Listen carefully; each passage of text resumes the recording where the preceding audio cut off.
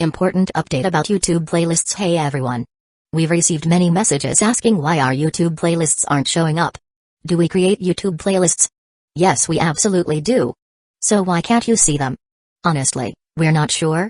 We've been in contact with YouTube support for several months now, but we still haven't received a clear answer or solution.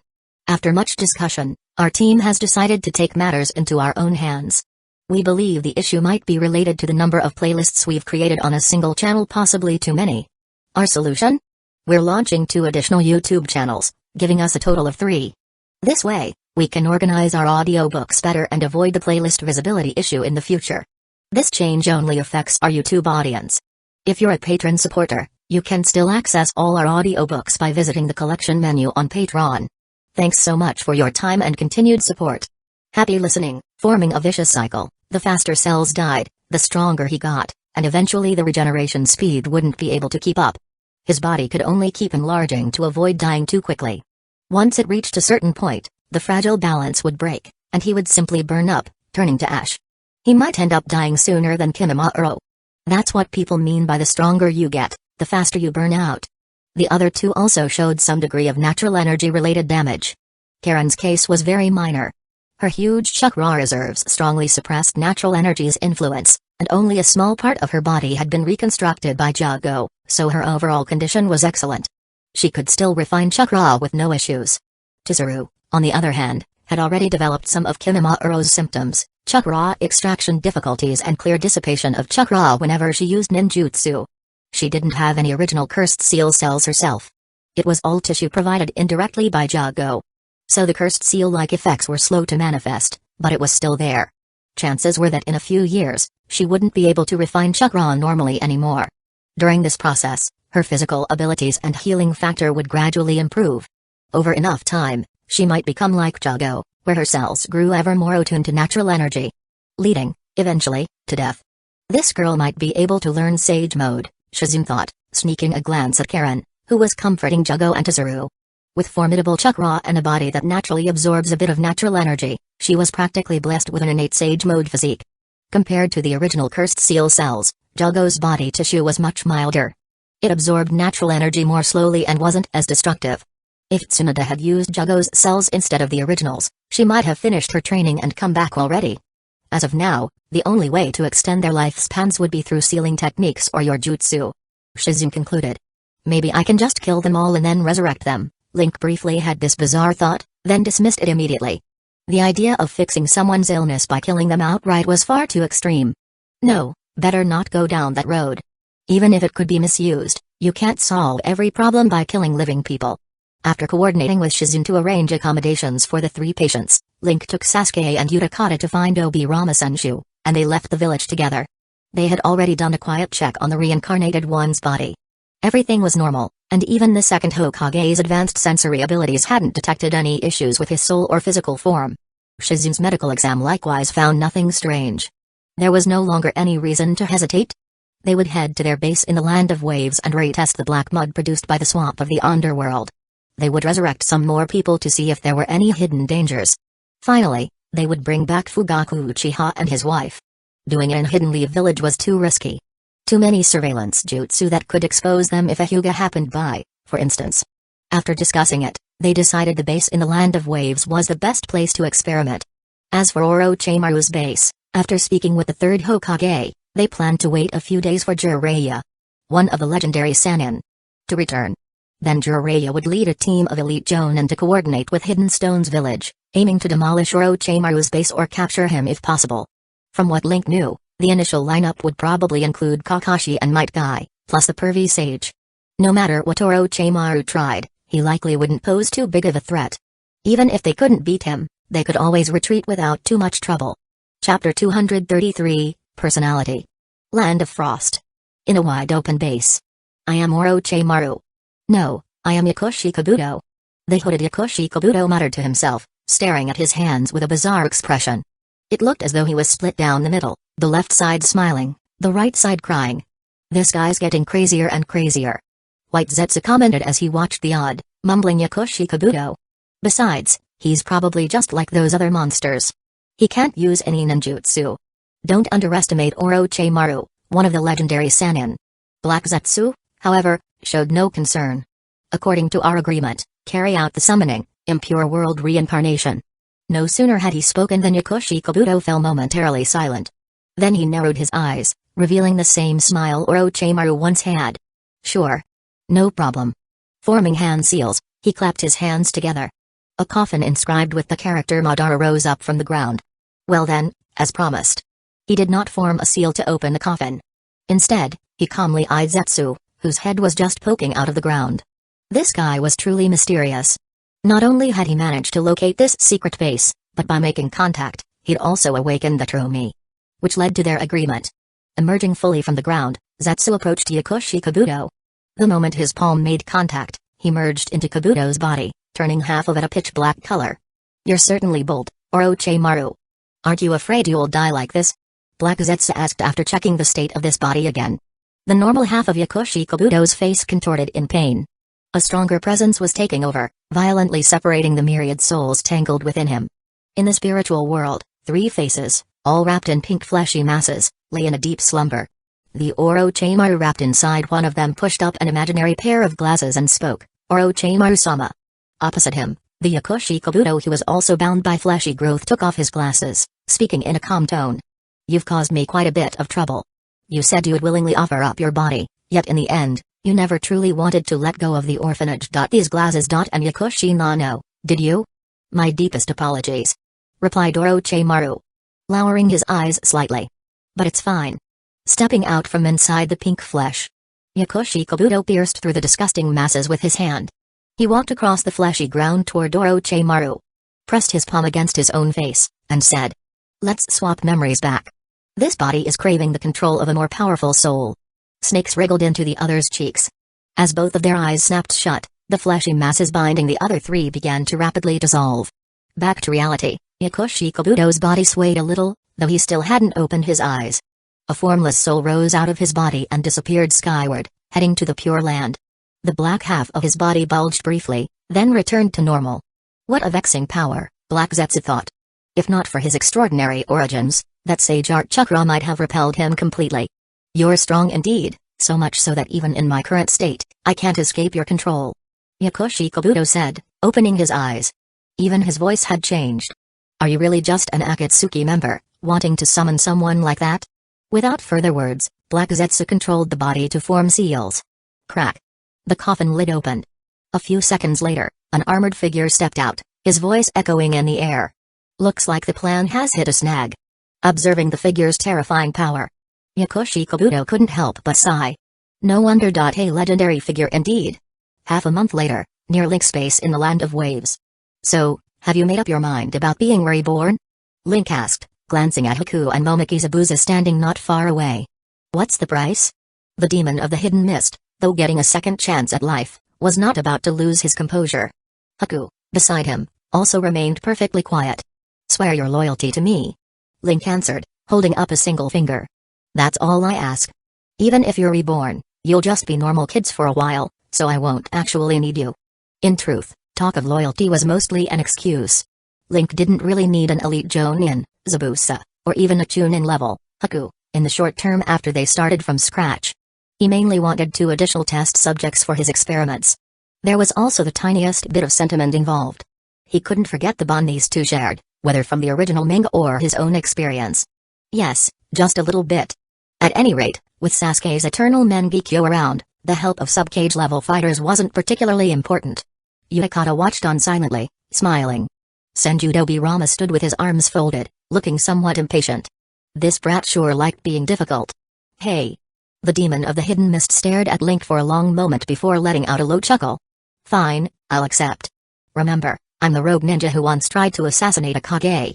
Watch yourself. He was still the stubborn sort, even though he'd quietly acknowledged the kid controlling him in everyday matters and was quite satisfied with life after death. He still had to keep up some tough talk. Haku, on the other hand, wore a gentle smile. Thank you, Lord Link. He was far more straightforward. As long as he stayed by Zabuza's side, nothing else mattered. Got it. Link said, waving his hand. Now get ready. It's coming. He unfurled a scroll and smoothly cast summoning, impure world reincarnation, channeling the jutsu onto 2 piles of dark clay nearby. So that's how it is. I see, I see. So this is the structure of the space-time technique. Senju Rama scribbled away in his notebook, filling page after page with complex symbols no one else could comprehend. He was skilled in both reincarnation jutsu and space-time jutsu, ranking among the best in the entire shinobi world. Faced with Link's muddled, mutated form of summoning, impure world reincarnation, he was still trying his utmost to decipher and master the jutsu's inner workings. In his eyes, Link's evolved techniques were far more valuable than any KK Genkai or even KK Toda. Producing entirely new knowledge out of thin air. It was almost as if Link were a new sage of the Six Paths. Over the past half-month, Zabuza and Haku had already witnessed many similar scenes, so they calmly allowed their souls to be drawn in. Having to wait a little while, Link tossed some prepared clothes next to the mud dolls the moment the foul odor faded. He took one glance at Rama's densely written notes and momentarily felt lightheaded. By now, he couldn't make head or tail of any of it. Not even the basic explanations of his own jutsu formula. Hopefully this brat won't come up with something bizarre, he worried inwardly. Orochimaru's example was still fresh, so many monstrous creations. And this person, more gifted at developing jutsu than anyone, might well devise something even more extreme. If that happened, how would he handle it? Chapter 234, Meaning of Existence. Momoki Zabuza felt a bit lost as he sank into the warmth, while countless memories from the past came rushing back. Happy ones, sad ones, angry ones, and those filled with disappointment. Memories he thought he had long forgotten appeared clearly in his mind one by one. He still remembered every single comrade he had killed, remembered the lofty ambition he held when everyone fled the village because of tyranny. How he planned to assassinate the Kage and change everything. He remembered the desolate feeling when he led his men out of the land of water, and he remembered so many events, so many emotions, and so many faces brimming with hope. It turned out that he simply hadn't dared to forget them. How is the village now? Is it still under Jaeger's control? And how is everyone living there? Crack. The clay figure broke, and sunlight poured into the darkness. Zabuza was still immersed in the strange emotions of living a second life. He had nothing more to do with the village, nothing in the past seemed to have changed. All those things he once couldn't bear to forget. Everything he gave and sacrificed in his previous life. What was it worth? And what meaning did it have? He, the demon of the hidden mist. Momoki Zabuza, felt a moment of confusion about who I really am.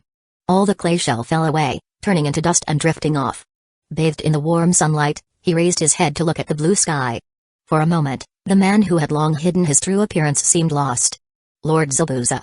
A happy voice from Haku rang by his ear. Turning around, Zabuza saw the same dirt-smudged kid from his memories standing behind him.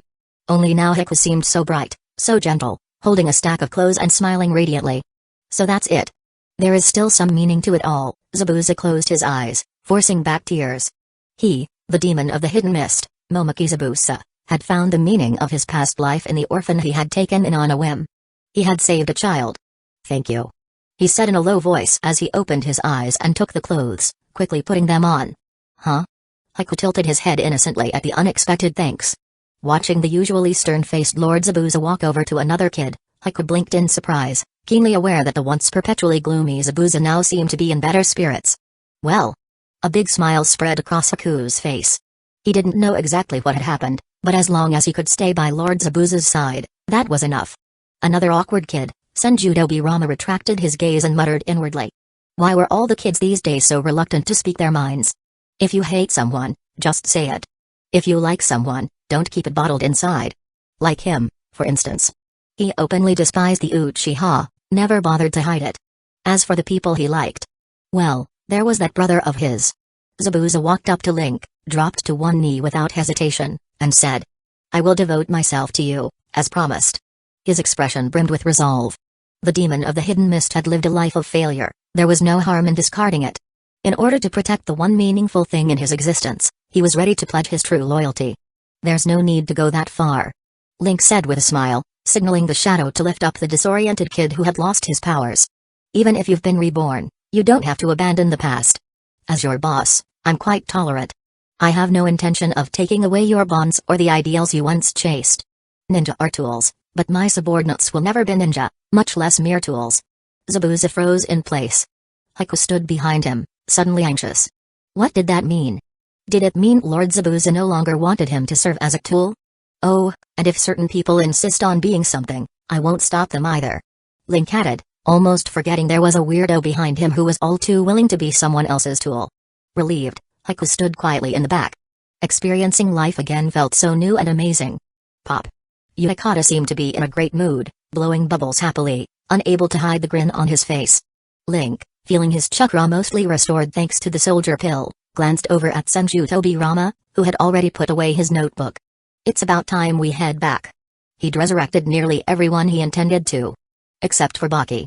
In the end, he couldn't bring himself to bring his parents back.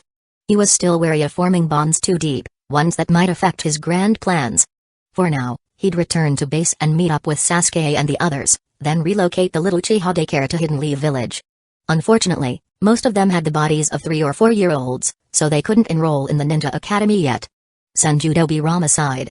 He spread his arms so that the shadow could carry him. To be honest, at first he felt humiliated or annoyed by it, but now he had to admit it was really convenient. After all, the shadow holding him wasn't a living being. It was just a ninjutsu construct.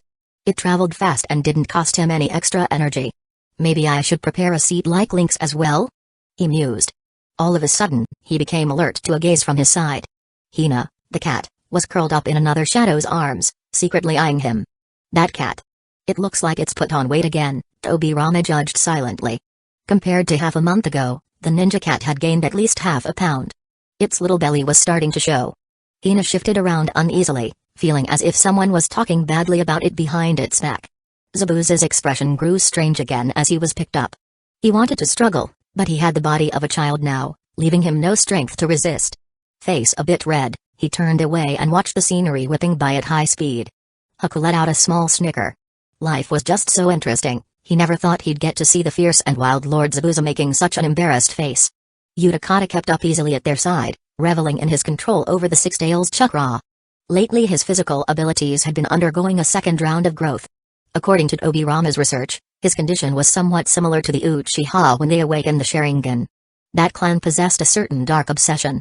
And after awakening the Sharingan, they could synchronize with the power of their hearts and rapidly grow stronger. The Six Tails inside Utakata had fallen into slumber, and Utakata was simply controlling its body to generate chakra. During that process, his own mental energy mixed in, not unlike forming senjutsu chakra. Resonating with that energy was causing his body to evolve more and more into a human-shaped tailed beast. It was different from Kisame, who was basically a tailless tailed beast famous for his vast chakra reserves. Utakata was literally evolving physically toward the state of a beast. If Tobirama hadn't been busy perfecting the summoning, impure world reincarnation ritual and incantations, he would have already begun researching Utakata's peculiar transformation in detail. After all, the history of Jinchuriki wasn't very long. Everyone was still exploring. It looked like Utakata's condition might be even closer to perfect. The only cost was the Six Tails' deep slumber, but since Tobirama didn't mind human experimentation, he certainly wasn't worried about experiments on a tailed beast. Chapter 235, Uchiha Kids Land of Rain, Hidden Rain Village. Boom. A series of continuous, thunderous explosions finally subsided. In the distance, it was practically an expanse of water, the evaporating moisture kept rising, and the sky was filled with dark clouds. Rumble. The rain grew heavier and heavier. Konan knelt on the ground, panting hard. Staring at the drifting smoke, she thought to herself, even the legendary Madara Uchiha should have died from that, right? Nagato, what on earth? Previously, she had been out collecting Kakazu's inheritance and ran into a Trekkie group of Hanzo's remnants, which delayed her for several days. When she returned to Hidden Rain Village, she found that the rain had actually stopped. Realizing something was amiss, she did not rush straight in but tested the waters in various ways first. Only to discover that pain had lost. Someone calling himself Madara Uchiha had taken control of the Akatsuki. What a joke. Wasn't that just the masked man? At first, Konan simply couldn't believe it. She had no way to get in touch with Nagato. After wandering around the outskirts of the village for days, she decided to risk going in to find out. And then, such a familiar feeling. Came Madara Uchiha's voice. The smoke suddenly cleared. A massive, solidified chakra construct still towered over the water's surface. Even that technique can't. Konan's eyes filled with a hint of despair. She had used all her trump cards to deal with the masked man, yet she still couldn't harm the monstrosity in front of her? No. She suddenly noticed the giant monster's shoulder was regenerating rapidly, and a technique flashed through her mind. Summoning, impure world reincarnation, impure world reincarnation. Is it Orochimaru? Correct. Orochimaru stood behind her. his voice carrying a slippery sort of slickness. That jutsu really is terrifying. Even a customized summoning, impure world reincarnation body could hardly withstand such damage. A snake, identical in its soily tone to Orochimaru's voice, coiled around Konan, binding her. She still had some chakra left. If she were to make one last desperate stand. "Don't waste your time," Orochimaru said softly in her ear. "I'm only following orders. He's not restraining me too hard." Why? Could it be the organization wasn't destroyed by him alone? Konan's thoughts raced. She had no clue why the controller of summoning, impure world reincarnation would claim he was merely following someone else's orders. Who in the world could command an Orochimaru who wields the power of this Madara Uchiha monster? A soft tap rang out. A pair of feet touched down lightly not too far away, without even splashing the water. Lifting her head, Konan's gaze met a pair of Rinnegan. Exactly the same as Nagato's. And there are those eyes. What's going on? Nagato, he. Konan's consciousness gradually blurred. Madara Uchiha reached out and gripped the captive's head, his expression calm as he skimmed through her memories. After a while, he released her and frowned. He didn't find any trace of Obito or Nagato. "Lord Madara, should I kill her?" Orochimaru asked in a seemingly respectful tone. Madara shot him a glare. If not for the limitations of his newly summoning, impure world reincarnation revived body, which restricted his full power, how could Obito and Nagato possibly have escaped? Even so, at the moment, he did need someone like Orochimaru for his plans. "She's yours," he said coldly and was about to leave. Breaking free of the lingering remnants of the Genjutsu, Konan gasped out in fragments. "What do you want?" "Obviously, to reclaim what's mine." Without stopping for an instant, Madara vanished with a flicker. He felt no obligation to answer a weakling's questions. Orochimaru stared in the direction Madara had disappeared into the rain, then glanced at the Zetsu attached to his body's surface. He wasn't sure why, but maybe because of how sharply natural energy could sense malice, he felt as though Zetsu didn't show much respect for Madara at all. If that were really the case, then things were about to get interesting. "Next up, I just have to wait for Dobirama to act and summon the first Hokage. Then we can steamroll everything. I wonder how Jiraiya and the others are doing." Link sat in a chair, carried along by his shadows as they traveled back. That was what he was thinking about. These past 2 weeks had yielded quite a lot. First was the production of black mud. It seemed to be created from evil or a very strong malicious intent. The more evil deeds a person had committed, the more black mud they produced once thrown into the swamp of the underworld. So far, no one had exceeded Kato's yield. That rotund man was simply superhuman. He alone produced enough black mud equivalent to 7 humans' worth of reincarnation.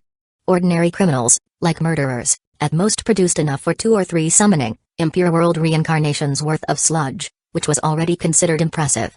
The one who came closest to Kato in producing black mud was a cannibal caught by foam on a small nearby island. That one generated enough for 5.5 reincarnations worth of sludge. But as for the exact principles, even Dobirama had no solid conclusions. The extracted black mud smelled terrible and stuck to anything. Ages ago, Link had smeared some black mud onto a rabbit, and to this day, it was still hopping around the mangrove forest. Predators wouldn't go near it, and the other rabbits stayed far away. It had basically seeped into the creature's flesh. Shaving its fur off still left a horrific stench on its skin. Thank goodness rabbits don't have much mental capacity. Any normal human would have lost their mind long ago. Even Dobirama, who was by nature extremely curious, dealt with the sludge only with the utmost caution, always handling it carefully due to its peculiar properties. I think I mistook Kato for Gato. Second was summoning, impure world reincarnation, which, in this version, reincarnates someone as a child with no harmful side effects. According to Dobirama's research, a person's chakra in soul form carries a huge amount of information. While the soul was imprisoned in the black mud, that sludge read and instinctively mimicked the data. Then, through the jutsu, the sludge's power was converted into a large amount of special chakra to give life to a clay-like body. Thus, those who were resurrected this way were exact copies of their former selves. Just physically 3 or 4 years old. The reason was simple, the soul's chakra had been consumed, leaving not enough for a fully powered adult form. Of course, Dobirama's explanations were far more complicated in practice. But from Link's own understanding of Naruto lore, infusing life into a form was basically Yin style, right? By that logic, the shadows he summoned were probably Yin style. Giving form to the formless.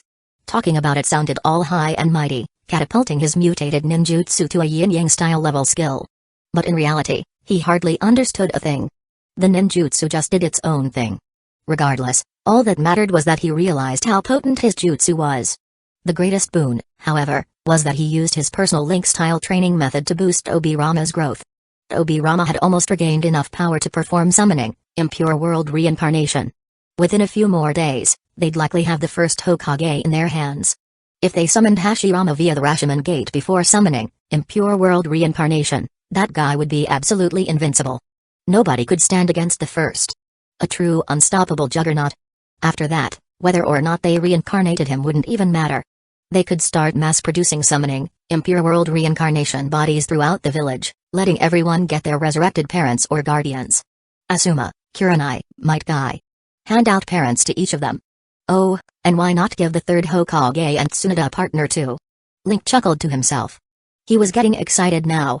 You might ignore me in the Pure Land, but you can't ignore summoning impure world reincarnation, can you? Come on out, all of you. Then, with the big guns summoned, they could crush the Akatsuki and take the Rinnegan for themselves. Nagato, Obito. Who cares which gate or door you are? Try fighting through several thousand hands for a change. This kid's excited again. Obirama thought from slightly behind him. The first power Obirama had recovered was his sensory ability. Only recently did he discover that beneath Link's usually calm, cool demeanor, his mind was constantly swirling with internal commentary. Hey, guess he's still just a kid, you're back. Sasuke Uchiha, dressed in a white casual outfit, was perched on a tree branch, watching a group of little kids train below. Among them were Fugaku and Mikoto, once his parents, along with Tekka, Inabi, and Yashiro. 3 Jonin who'd been instantly killed by Itachi in the past. Even ordinary folks from the Uchiha clan. Like the husband and wife owners of the Senbai Uchiha. Taki Uchiha and his wife, Rocky Uchiha, were there training as well. Unlike the Hyuga, the Uchiha didn't have a tradition where everyone could awaken the Sharingan. In fact, it was quite rare. Those who did awaken it were considered the clan's core. But even those who couldn't had innately stronger physiques than regular people, so retraining from scratch still had its benefits. Most importantly, where others would recover slowly after reincarnation, any Uchiha who had previously opened their Sharingan could drastically speed up their power restoration once those eyes reawakened. Their minds carried the same will as before, so even as a small child, they could rapidly recover their former strength. Truly a built-in advantage. Fugaku Uchiha, for instance, once a seasoned powerhouse, had adapted to his Sharingan after just over a week and, within a few more days, was already nearing Chunin level speed and chakra reserves. A casual fireball technique was no trouble at all. A 3 or 4-year-old at Chunin level. Terrifying, still, their ultimate ceiling would be the same as their prime in their previous life. And frankly, the clan had all been taken down so easily by the younger Itachi. Even if you discount the fact that Fugaku didn't resist, it was hard to say how strong they really were. Link. Mikoto Uchiha wiped the sweat from her forehead. Even with that little girl face, she wore a gentle, maternal smile as she waved him over. Damn. How does a child's face manage to look maternal? Aunt Mikoto. Uncle Fugaku. Link greeted them, and only after speaking did he realize how bizarre it sounded. One had to wonder how Sasuke got used to calling these 2 little kids dad and mom every day. Pack up. We're heading back to Hidden Leaf Village, said Fugaku. He gave the assembled clan members a quick glance, said nothing else, and they scattered to gather their things inside the base. After exchanging a few words of small talk, Fugaku and Mikoto left together. Sasuke jumped down and shot a wary look at Momoki Zabuza, who was behind him and looked quite uncomfortable, as well as Haku, who was trailing him. So, the experiments on your jutsu are done? More or less. Link replied, then paused. What about you? Are you planning on remaining a shinobi? Ever since he killed Denzo and left the village, Sasuke hadn't worn Hidden Leaf Village forehead protector again. He stayed somewhat distant from Kakashi and Sakura, and the village never insisted he take on missions, as if he were severing ties with Hidden Leaf Village. Chapter 236, Return to Hidden Leaf Village. Sasuke Uchiha looked into his close friend's eyes and said, I just want to protect all of you now. That included his fellow clan members, his parents, and his close friend before him. After thinking for a moment, he added, if you want, I can be Sasuke Uchiha, a Jonin of Hidden Leaf Village. That wouldn't be bad. Living a life with kids so young? Link remarked with an easy smile, not intending to force anyone into anything. He hadn't expected that eternal Mangekyo Sasuke would so quickly drop out of the top tier of his Pokemon helper rankings. After all, the invincible Hashirama was about to take the stage next, who would need anyone else? Even if Madara Uchiha were resurrected, there'd be nothing to fear. If the tailed beasts can't all be gathered, you can't form the 10 tails. With no 10 tails, Kaguya can't appear. Without an enemy at the 6 paths level, there's really nothing to worry about. Link felt more inflated than ever. The sword of Damocles hanging over his head might as well take a hike. He could grow up normally now, without the needing to accelerate his body's growth day by day. He could just be a regular good kid of Hidden Leaf Village, wait until he grew to a height of 1.8 meters, become Hokage, reach power on par with the 6 paths, and then find a way to upend the entire ninja world. He had long since found the ninja system distasteful. Maybe I can plant some ideals in Senju Hashirama's mind, random thoughts flashed through his head. Here we go again. Senju Tobirama, silently observing Link, saw that although Link still wore a calm smile and had peaceful eyes, his inner turmoil was intense. Could it be that such violent mental activity was precisely what gave this kid the power to mutate ninjutsu? Besides his ongoing research on summoning, impure world reincarnation, the swamp of the underworld, the backup plans for the tailed beasts, and Jago, Tobirama's core experiment was aimed at one target, Link. And once more, Hina, the ninja cat, quietly watched Senju Tobirama peeping at her master in a daze, silently taking note. Of course, it didn't understand all this about experiments and research. Initially, it just wanted to gain fame in the ninja cat world. Next time it returned home in glory, it could show off to others that it had once swiped the second Hokage's bells. But as it paid more attention, it noticed that Tobirama had been peeping at its master the whole time. True to its ninja cat instincts, it recorded every interval in a notebook, trying to see if there was a pattern. Why he was spying in the first place. Once again, Utakata looked on with keen interest at the 2 men and 1 cat. Didn't those 3 realize they were already the focus of attention just by standing among the crowd? Sasuke Uchiha waited patiently. When Link, who seemed to be staring at him, finally showed a flicker in his eyes, Sasuke spoke up. He was the earliest one to grow familiar with how his friend could suddenly space out. I talked with my father. They'll become Hidden Leaf Village shinobi in the future. As for me, I might open a dessert shop. Aren't you not into sweets? Link asked curiously, and then fell silent. Sasuke Uchiha gave a slight smile without answering. Instead, he said, "The future should be peaceful, right? Then I'll still live in Hidden Leaf Village." He wasn't a fool. How could he not see that this close friend, who went on about grand plans and controlling the world, wasn't really that ruthless? He wouldn't even destroy the Land of Waves, much less do worse. His friend was strange. Always talking about these things and even believing them, yet look at what he actually did. Sasuke probably should have noticed sooner. Glancing at Utakata, Sasuke met his eyes, and both of them wore a bit of a smile. With the air of a hidden mastermind, Link said, "Then I'll definitely come and support you when the time comes." Sasuke Uchiha listened quietly. Because of certain circumstances, he actually knew quite a bit about sweets. People are odd creatures. He once hated and detested the sweets Itachi loved. But now, suddenly, he felt that sweets might be okay. Maybe he should give them a try. "Oh right, I heard Karen really likes pork cutlet bowls," Link said, giving Sasuke a knowing look. Then he watched the little Uchiha kids emerge with bags and baggage, ordering his shadow minions to help carry their luggage. That luggage included the little kids themselves. And never mind that the Uchihas hadn't yet recovered their past life powers. Even if they had, after the Shadow's latest upgrade, each one was physically on par with Might Guy in his base form. One-on-one at close range, making use of the Shadow's 2-dimensional trick for a sneak attack, they could instantly take out a group. Once you're caught, there's no point in resisting. Sasuke Uchiha was making progress, Utakata was making progress, Link was also improving. He just lacked Tsunada's supply of high-purity medicine, so his growth was slowing down. Even so, compared to ordinary people, he was still advancing at an impressive speed. "Uncle, Aunt." He greeted Fugaku and his wife sweetly and then had the Shadows bring chairs for everyone. Even if Eternal Mangekyo Sasuke wasn't in the top tier, he was still worth roping in, so Sasuke's parents mattered. Playing the emotional card wasn't a bad move. He had specially ordered a batch of excellent chairs for everyone to use during their journey. Once you have peak form Senju Hashiraman on your side, what else is there to fear? Of course you should enjoy yourself. After all, if you can't enjoy a life, what's the point of getting stronger? Whether you order 2 chairs or a few dozen, it's all the same. Nekoba might think the order is odd, but it doesn't matter. If money can solve it, it isn't really a problem. Maybe the key is this kind of mentality that can fool even one's own heart? Senju Tobirama silently jotted that down, deciding to sneak back and run some experiments with Saratobi and the others. Then he plopped down onto a soft, wind-shielded chair. What could he say? It felt so comfortable, It clashed with the entire concept of being a ninja. Compared to those sedan chairs the nobles used. Ones that no human being could sit in for long. This was luxury. Hina, however, wasn't used to the custom-made cat bed and stayed curled up in a shadow's arms, ready to be petted. If she wanted someone to pat her head, she'd tap the shadow's arm. If she wanted a chin rub, she'd tap the shadow's chest. It seemed she had trained her personal shadow quite well. Time to return to the village. Hidden Leaf Village, Hokage's office. Still no word from Jiraiya and the others? Tsunade, who had been missing for a good while, sat on the opposite side of the Hokage's desk, wearing a solemn expression. The third Hokage frowned. We'll find out once Link gets back. If something really happened to them, it would show up in the Pure Land.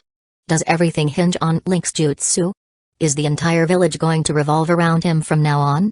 Tsunade felt a bit exasperated. She was starting to suspect that in her absence, the old-timers had all been caught under Link's Kanjutsu.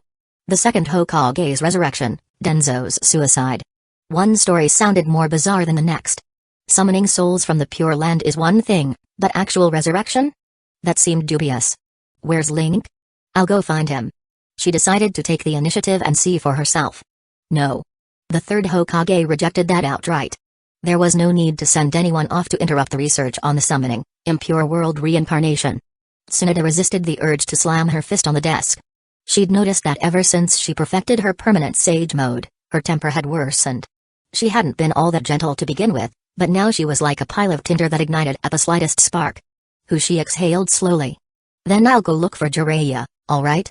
The third Hokage once again rejected her without hesitation. No. If Jiraiya and Kakashi have both disappeared, there's no way we'd let you go off alone. So this won't do, that won't do. Old man, you. Tsunade shot to her feet, glaring furiously at the Hokage and the two advisors. Swish. An Anbu dropped into the room, knelt, and reported. Jonin Link has returned to the village.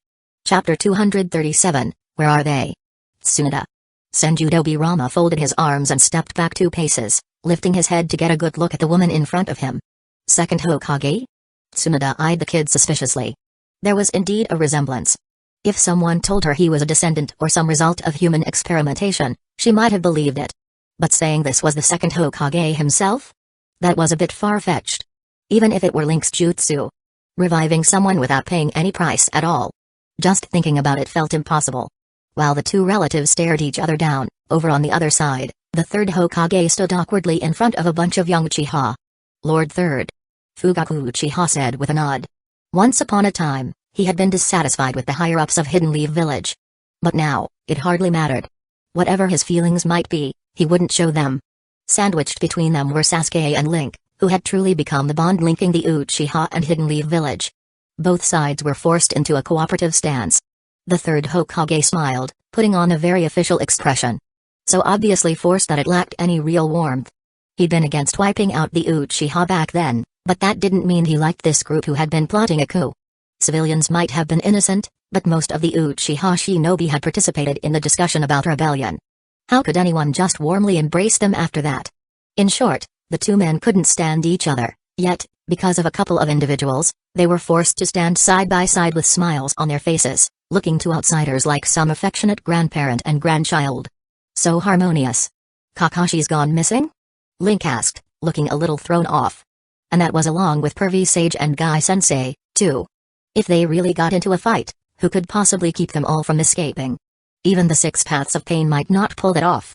Considering Kakashi and Jiraiya's tactical smarts, plus someone capable of opening the 8 gates. The strongest in taijutsu. Who could challenge them right now? He furrowed his brow. He'd barely used any summoning jutsu recently, having spent most of his time and energy testing the swamp of the underworld and summoning, impure world reincarnation. Whatever chakra he could spare had gone to Senjutobirama so he could use the delicate illness extraction technique to train faster. Suddenly losing track of them gave him a strong sense of unease. Smack. Link formed a seal and clapped his hands, broadcasting the Hidden Leaf Village code he and Kakashi had agreed upon in the Pure Land. No response. He shook his head. There's no reply from the Pure Land. Either they're alive but captured or trapped, or if they died, their souls didn't make it there. Are Pervy Sage and Kakashi-sensei really okay? Naruto asked anxiously from the side. He didn't have that many people he cared about, and losing 2 of them at once was enough to worry anyone. Link paused, then said. Give me some time. I'll find out where they are. Finding people was something he excelled at. He also wanted to know exactly what had happened to take down that powerful trio. Maybe. Naruto still looked uneasy, but he didn't press any further. He turned to Sasuke and forced a smile. Sasuke didn't say anything, but his eyes offered a hint of reassurance. He could more or less understand how Naruto felt. Naruto was a little flustered, his usually aloof companion suddenly seemed so warm. Who had changed him? I still can't believe anything about this resurrection jutsu, Tsunade said, frowning. But in any case, since Link is back, let's send someone to find Jiraiya and the others. I'll take part in this mission myself. Strange chakra, Tobirama thought silently. It's a bit like Jago's. Looks like she's managed to master Sage Mode. But with no information at all, she still wants to leap straight into action. She's even more impulsive than my brother. Give me a little time. I'll use a technique to search for them, Link said, being somewhat frank about the power of his so-called Hermit's Purple. In the meantime, I'll bring Nawaki back for you. If you don't believe it, seeing it for yourself will settle things. Of course, bringing back Nawaki and Dan first required certain intel, and waiting for Tobirama to finish summoning the first Hokage with summoning, impure world reincarnation. Tsunade had been about to say something, but at the mention of Nawaki, she shut her mouth immediately. Sure enough, when you've got something on someone, they're easy to convince. Alright, Utakata, come help, Link said, then turned to Sasuke. I'll leave everyone else to you. With the situation urgent, there was no time to delay. They needed to draw cards. At the very least, to find out more. Got it. They both answered in unison. Late at night, in Link's home in Hidden Leaf Village. You again, Emperor. Link let out a breath, releasing his stand. Next to him, Utakata was quite pale, pouring out so much chakra caused severe pain, and both of them were gritting their teeth to endure. Feeling a sharp ache in his head, Link stopped trying to form seals. Placing a hand on Utakata, he cast the delicate illness extraction technique. That's it for today. Let's rest. Utakata lowered his hand in exhaustion, not wasting any words, and stumbled toward the door. The lion's share of chakra for the clone technique had come from him, and even though he had the 6 tails to draw on, he was drained to the point that he could barely manage a simple teleportation jutsu. Sasuke, who had transplanted Itachi's eyes and awakened the eternal Mangekyo Sharingan, was on guard in the next room, so Link had no worries about a sudden attack or a fight. You've worked hard, Link said. Utakata paused, then took another step. He seemed to walk a little lighter this time. Such an easy tool to please, Link mused. Exhaustion weighed on his body and mind, leaving him no time for deeper thought. The last bit of Link's chakra had gone into using the delicate illness extraction technique on Utakata. Mentally drained, he couldn't refine much more chakra even if he swallowed soldier pills, only rest would help. Half asleep, he made his way to the bathroom. One shadow clone wiped his face with a warm towel, another brushed his teeth, and yet another handled the rinsing and foam. He finished his belated wash in a daze, then fell backward. Another shadow clone hefted him onto the bed, and his consciousness faded. In that half-dream, half-awake state, he thought he saw a pair of Sharingan eyes looking in from the balcony, and he felt strangely comforted. He didn't sleep well that night, but the next morning, he woke up, downed a couple of pills, and felt refreshed. Utakata was already waiting for him. Rather than use the chakra Utakata provided straight away, Link first tried it himself a few times. 5 attempts at the substitution technique, and he got Emperor twice. He had to laugh at how absurd it was. Emperor, Emperor. Day after day, Emperor. Does this mean I'm destined to become an emperor? Link rubbed his forehead. Luckily, he'd long since grown used to his terrible luck. Signaling Utakata. His portable battery. To come over, he shouted in his mind, Hermit Purple, activate. Chapter 238, Futures. Activate. Activate, my foot. Link dragged Utakata along until noon, but still couldn't get Hermit's Purple to appear. While giving his battery a chance to eat, he went to the training grounds to check on Senju Tobirama's progress and incidentally used the fine illness extraction technique on the Senju kid again. Honestly, the guy had been the second Hokage in his previous life. His rate of progress was ridiculously fast. With both of them using the same cheat, in just over half a month he'd caught up to what had taken Link a whole year to achieve. This technique of yours is very worthy of study, Senju Tobirama said. He was still puzzling over the principle behind it, wearing a thoughtful expression as he spoke. How much longer until you can summon the first Hokage? At this point, Link was every inch the demanding client, pushing for results. Senju Tobirama couldn't figure out why Link was in such a hurry. With that Uchiha brat's strength, he said doubtfully.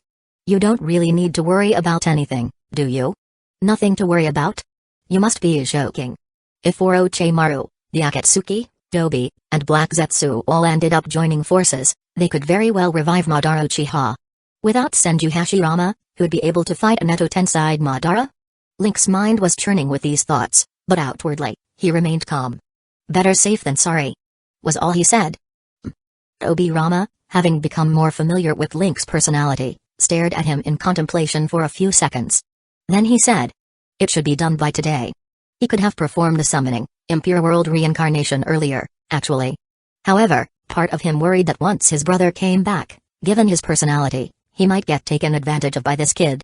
After all, Obirama had watched this jutsu in action and was concerned that if there were any strange effect he hadn't noticed, like controlling his brother, it would be a huge headache.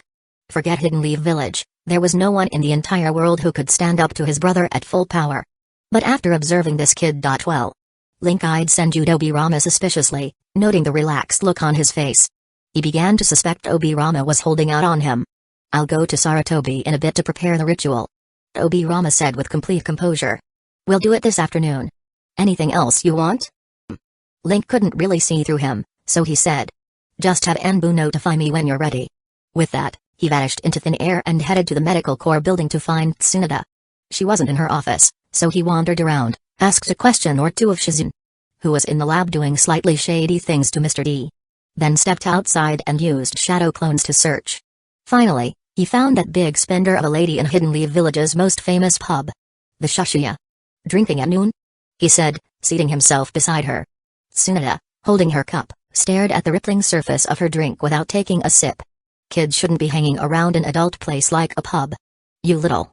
Link kept his expression neutral. "What have you been doing lately?" "Hey, my affairs aren't something I need to tell some little brat," Tsunade retorted, turning her head. Her face was flushed, and her breath reeked of alcohol. Link immediately held his breath. Before he could say anything else, a woman's voice sounded from the doorway. "Link? Lady Tsunade?" It was Haruno Sakura. "Huh, what was she doing here in broad daylight?" Link turned around with a smile and greeted her. Looking a bit embarrassed, Sakura went up to the counter and expertly bought a flask of shochu, then explained. "I'm picking this up for Kurenai-sensei." "Hey, that one's got good taste," Tsunade remarked with a grin, eyeing the brand. Sakura offered a polite smile, then said goodbye and left. In the manga, these two, Sakura and Tsunade, should be teacher and student, yet here they're drifting apart with no hint of that bond. Still, is focusing on Genjutsu really the right path for Sakura?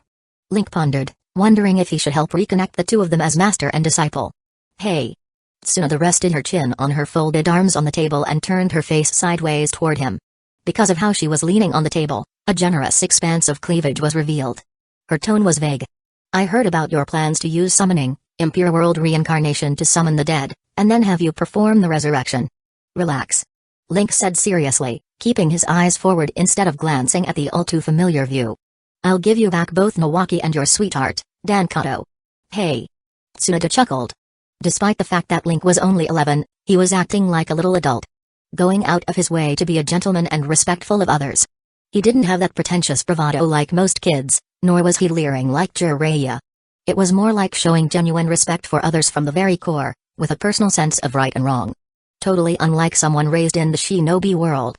Tsunade exhaled and, sounding a bit conflicted, said, "I've come to believe in this talk about resurrecting the dead."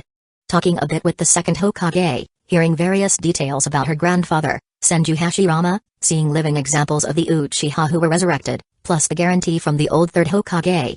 Yes, she believed it now. Still, what drove her to grab a drink in the middle of the day was partly worry over Jiraiya's predicament and partly the nerves that came with the thought of seeing Dan again. When her boyfriend died, she'd fallen into despair for years.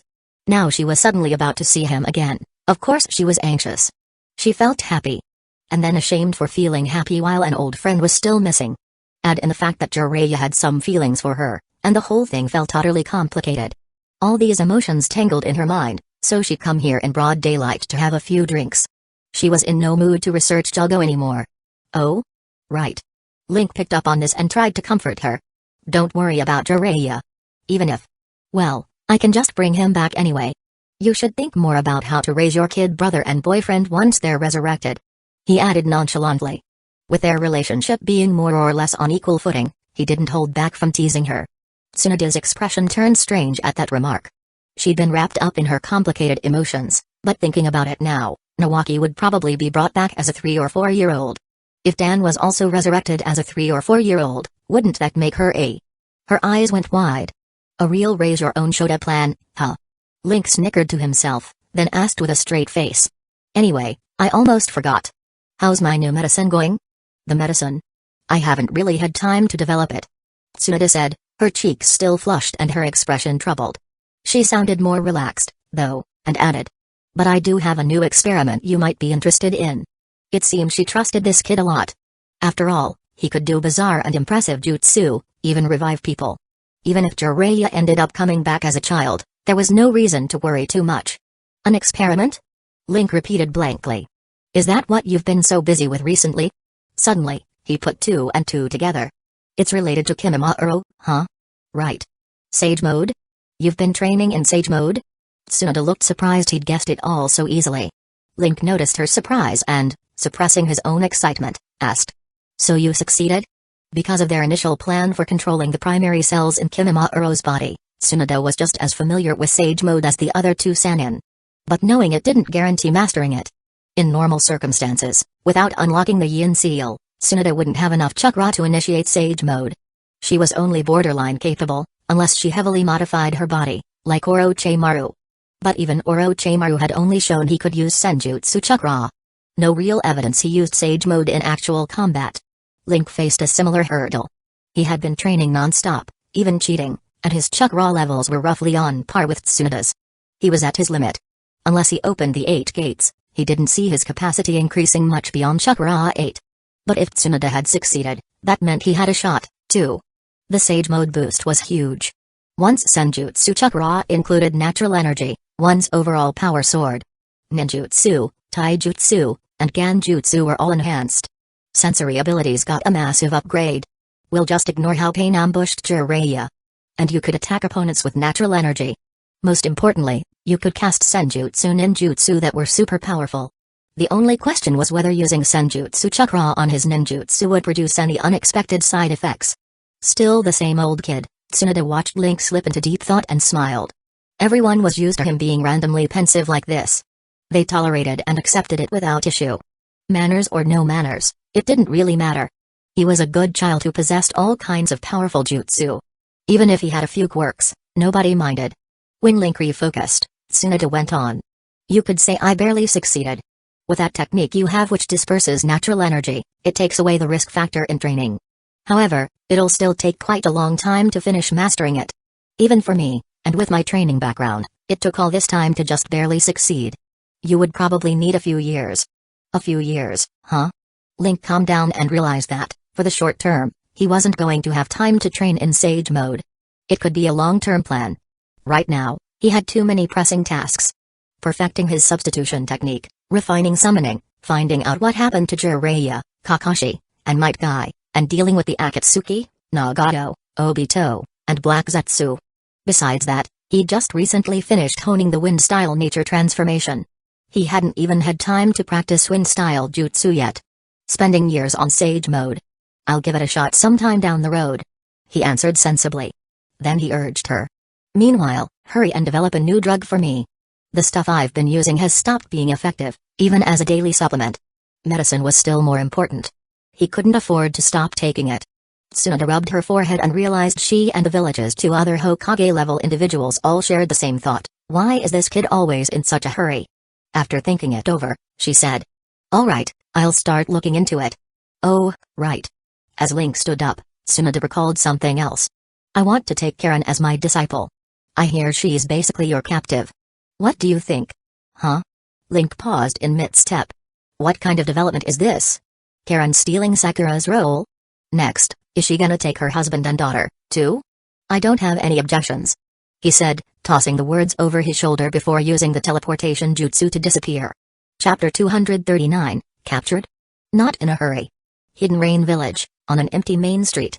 Orochimaru walked along at a leisurely pace while the rain fell non-stop, and the mud beneath his feet grew deeper and deeper. Conan followed behind him and couldn't help asking. Why didn't you kill me? Because Link's technique connects to the Pure Land. Orochimaru explained candidly. He was someone who hated lying. If you died, This place's information might end up exposed. Even Jiraiya and the others weren't killed outright. Jiraiya-sensei? Kamikonan's pupils shrank. She asked. You all don't know, what exactly are you trying to do? Who knows? Orochimaru answered, sounding casual. Maybe I just want to see what shape Hidden Leaf Village's gust of wind can blow the windmill into. Conan didn't quite understand what he meant. Orochimaru, apparently not intending to explain, stopped at the entrance to a tall building that used to be Akatsuki's central base. He glanced at the frog that had somehow appeared nearby and said, if you want to run away now, feel free to do it anytime. Madara won't care about your existence. That monster treated everyone with extreme contempt.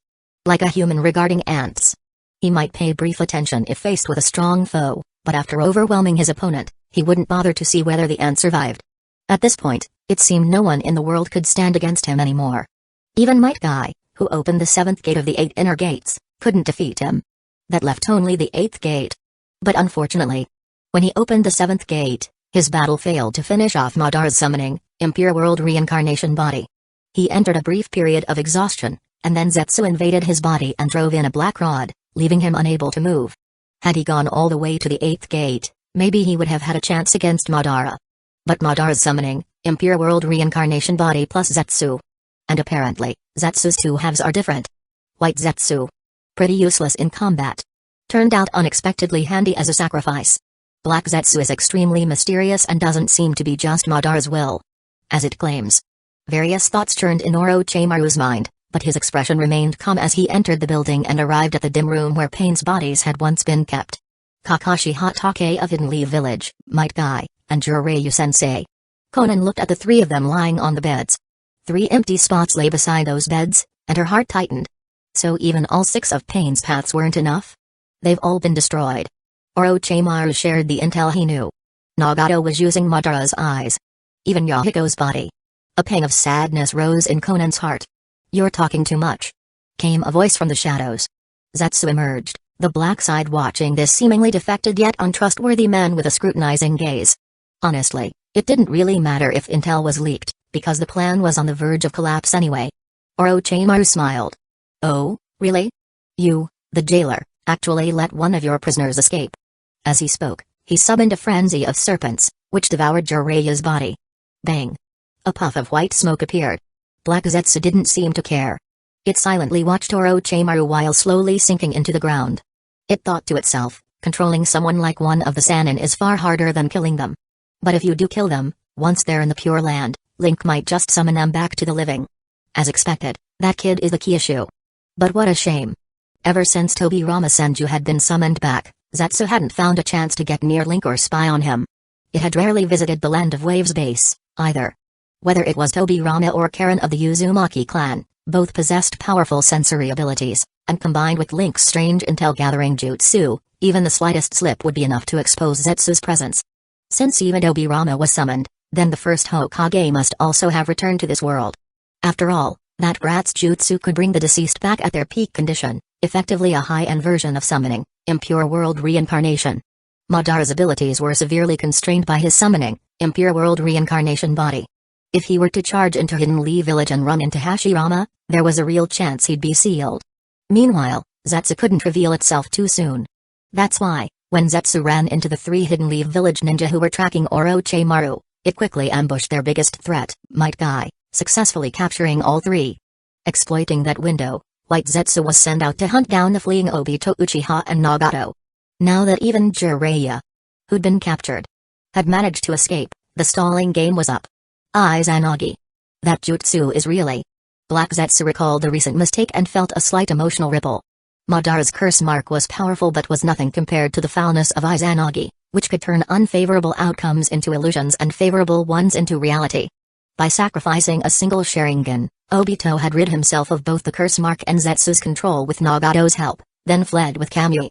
Between Mengekyo Sharingan, Kamui's mobility and a stash of spare Sharingan eyes for Izanagi, if all he wanted was to flee, no one could stop him. It was the first time Zetsu had seen a human with such a sickening skill combination. Fortunately, Madara also obtained one of Kakashi Hatake's Mengekyo eyes, giving him Kamui as well. Since the 2 eyes Kamui space was connected, Obito could no longer teleport around so freely.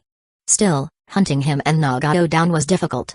Their last known location was near the Land of Fire's borders.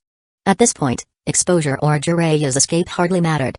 The person Zetsu had chosen to revive its mother had ended up in a dead end anyway. Even if Madara got resurrected with the Rin rebirth technique, without the Ten Tails, he couldn't reach that realm of power or unify everything to unseal its mother. It would all be meaningless. Besides, even if Madara were resurrected, whether he could defeat a full-powered Hashirama and that brat Link together was still questionable. No matter how strong the Rinnegan was, Link's bizarre jutsu posed a huge threat. One would need truth-seeking orbs, capable of negating all ninjutsu, to win decisively. Otherwise, just imagine Hashirama being supported by that kid. How could anyone under that level hope to prevail? Maybe this plan is doomed to fail again. I should consider discarding Madara and picking someone else. Like this generation's Indra reincarnation, Sasuke Uchiha. Black Zetsu wasn't angry. A few more decades, victory or defeat. It had watched humanity for so long that it could wait for the next opportunity. As long as it didn't expose itself, there'd be no problem. Hidden Leaf Village, Training Ground 7. Madara. Zetsu? Hashirama Senju, having just been summoned via summoning, impure world reincarnation, had scolded his younger brother a few times, greeted Tsuno with a smile, and started talking about how the dead shouldn't meddle in the world of the living. When suddenly, from a kid's mouth, he heard a bizarre story, something about a being called Zetsu who had reanimated Madara, who was trying to gather the tailed beasts for some unknown purpose. It all sounded like a major conspiracy. Wait. Hashirama stroked his chin thoughtfully. Your voice does sound familiar. He smacked his palm in realization. You're that brat who claimed to be me earlier. Huh? X4 Tsunade, the third Hokage, and the two advisors all looked puzzled. At this point, they had no clue what had happened to the Pure Land. Ha ha ha ha. Hashirama scratched the back of his head and laughed heartily. Young folks these days really do have lively imaginations. Brother. Obirama said, pulling the conversation back on track. You said the mastermind is someone named Zetsu, and Madara's been reanimated too. Are we certain this intel is real? He looked serious. If Madara truly was back, then they couldn't simply let his brother's soul pass on, they needed to handle Madara first. Obirama knew better than anyone just how strong that man was. Without wasting words, Link took out several photographs he'd snapped just moments before using his hermit purple-like technique. In the first photo, a bird's-eye view showed large portions of Hidden Rain Village as iron architecture collapsed after some fierce battle. The second was a side shot of Jiraiya, Kakashi, and Might Guy lying in a row, while Orochimaru, smiling, one arm folded, stood beside them. The third was a low-angle shot showing summoning, impure world reincarnation Madara standing atop a tall point in Hidden Rain Village. His Rinnegan's circular pattern and the distinct summoning, impure world reincarnation traits were clearly visible. The fourth photo was a front view of Madara gripping his war fan, partially shrouded in darkness by Black Zetsu. The latter showing only one face on its body. The fifth photo was taken from behind, someone in a black cloak with red clouds carrying another thin, long-haired man, in the same kind of cloak and collapsed in a wheelchair, as they dashed through a forest. More images followed, various angles of 8 different Jinchuriki, a calm lake, and a huge full moon overhead. My technique can take spirit photographs based on what I'm focusing on. Link explained. I found out that Jiraiya and the others are being held in Hidden Rain Village. Madara captured them, Orochimaru was involved, and the real mastermind behind it all is Zetsu from Akatsuki. They're hunting 2 people, and their ultimate goal is to gather all 9-tailed beasts. He wanted to say more, but unfortunately, just like how he couldn't photograph the Sage of 6 Paths, he also couldn't capture Kaguya Otsutsuki. Even thinking about Black Zetsu's endgame just yielded an image of the moon. People who knew the story might see the moon and the tailed beast plan and guess the truth, but for anyone else, the real aim was still impossible to discern. After all, who would suspect the actual final boss wasn't Akatsuki, the masked man, or Madara Uchiha, but Kaguya suddenly popping up in the end? He was certain the Sage of 6 Paths' mother was sealed within the moon. He knew the ones being chased were Obito Uchiha and Nagato. He also knew Madara wanted the Rinnegan and Rin rebirth to come back fully. But explaining all of that, especially how he'd gotten that information, was complicated. Blaming it all on my jutsu would only further alienate him from the village now that he'd become so valuable and closely tied to them. Anyway, even if Hidden Leaf Village didn't know the ultimate truth, stopping Madara's resurrection and preventing him from obtaining the Rinnegan and capturing the tailed beasts would avert the threat of Kaguya. After learning that Madara was working alongside Orochimaru and Black Zetsu, Link's alarm bells had been ringing non-stop, and he couldn't rest until this was dealt with. Spirit photography that gathers intel based on your thoughts? Obirama's eyes seemed to gleam. The newly formed Hidden Leaf Village F4, the third Hokage, the two advisors, and Tsunade, wore equally peculiar expressions. They could all imagine how powerful that would be in wartime. This is definitely a jutsu that should never have been created, Hashirama said, looking at photos of his old friend with a nostalgic expression, before glancing at his brother. Brother. Tobirama shot him a look, signaling to choose your words carefully. Hashirama didn't care. If that's how it is, then you just said you can summon me back with another jutsu, correct? Link gave a vigorous nod. Tobirama, be ready to fly. Hashirama shouted sternly. Tobirama waved his short arms. Brother, what are you talking about? Ha ha ha ha. Hashirama, used to his younger brother's support, called out reflexively, only to remember Tobirama was now a little kid. He let out a silly laugh and said, seeing you like this really brings me back, Tobirama. As he spoke, he gestured at the height difference, carefree and beaming. Oh, really? Tobirama replied, appearing casual on the surface. Inwardly, though, he was already plotting how to implement his plan once his brother was resummoned as the younger one. It's a bit unsettling, sure. But Saratobi, you've certainly grown old. Hashirama's gaze swept over the F4 as he spoke rather rudely. In any case, once I'm summoned again, let's head out right away. Got it. Tsunade answered enthusiastically. First Hokage-sama. The two advisors exclaimed in protest. They felt that charging in blindly without gathering more intel, especially with Link's abilities on hand, was too reckless. If a fight broke out and it became known that Hidden Leaf Village could freely use the dead, every other village would target them immediately. They were stopped by the third Hokage. No, Hiruzen Saratobi, who wore a grim expression. Madara has already been revived. This is truly dire. If not for my body. He glanced at Link. At that moment, he wished more than anything to have a strong, healthy body to take part in the battle. As for the risk of exposing their power over the dead, Hashirama's strength alone made that less of a concern. Tobirama, arms crossed, said. We'll make it a quick battle. If even Madara is just a pawn, this is going to be troublesome. And those eyes in the photos. They seem to be the legendary Rinnegan. Still, Tobirama didn't believe that even the Rinnegan would let Madara surpass his elder brother. Not only was Madara's summoning, Impure World Reincarnation body restricted, but Tobirama also had the utmost faith in Hashirama's power. With those thoughts, he released the summoning, Impure World Reincarnation. Chapter 240, Clash in Hidden Rain Village. Near an open area in Hidden Leaf Village. Such a completely different feeling compared to summoning, Impure World Reincarnation. Senju Hashirama walked out from the Rashomon Gate, wearing a somewhat curious expression. He had experienced summoning, Impure World Reincarnation twice before, and that technique made him feel as though his soul was forcibly crammed into a rather cramped vessel of flesh, which felt very uncomfortable. But now, it was the complete opposite. The markings around his eyes, representing Sage Mode, became visible. He nodded and said, so this is how it works, creating a simulated body using chakra, granting life to formless chakra, and drawing the soul of the deceased back into the body. It really does function the same way the tail beasts exist. Compared to summoning, Impure World Reincarnation, this is truly an incredible jutsu. He offered his praise. Senju Tobirama rolled his eyes and pretended not to hear. Just wait. My experiment is almost complete as well. Link's summoning, Impure World Reincarnation formula is really impressive. Giving life to formless chakra and drawing in the deceased's soul. Link pondered. Somehow, it reminded him of the process of creating Earth Dragon. Don't just stand there in a daze. We're setting out now. Hashirama said. He still wasn't used to his nanny, Link, occasionally spacing out. Link glanced at Utakata, who instantly channeled more tailed beast chakra to him. Feeling the chakra replenished, Link formed a series of hand seals, Earth-style, hiding like a mole technique. Crack, crack, crack.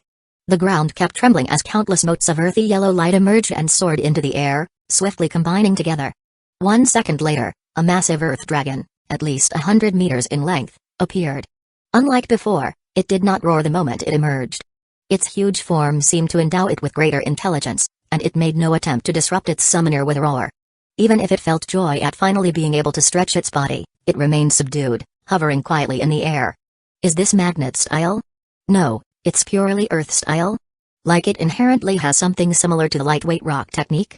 What an impressive summon beast, Senju Tobirama thought to himself as he recalled the summoning scene, suspecting that this creation, like a shadow, was purely the product of a jutsu. Oh! Senju Hashirama exclaimed in amazement. Because he had accidentally gathered a surplus of Sage Chakra earlier, he had yet to cancel Sage Mode. Sensing how the Earth Dragon formed, he saw it even more clearly. Earth style infused with natural energy and taken to the extreme of Yin style. He immediately identified the essence of the hiding like a mole technique. It's a miracle of sage arts, a living creature truly identical to the tailed beasts. So he's basically shearing off the tailed beast's chakra like wool, huh? Link griped inwardly, knowing this was no time to say too much. He was the first to leap onto the Earth Dragon's wing, which was touching the ground. Let's go, Lord First. Off we go. Tsunade, Sasuke Uchiha, Utakata, and the Senju brothers followed close behind. With scarcely any movement, the Earth Dragon soared skyward at astonishing speed, shrinking Hidden Leaf Village to a mere speck in no time. Its wings flapped slightly, and the deafening blasts of air and successive sonic booms were soon left behind. At a time like this, I have to say, it's quite a joy to meet my old friend again after so many years. Senju Hashirama laughed heartily, hair whipped by the fierce wind, his face brimming with delight. Madara. This time, I'm definitely going to settle things with you. Senju Tobirama, on the other hand, felt increasingly vexed. Sorry. Earlier, we agreed to resurrect Nawaki and Dan first. Link apologized. Tsunade waved her hand dismissively. It doesn't matter. With Grandpa's strength, he can finish the opponent first and then come back without any trouble. Madara Uchiha, Sasuke Uchiha contemplated silently. He was curious about what kind of person that legendary Uchiha ancestor really was. And how powerful. He personally felt terrifyingly strong now, yet Senju Tobirama had told him. Whether it's his looks, bearing, or strength, you really do resemble Madara's younger brother, Izuna Uchiha. But then, with my ocular powers, no Uchiha can possibly withstand me, right? He had great confidence in himself. The Earth Dragon's speed was astonishing. Almost in the blink of an eye. After just a brief exchange of thoughts, it had left Hidden Leaf Village far behind. Before long, they reached the border of the Land of Fire. I can sense Madara's chakra. Senju Tobirama shouted above the roar, pointing toward a certain direction. Back when he was in the Naka Shrine in Hidden Leaf Village, he was able to detect Madara Uchiha's chakra all the way on the battlefield. His sensory powers were that strong. Boom. Hum. With just a thought from Link, the Earth Dragon sped up to its maximum. Its massive body encountered greater air resistance, creating an even louder commotion. The ensuing roar became so intense that everything else was drowned out by the thunderous rumble. Friction with the air generated flames around them, which the dragon's power immediately scattered. One burst after another, they blossomed like fiery flowers in the sky, making each breath scalding hot. At such speed, not much time passed before they closed in on Hidden Rain Village. Before they even arrived, a full-body Susanoo rose to meet them, slashing the Earth Dragon with a single blade. Boom. Inside Hidden Rain Village, among the buildings. They've come. Having just exchanged a few words with Black Zetsu, Orochimaru raised his head and looked outside. Link, Tsunade, Sasuke. That familiar Earth-style summoning beast. And there's also a very powerful chakra out there. He appeared slightly taken aback. So, this is the true strength of the first Hokage? Two powerful chakras were in fierce combat. Tsunade and another unfamiliar chakra entered the village, searching for something. It must be for those three captives, I suppose. With this, even Madara will likely be defeated, Orochimaru mused calmly. Familiar with history, he knew Senju Hashirama was the victor at the Valley of the End, otherwise, Hidden Leaf Village would have long since been destroyed. Now, Madara Uchiha was weakened by summoning, impure world reincarnation, whereas the other side had a fully restored body via Link's technique. There was no question who would win. More importantly, if Link's jutsu only serves as support, that's the truly troubling aspect. Sasuke could also join the battle. His chakra was already that strong. And growing alarmingly fast. Whoosh! Countless white hairs whipped through the air, coiling around Orochimaru. Don't move, Orochimaru. Otherwise. Jiraiya emerged from the shadows, his face pale. He was still injured from his earlier defeat at Madara's hands. If not for Fukasaku's help, he would be lying there alongside Kakashi and Might Guy, waiting for rescue. Jiraiya-sensei. Conan stood behind him, uncertain about what to do. Run away? Help Orochimaru? Or help Jiraiya? And where exactly had Nagato gone? Hey! Jiraiya, you're still as clueless as ever.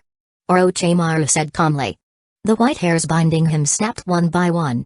If you really wanted to kill me, you would do it without warning me first. Damn. It's really too forced, isn't it? I don't have enough chakra to enter Sage mode.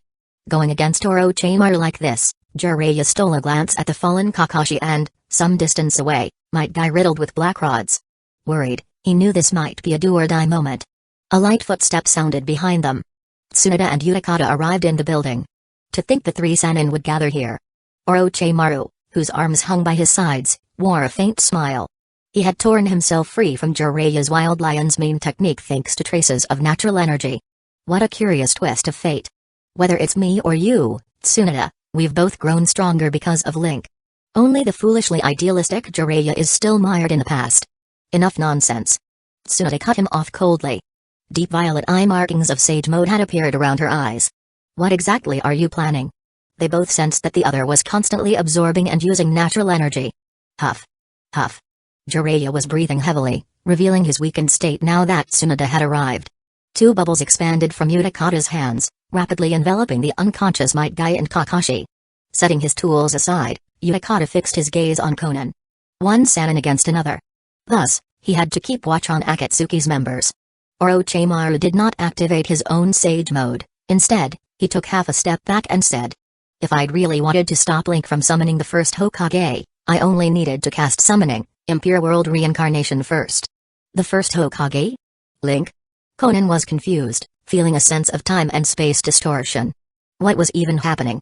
She was still trying to figure out if the masked man who'd manipulated Nagato was truly Madara and wondering where Nagato had disappeared to. Now, Hashirama and Madara were supposedly in a life-and-death clash outside.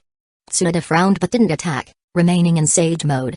Her tone brooked no argument. "Orochimaru, you're coming back with me." "That, I cannot do." Before Orochimaru finished speaking, he vanished from where he stood. Boom. Tsunade's fist pierced through his afterimage. Her terrifying strength demolished what was left of the building, blasting debris so far that it vanished into the distance. Konan, who had just lifted herself into the air with her partially recovered chakra, froze in place as sunlight suddenly poured down from the sky. In the distance, Susanoo stood tall on the battlefield, locked in a contest of raw power with a wooden giant. Destruction lay all around. The thick rain clouds overhead had been completely dispersed, and for the first time in ages, sunlight bathed Hidden Rain Village. Is this still the Shinobi world? Deep inside, Konan felt an unshakable sense of disorientation. That woman is way too reckless, thought Utakata as he watched the distant clash of titans, while also keeping an eye on the two elite Jonin who were still unconscious. Link specifically told him to guard them. No mistakes allowed. Unlike Tsunade, who could freely unleash her strength and risk blowing the captives away with mere shockwaves, he had to take care not to jeopardize the hostages. Don't even think about running. Tsunade's roar resonated through the air.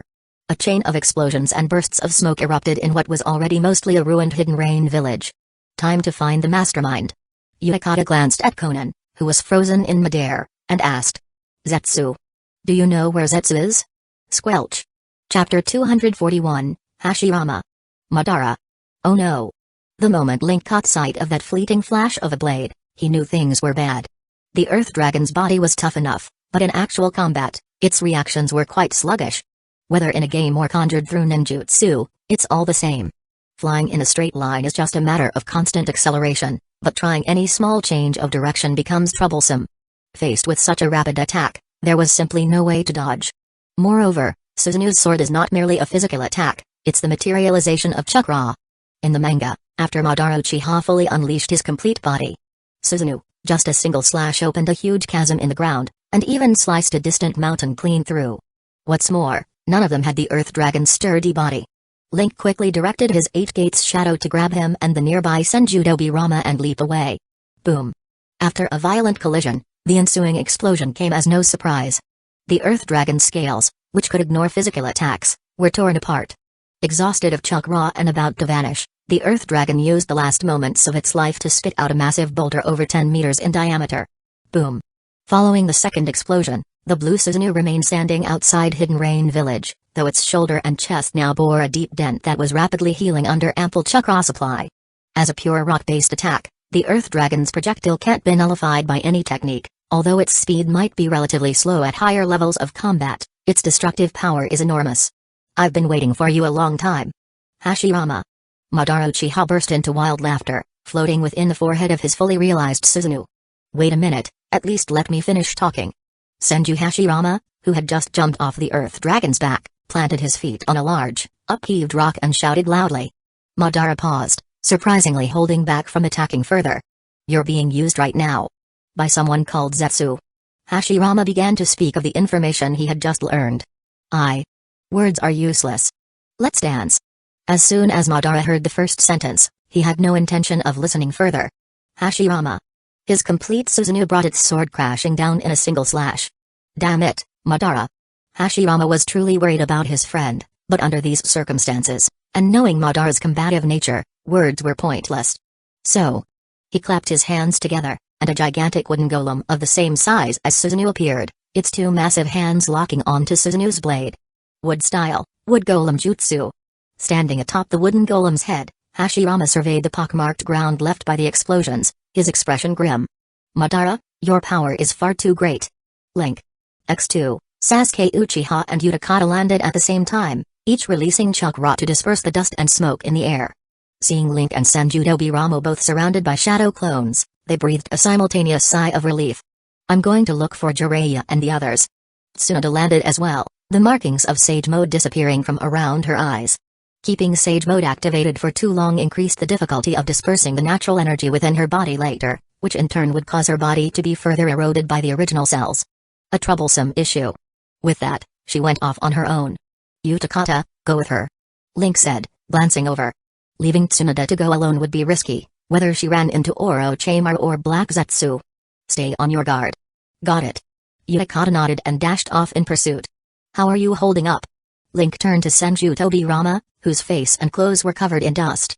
This kid had tagged along mainly because the summoning, Impure World Reincarnation resurrected Madara Uchiha needed to be sealed. Or else reanimated directly, though they hadn't decided whether they would actually go through with that. Reanimating Madara could be complicated.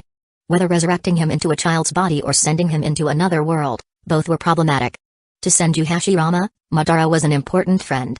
From their childhood fights all the way to founding Hidden Leaf Village, neither side had genuinely resolved to utterly destroy the other. Until Madara tried to annihilate the village. Only then did Hashirama, in desperation, decide to kill his friend, ending their struggle by striking him down unexpectedly. Even so, in the Fourth Great Ninja War, these two still hadn't really set aside their bond. Madara knew his friend had changed, but it didn't surprise him. This is just how the world is, so even after being resurrected by summoning, Impure World Reincarnation, the thing he looked forward to the most was fighting that friend again. Hashirama himself claimed he was excited to see Madara again. If Madara were reincarnated into a young body with the Rinnegan, he might quickly regain his old power, leaving no one capable of stopping him. But if he were reborn into another world, then Hashirama would forever lose his friend. Link disliked stories where a perfect ending couldn't be achieved. So, for now, sealing Madara was the best plan. Once Hashirama grows up again, maybe he can figure out a way to raise his friend properly. No one in Hidden Leaf Village was better at Fuinjutsu than the fourth Hokage, who had inherited the Uzumaki clan's secrets. But he was still trapped in the belly of the Reaper. Next best were the aging third Hokage and the child-sized second Hokage. One old man and one little kid. And since the village needed the old man's combat strength to guard the home front, they had decided to bring along the brat instead. I'm fine. Tobirama turned a vigilant eye toward the kid who had just fallen silent for some reason, then said. Looks like those two are going to fight for quite a while. Indeed, although Hashirama was stronger, he was not at a level where he could effortlessly crush or restrain Madara. Besides, summoning, Impure World Reincarnation not only weakens the resurrected fighter but also removes the worry of being harmed. A tricky advantage in prolonged battle. I'll go join the fight. Sasuke Uchiha said, eager for action. After all, he was still a teenager. He had been driven by hatred for so long, but now that his parents and clan had been brought back, his heart was returning to a more spirited, youthful mindset. Far from the grim bitterness he showed in the manga's later stages. He had long since possessed the eternal Mangekyo Sharingan and had also manifested Susanoo. After being honed by the delicate extraction technique, his strength was certainly no less than his canon self during the Fourth Great Ninja War. Having such formidable power but no strong opponent or occasion to display it felt suffocating indeed. Ling shook his head. No, I need you to take some of my shadows and find Zetsu. Be wary of him ambushing you. Sasuke Uchiha calmed himself, suppressing his battle fever. No way. If you only have him by your side, it's too dangerous. This brat. Tobirama flared up for a second, but remembering his current childlike level of power, he simply gave an earnest remark, as expected of that sinister Uchiha brat. My emotions seem to be influenced by this young body. He quickly realized the peculiarity of his own mood swings. Go on. Link said. Don't worry. Trust in my sensory abilities and his. Link had already used a substitution technique to secure a very handy stand. A crazy diamond with top-tier power and speed. That could be used for both support and direct combat, so he really wasn't worried about anyone trying anything. Alright. After a moment's hesitation, Sasuke left a shadow clone behind, then vanished in a flicker of motion. Chapter 242, Still Too Weak to Join. I'll leave some of my shadows behind to look after you. The rest. You'll have to be careful on your own. Link formed a seal and summoned the Earth Dragon once more. In the nearby clash of titans, shadows were practically useless. Aside from a few 8 Gates shadows that stayed by his side, most were dispatched to search for Black Zetsu, leaving only a handful behind for the kid. Don't worry. Senjudobi nodded. Woo. Riding on the Earth Dragon, Link lifted off into the sky. He wasn't there just to watch the show. If he allowed those two to keep fighting, Hashirama, who could only maintain Rashomon for 5 hours, would inevitably be dragged to his limit and forced to leave. Unsummoning, Impure World Reincarnation Body was just too broken, overpowered. Fortunately, a true trainer would never let his Pokemon fight alone. Once he rose high enough, his field of vision broadened, taking in the battle below. Senju Hashirama, after all, was the pinnacle of his era in his prime. His wooden golem held a clear advantage. But unfortunately, Madara Uchiha had already reached the point of unleashing 25 Susanoo to swarm his old friend, so there was no way to secure a quick win.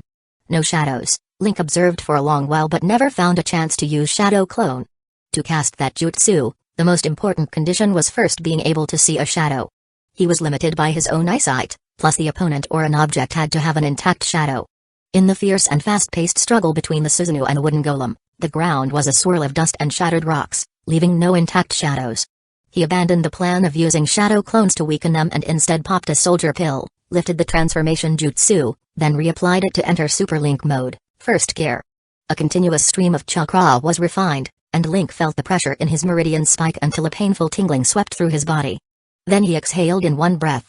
A giant chakra scalpel, large enough for the wooden golem to wield as a weapon, appeared around him.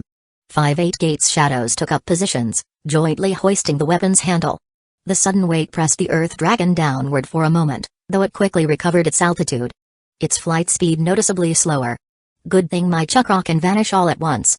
If I had to release this normally, the pain alone might have killed me by now. Link felt a bit lucky. The principle of ninjutsu was always the more chakra you release, the greater the power. Whether it was the original or a variant. But it was critical to remember that because the meridian system serves as the pathway for chakra, it can't really be strengthened, and the organs it coils around can't be trained at all. Most people can only release large amounts of chakra through their hands, feet, and mouth, so even being able to output a huge amount is a talent in itself. The same jutsu released by different people could vary in power depending on natural gifts. Even if you have enough chakra, your body can still bottleneck how much you can let out at a time. After reaching a certain level, Link found that circulating huge amounts of chakra hurt just as badly as opening the first gate of the 8 gates. Without his special gold finger effect for variant ninjutsu, the pain of releasing chakra at that scale might well have killed him. Whoosh! While Link contemplated, the Earth Dragon glided closer to the battlefield. Acting in unison, the 8 gates shadows hurled the massive chakra scalpel. Noticing the Hidden Leaf village brat drawing near, Madara split off 2 of his Susanoo to intercept. Immediately, a small wooden dragon expanded rapidly to coil around the 2 charging Susanoo. The wooden golem tanked a blow, took a couple of steps to flatten a newly carved canyon in the ground, then opted to roll forward with a thunderous boom, reaching out to grip the chakra scalpel. It was practically a natural disaster in action. Gift. Steel flashed, cleaving through the Susanoo caught by the wooden dragon. Just as easily as a perfect Susanoo could slice through mountain peaks, splitting it into several segments that crashed to the ground. Link had nearly lost his head just moments earlier when the colossal Susanoo barreled straight toward him. For all its size, it was unbelievably fast. Before he could react, it was barely 100 meters away. A single swing of its blade could have smashed the Earth Dragon again. I'm still way too weak compared to that level of power. He gazed at the perfect Susanoo casually reshaping the terrain and the wooden golem that was dismantling Susanoo forms like cutting vegetables. He couldn't pretend he didn't crave that strength. Summoning and Shadow Clone had made him strong enough at 11 years old to alter the world's course, close to finishing off what the manga depicted as the penultimate big villain. But measured against these two, his true self felt insignificant. Even being within a few kilometers of their battlefield nearly got him killed. Standing on the Earth Dragon's back, Link wasn't discouraged. He was young and had plenty of time to grow. Comparing himself to two monsters just shy of 6 paths level was pointless. Alright, better to focus on those solid pieces of chakra scattered on the ground. Looks like they're about to be destroyed too. He watched chunks of Susanoo fall, only to be shattered by the fight's shockwaves. Unable to bear it, he directed his 8 gates shadows to the battlefield's edge to salvage as many solid chakra fragments as possible. Each group of shadows would sneak in, quickly heft a piece, dash out to a safe area, and then repeat the process. Link decided not to remain in midair. The rest was up to Senju Hashirama. Despite that earlier display, it was probably just the warm-up. Madara hadn't shown any Rinnegan abilities yet, and Hashirama hadn't entered Sage mode. Once they ramped up the intensity, sticking around any closer would be suicidal. 1 piece, 2 pieces, 3 pieces, cheerfully, Link sealed the chunks of condensed chakra into scrolls. With his sensory powers still active, he suddenly detected an unusual chakra wave nearby. Instantly, the 8 gates shadows formed a defensive ring around him, and Crazy Diamond stood ready. We finally meet. From out of nowhere, a mysterious masked man in a black robe with red clouds appeared, speaking in a low voice. Obito Uchiha. Link recognized him immediately, keeping his shadows in front and firing a signal flare into the sky without hesitation. Damn, the big person had shown up in person. Setting aside the headache of Kamui and Izanagi, the guy's ninjutsu, taijutsu, and ganjutsu were all terrifying, absolutely above the Kage level. Plain ninjutsu and taijutsu were one thing, but his ganjutsu was on another level altogether. He'd once controlled Yagura, both a Kage and a Jinchuriki. For years, and as a teen, he manipulated the Nine Tails like a toy. He was even more troublesome than Itachi Uchiha. Chapter 243, Uchiha, and Konan meet Yahiko. Don't be nervous. I have no ill intentions toward you. On the masked face of Obito Uchiha, there was a hint of regret. If only this brat across from him were a bit less vigilant or exposed a single lapse. If he had subconsciously looked over and made eye contact, then Obito wouldn't need to waste his breath. He could have just captured him right away. Link said nothing. The reason was simple, his ears were blocked. Illusions involve not only vision but hearing as well, and he wasn't about to gamble with someone who was a peerless master of visual illusions. Click. Having received the signal, Sasuke Uchiha landed immediately. Now the situation felt more stable.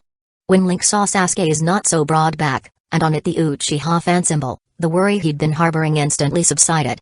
Without hesitation, he let his shadows surround him and pull him back, yielding the battlefield to his Pokémon. He felt a bit uneasy.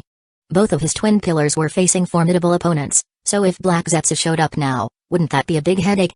What's more, Utakata, the Jinchuriki of the Six Tails, still hadn't shown up, even though he had received the signal. Could something have happened to him? Black Zetsu definitely had the motive to ambush a Jinchuriki. His stealth attack was so sudden that even 6 Paths Madara hadn't been able to react. Who knew if Link's warning had been enough? Link's expression grew serious. There was no time to gather more solid chakra blocks, so he raised his voice slightly. Sasuke, Utakata might be in trouble. I'm going to go find him. Are you okay here? I'm not like that guy. Sasuke Uchiha's voice brimmed with confidence. Leave the enemy here to me. Link had no time to deal with Sasuke's sudden competitive spirit. He vanished with teleportation jutsu, leaving 2 shadow clones behind to provide support, while the rest followed him. Even if the Six Tails got taken and that living battery was lost, he still had to figure out a way to save Utakata. After all, he was an important combat asset. Seeing him leave, Obito Uchiha's single visible eye, adorned with 3 tomoe, swirled slightly. Yet he did not pursue. He looked at the young man before him, eyes shining with a Mengekyo Sharingan, and spoke calmly. Sasuke, you really have grown. The Sharingan. You're? Halfway through speaking, Sasuke Uchiha's face darkened with killing intent. You're the masked man who helped Itachi slaughter the Uchiha clan, aren't you? So Itachi was really that talkative? Obito Uchiha frowned. He'd originally planned to deceive Sasuke or even bring Sasuke or Link onto his side. Failing that, he'd considered just forcibly capturing Link. But the kid from Hidden Leaf Village had grown very fast. His retreat speed earlier had outpaced Obito's Kamui. On top of that, his vigilance was cranked to the maximum. If anything seemed off, he would shrink back behind a pile of those shadows. Forcibly using Kamui to capture him now looked difficult. Most importantly, usually he could speed up Kamui's effect by grabbing his opponent up close, even if he got hurt in the process, it didn't matter.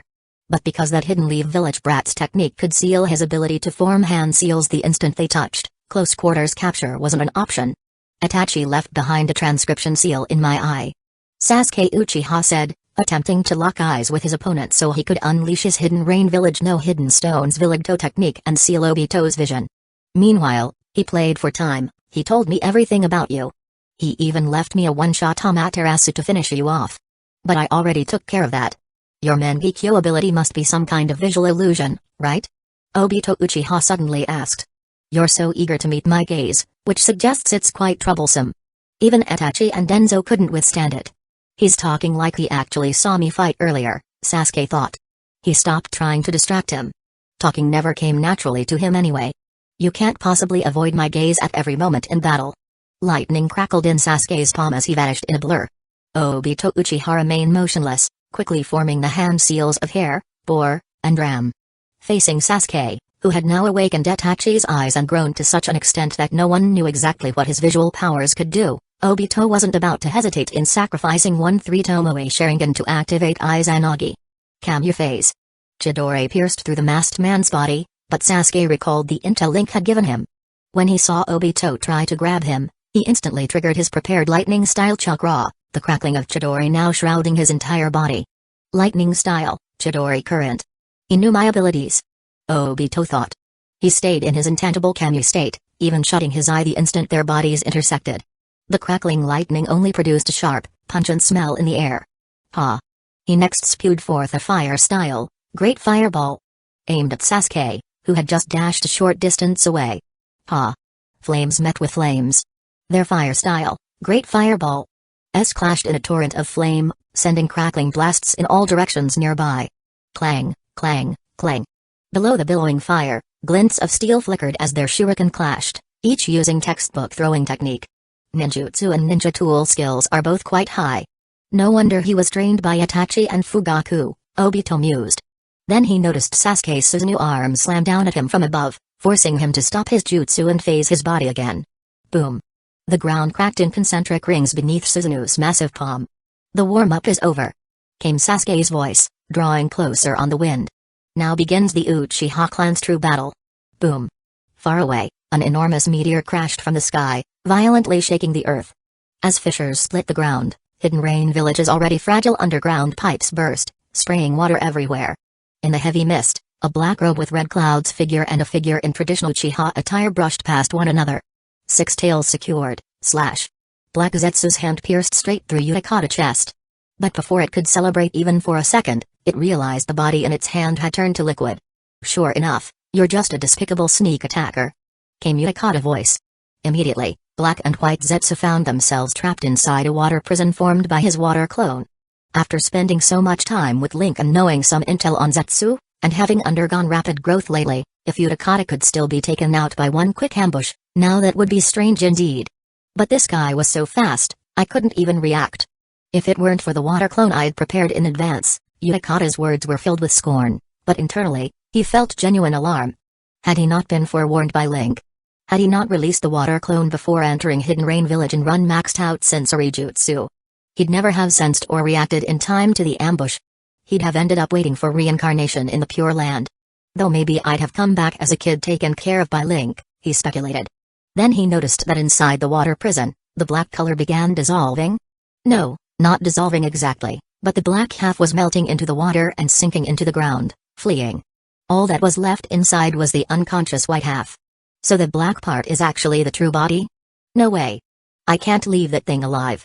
It's too big a threat to Link. Blue-white light pulsed around Utakata's body as he unleashed maximum tailed beast chakra. He could sense Black Zetsu slipping quickly beyond his sensing range. With no time to think more, he hurried in pursuit, leaving behind a single bubble. Boom. An explosion rang out. White Zetsu's body was instantly blasted apart. Did Zetsu always have power like that? From the air, Konan watched, stunned. She had never seen him exhibit such speed or launch such a silent ambush. Pair that with the best intel gathering skills in the ninja world, and he became a truly terrifying threat. Tap. Someone landed. Konan, already emotionally numb from shock after all that had happened today, turned quickly toward the newcomer, who was surrounded by swirling shadows. You must be Konan of the Akatsuki? Said Link, eyeing the woman with paper wings spread in the air. He felt a little more at ease now. Konan remained silent. At the moment, she wasn't even sure of her own stance. From start to finish, she had always followed either Yahiko or Nagato. She'd never decided anything on her own. That's strange. I just sensed Utakata chakra flare here a moment ago. Did he fight this woman? What's going on? The captives are still all there, but where's Orochimaru? Link's mind buzzed with questions. He saw Kakashi, Guy, and others trapped in a bubble, not far from Jiraiya, who was half kneeling in exhaustion. Raising his hand, he performed a summoning technique, and called Yahiko's spirit into the living world. Conan? Yahiko?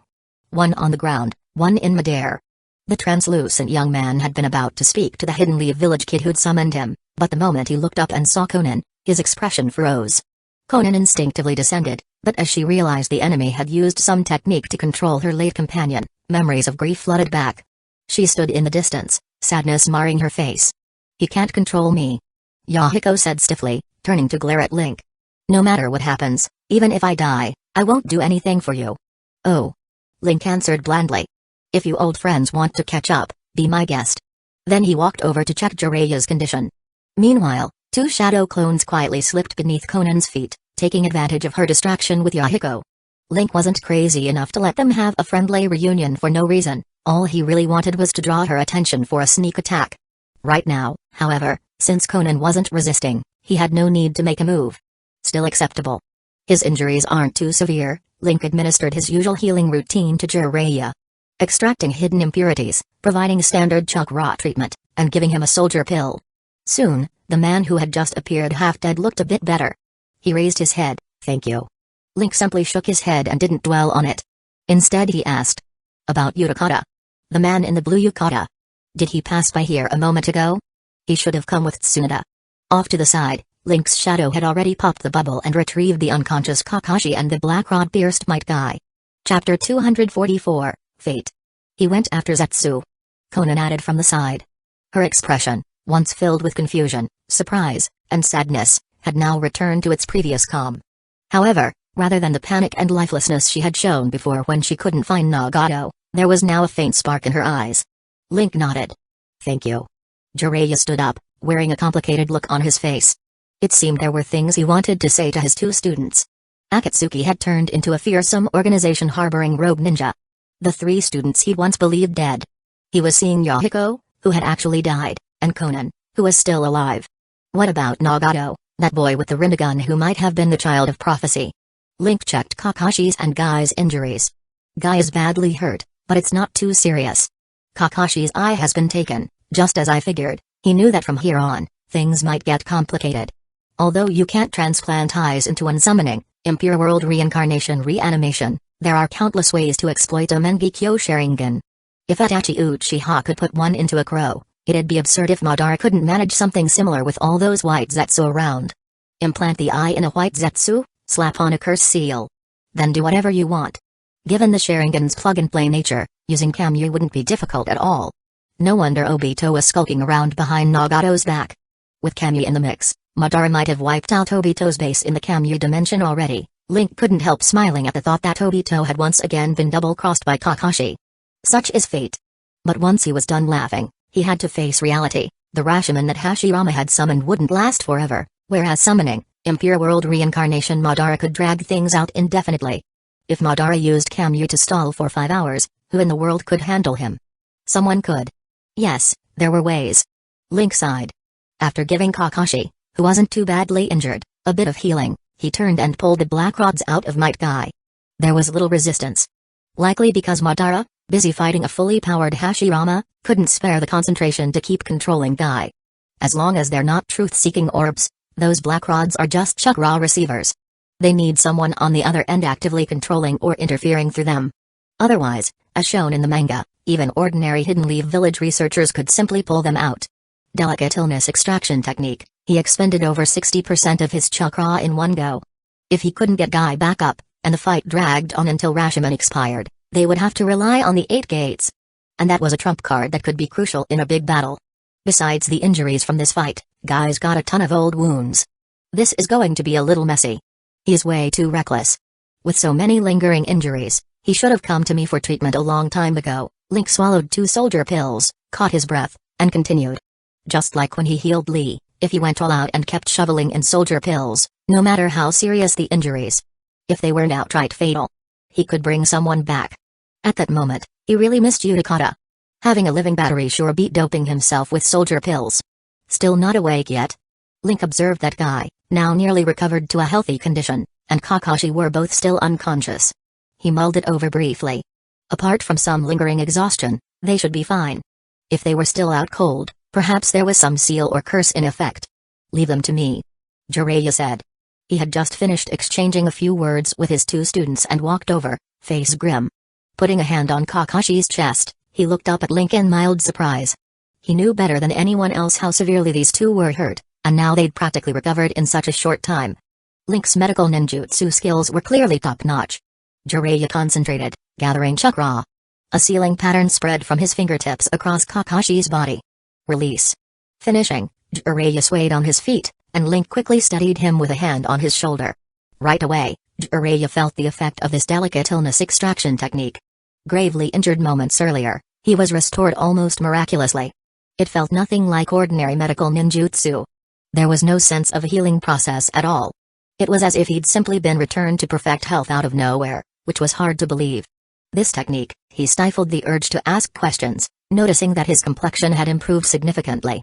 Glancing over at Conan and the ghostly Yahiko, both potentially privy to dangerous intel, he planned to bring his students back to the village soon. Jiraiya kept at it, and before long, he released the seal on Might Guy. MMPH. Kakashi sat up, his mask gone from the battle and having been taken captive, revealing a strikingly handsome face. For a second, confusion flickered across his features. Still, as an elite Jonin, he quickly assessed the situation and forced his still weakened body to stand. Wah! Thud. Guy awoke even more abruptly. The instant the jutsu on him was dispelled, he opened his eyes and swung a punch, landing it right on Jiraiya's nose. Ah, sorry. Sorry. He sat up, looking much more energetic than before. He felt lighter than ever, rubbing the back of his head apologetically. Jiraiya clutched his nose, blood leaking out, and said grimly, "We have reinforcements from the village. Anyway, get ready to withdraw." He still had no clue what was happening outside. He and Orochimaru had snuck in, then stayed indoors. Without the ability to fly like Conan, there was no chance to witness those godly battles. All he'd sensed was two massive chakras fighting at a distance. Beyond that, he knew nothing. With no intel, the best option was not to get in anyone's way. Nobody could really join a fight against Madara Uchiha anyway. And regardless of who Hidden Lee Village had sent to help, now wasn't the time to go poking around. Wait. Link interjected, having caught his breath. Lady Tsunade and my friend are still here. Outside, the one fighting is the first Hokage? X5 Jiraiya was the quickest on the uptake among them. He didn't stop to question why in the world the first Hokage would be out there, it just wasn't the moment. I'll go meet up with Tsunade, he said. Whether Orochimaru or Tsunade, both were people he deeply cared about. With that, he vanished in a teleportation jutsu. Conan, standing beside Yahiko, spoke calmly. Link, can we talk in private? At those words, Kakashi pressed a hand to the empty space where his eye had been, glanced at his friend, and then silently backed off, molding chakra and surveying the area. Guy, still a bit slow, simply turned and followed Jiraiya. Conan. Yahiko looked worried. As a deceased person, he figured he should trust his old friend, but this was the so-called great trickster of the Pure Land. What if his innocent little sister was deceived? Conan returned his gaze firmly. He hesitated a few moments, sighed, and drifted off. Like an overprotective father, he hovered not far away, face full of concern. At last, the place fell quiet. Conan was silent for a few seconds, then said, "What exactly must I do for you two?" But as she was speaking, Link's expression shifted. "Come with me. We'll talk in a minute." He had sensed a sudden disturbance in Sanjudobirama's chakra. He absolutely couldn't let anything happen to that kid. Otherwise, there'd be no explaining it to the village. Or to the first Hokage. With that thought, he vanished in a flicker. Chapter 245, Still Alive. Space-time ninjutsu really is a cancer. Sasuke Uchiha was now experiencing firsthand the truth of what Link had repeatedly stressed. What was that even? He felt he had performed at his very best, yet it still wasn't enough to do anything to his opponent. In the end, he could only watch helplessly as his enemy escaped. This was someone who had helped Itachi annihilate the Uchiha clan. An enemy with no room for excuses. The direct perpetrator, Itachi, was dead, and the instigator, Denzo, was dead, so why should an accomplice still be alive? Enemies were enemies, to Sasuke, there was no difference. And that kind of space-time ninjutsu posed too great a threat to Link. Enough that Sasuke believed it had to be eradicated. But what could he do? Better go find Link. Sighing in frustration, Sasuke dispelled his Susanoo. If there was no way to deal with this enemy for now, he would have to prepare himself for a long stretch of standing guard close to Link at all times. From what he could tell, using that mysterious Uchiha's space-time ninjutsu required a brief moment. Not much, but enough that he could at least react to it. With that thought, Sasuke leapt onto a high vantage point. From there, he spotted Utakata off in the distance, standing on top of the rubble, frowning in thought. He stood out too much. Glowing like that. After a few leaps, Sasuke landed nearby and asked directly, "What's wrong?" "Nothing." Utakata's tone was curt. It wasn't as if he would talk about how he failed to catch Zetsu.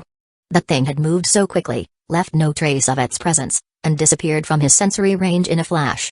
What a dangerous foe. Utakata realized he, too, might need to guard Link closely for some time to come.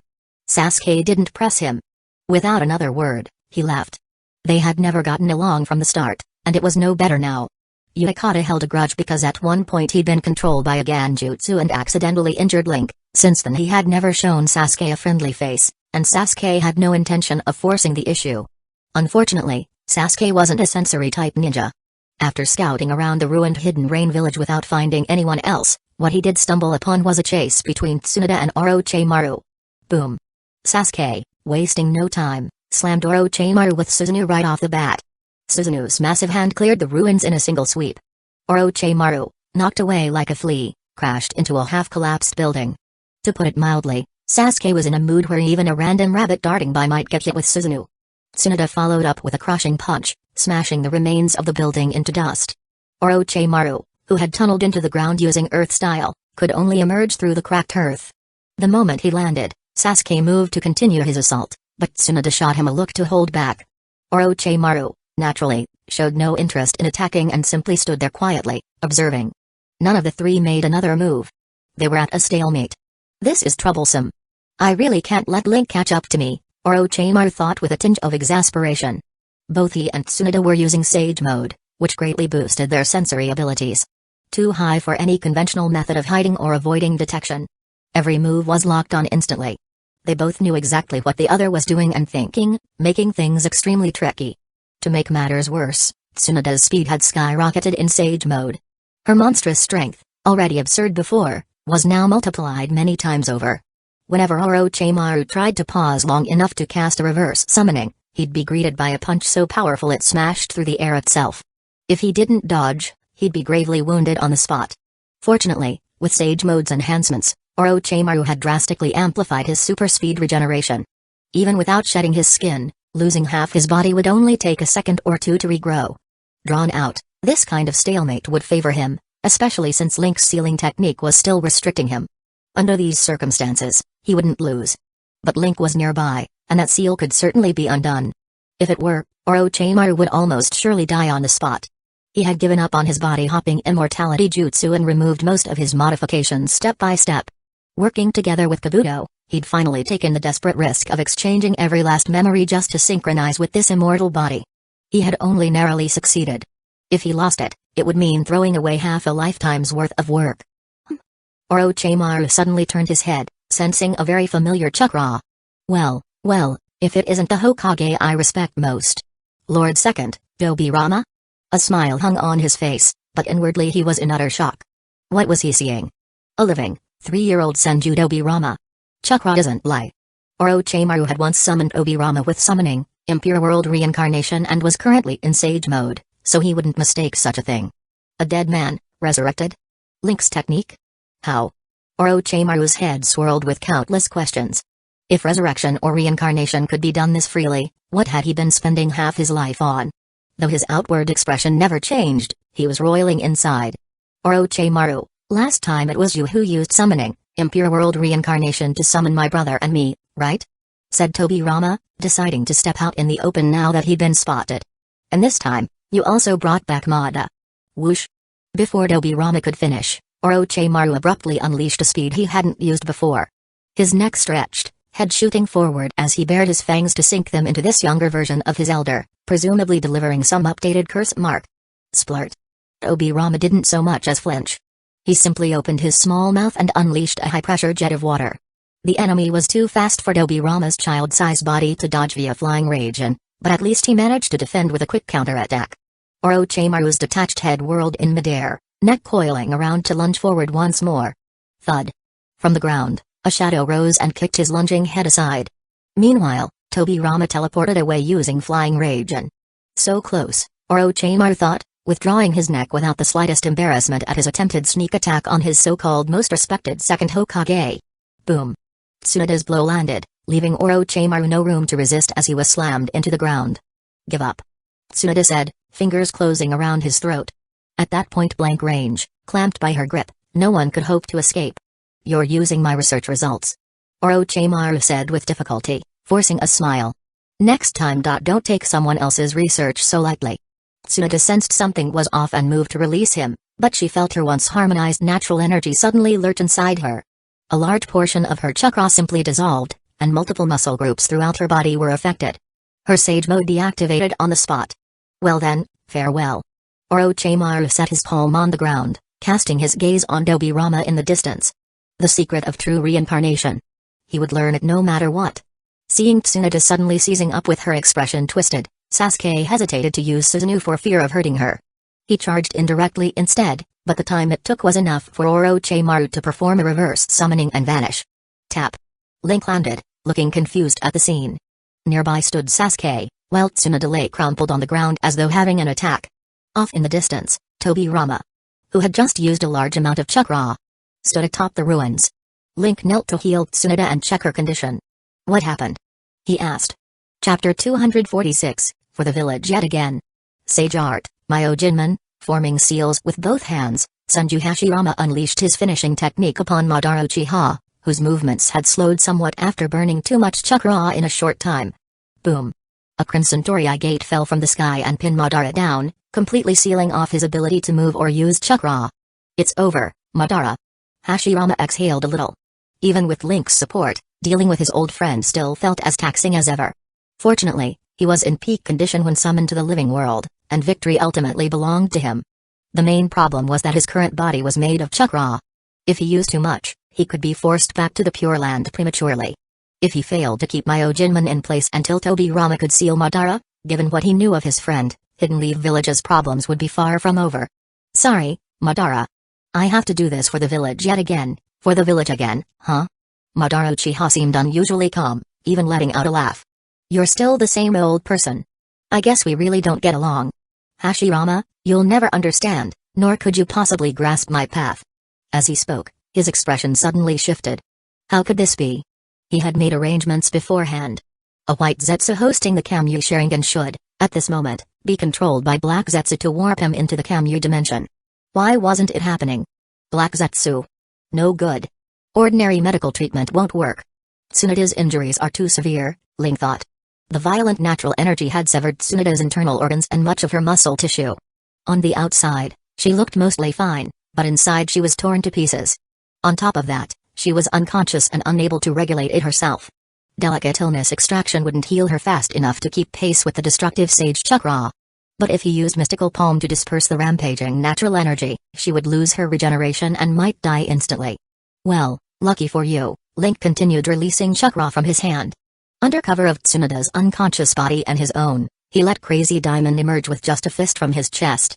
In a single instant, it completed the internal repairs, while Link simultaneously employed mystical palm to clear away the rampaging natural energy. He kept channeling chakra, as though performing conventional medical ninjutsu. He really hadn't intended to reveal Crazy Diamond's ability this soon.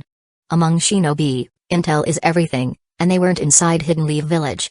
He had already shown Rashomon and his chakra scalpel. Shadows alone couldn't stop Black Zetsu, Obito, or Nagato. He felt anything but safe. So earlier, when he kept burning his own chakra on delicate illness extraction to heal people, it was partly to avoid revealing his true ability and partly to fish for anyone careless enough to take the bait. Although Crazy Diamond's power was restoration, it couldn't repair permanently lost body parts or fix pathological changes. However, it could rearrange whatever it touched however he liked. Turn a hand into a foot, an eye into a door. Or fuse someone with a rock. Its power was disturbingly uncanny. With its hidden presence and top-grade strength and speed, Crazy Diamond could punch an opponent, then use its ability to produce, in the next moment, some nightmarish Cthulhu creation. Even Black Zetsu might be at risk if Link remained fully alert. Since Black Zetsu could only control a person's body, not a stand, it might be worth taking a small gamble to eliminate such a dangerous foe. It would be quite the payoff. Unfortunately, after putting on an act for so long, neither Black Zetsu nor Obito took the bait, even Conan didn't respond. It felt like winking at a blind man. Now that he had finally used Crazy Diamond's ability, its extra chakra fluctuation could be sensed even by Kakashi just before. For Black Zetsu, with its unrivaled stealth and detection, there was no doubt. And that meant losing the chance to capture it. Tap, tap. Kakashi and Might Guy landed. Conan and Yahiko floated overhead. Bubbles descended silently, while Senju Dobirama approached from the distance. Apart from Jiraiya, everyone was here. Geez, Jiraiya. Will you ever get over being late? That masked man got away. Sasuke Uchiha said in a lower voice. After a pause, he added quietly. His space-time jutsu is very powerful. Be careful. Got it. Link nodded, keeping up the pretense of healing. Bubbles extended his hand, wordlessly supplying Link with chakra. I couldn't catch Black Zetsu, he said. He glanced at Sasuke, their eyes held the same thought, so your enemy escaped, too. A strange sense of relief passed between them. If one of them had succeeded alone, the other would have felt a lot worse. Unlike this version of Sasuke, Bubbles was more introverted and calm, an adult who didn't brag about his adversary's abilities. He merely gave the impression that he was explaining why he had failed. Now's my chance, Black Zetsu thought to itself, silently clinging to the gap in Senju Dobirama's scroll. It eyed Link, who had used up a great deal of chakra and appeared completely defenseless. Its first plan had been to retrieve the white Zetsu fitted with Madara's Kamui Mengekyo, then ditch its master Madara and bide its time. It had a freshly minted plan for reviving its mother. If possible, it would go to Obito first and stage a switching sides routine. If Obito also failed, it would kill Link and manipulate Sasuke, handing him the method to awaken the Rinnegan. Typical Uchiha. Push them a little, they'd go right into the Eye of the Moon plan. But while fleeing Bubbles, it had stumbled across the resurrected Senju Dobirama. And nearly blacked out from shock. Without understanding what was going on, its plan had stalled at step 1. It was quite sure that whatever allowed Tobirama's resurrection must be a special technique of Link's. But if Link's jutsu truly granted resurrection, then even killing the boy would be pointless. Someone else could just use summoning, impure world reincarnation, followed by the resurrection technique. An endless nesting of revivals. Much as it pained Black Zetsu to admit, that sort of resurrection was exactly the style of the sinister Hidden Leaf Village brat. An even greater headache. Wiping out everyone who knew summoning, impure world reincarnation and Link, all at the same time, wasn't feasible. Given Orochimaru's craftiness and Hidden Leaf Village as current power, Black Zetsu might be better off capturing Link and controlling him. As it stared at Link, just an arm's length away, it grew more and more tempted. But recalling that odd chakra fluctuation during Tsunoda's treatment, it hesitated. This situation looked like a trap. Was it worth the risk? Hold on, suddenly, it noticed space distorting behind Link. Nicely done, Obito, Chapter 247, Too Cunning and Too Op. The power of resurrection and reincarnation is far too dangerous. It must be completely sealed. Obito Uchiha observed Link and the child version of Senju Dobirama in the distance, his expression resolute. If that brat keeps going, Hidden Leaf Village will grow stronger than ever. All Obito's efforts, releasing the Nine Tails, exterminating the Uchiha, had been for the sole purpose of weakening Hidden Leaf Village, paving the way for the future Eye of the Moon plan. Now the first Hokage had been summoned, and the second Hokage resurrected. If their teacher were to be brought back as well. This is a trap, but it's also a once-in-a-lifetime chance. If I let Link walk away victorious, there will never be another opportunity. Exhaling a breath of turbid air, Obito's expression twisted beneath the white mask. This hollow, despair-filled, false reality. This world where heroes stand at gravestones making pitiful excuses. It had to be corrected. My heart and my deeds are as clear as a mirror. He activated Kamui without hesitation. As space distorted, his body appeared behind Link. X2 Sasuke and Utakata, who were closest, reacted immediately. One began summoning pieces of Susanoo to protect him, the other blew out bubbles in an effort to block the mysterious figure who had appeared out of nowhere. Though those two usually didn't see eye to eye, at this moment their coordination was spot on. Obito, huh? Link sensed the sudden disturbance and turned around. Even though he shared Crazy Diamond's field of vision, he deliberately pretended to act blindly, refraining from using his stand to attack right away. That phasing ability was a real pain. He could passively ignore any attack. One had to wait until the opponent attacked. Or tried to grab someone. And was forced to become tangible. Susanoo's palm enclosed Link, and the bubbles passed through Obito's body, drifting into the distance.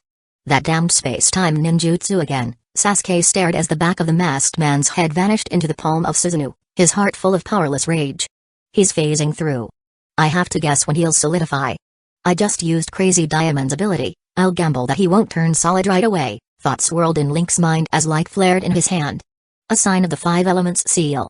Closing his eyes, he reached toward Obito's outstretched hand. He guessed correctly. Their palms and arms passed each other, like overlapping illusions. He shut his eyes. That brat, Obito's Mangekyo Sharingan and the freshly implanted 3 Tomoe Sharingan spun slightly, but he couldn't cast a visual Ganjutsu without eye contact. But that's actually good.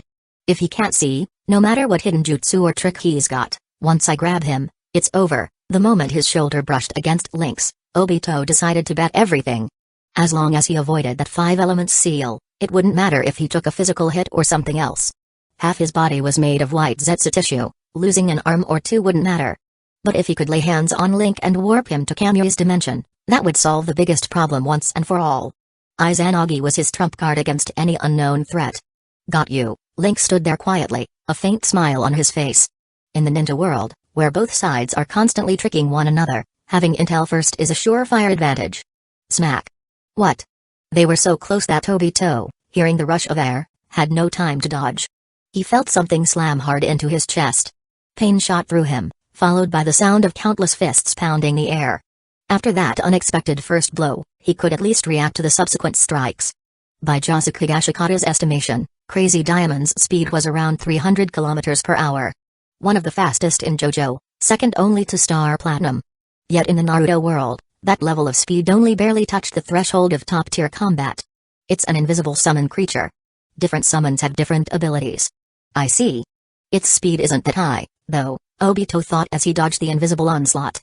Aura. Crazy Diamond unleashed a relentless flurry of punches. Even with assistance from several shadow clones, it couldn't land another hit. Once it lost its element of secrecy, pure speed alone fell short against high-level shinobi. In the blink of an eye, Sasuke deactivated Susanoo and charged alongside Utakata, positioning themselves in front of Link, who appeared unscathed. Crack. Obito, who hadn't re-entered his phasing state, abruptly dropped to his knees. His mask fell off, revealing a face twisted in agony as his body warped and reshaped in patches. That was the delayed effect of Crazy Diamond's restorative power. Link's deliberate trump card. Yet a split second later, Obito's form vanished into thin air like a bubble popping. Izanagi, Link thought with an inward sigh. Another revolting technique. Kamui and Izanagi. Obito Uchiha, could you be any more overpowered? Both he and his enemy felt the same mixture of annoyance and resignation. Glad I didn't jump in. It's another special jutsu. Or maybe a special invisible summon, Black Zetsu mused in silence. Having discarded its white Zetsu half, its stealth and sensing abilities were now top class in the ninja world. It had seen everything crystal clear during that scuffle within Susanoo. Guess I'll keep lurking alongside Senju Tobirama for now and see if a better chance arises. It abandoned the idea of attacking directly. Who knew what powers that invisible summon possessed, or whether it would trail Link day and night? Black Zetsu had no Izanagi. Caution was wiser.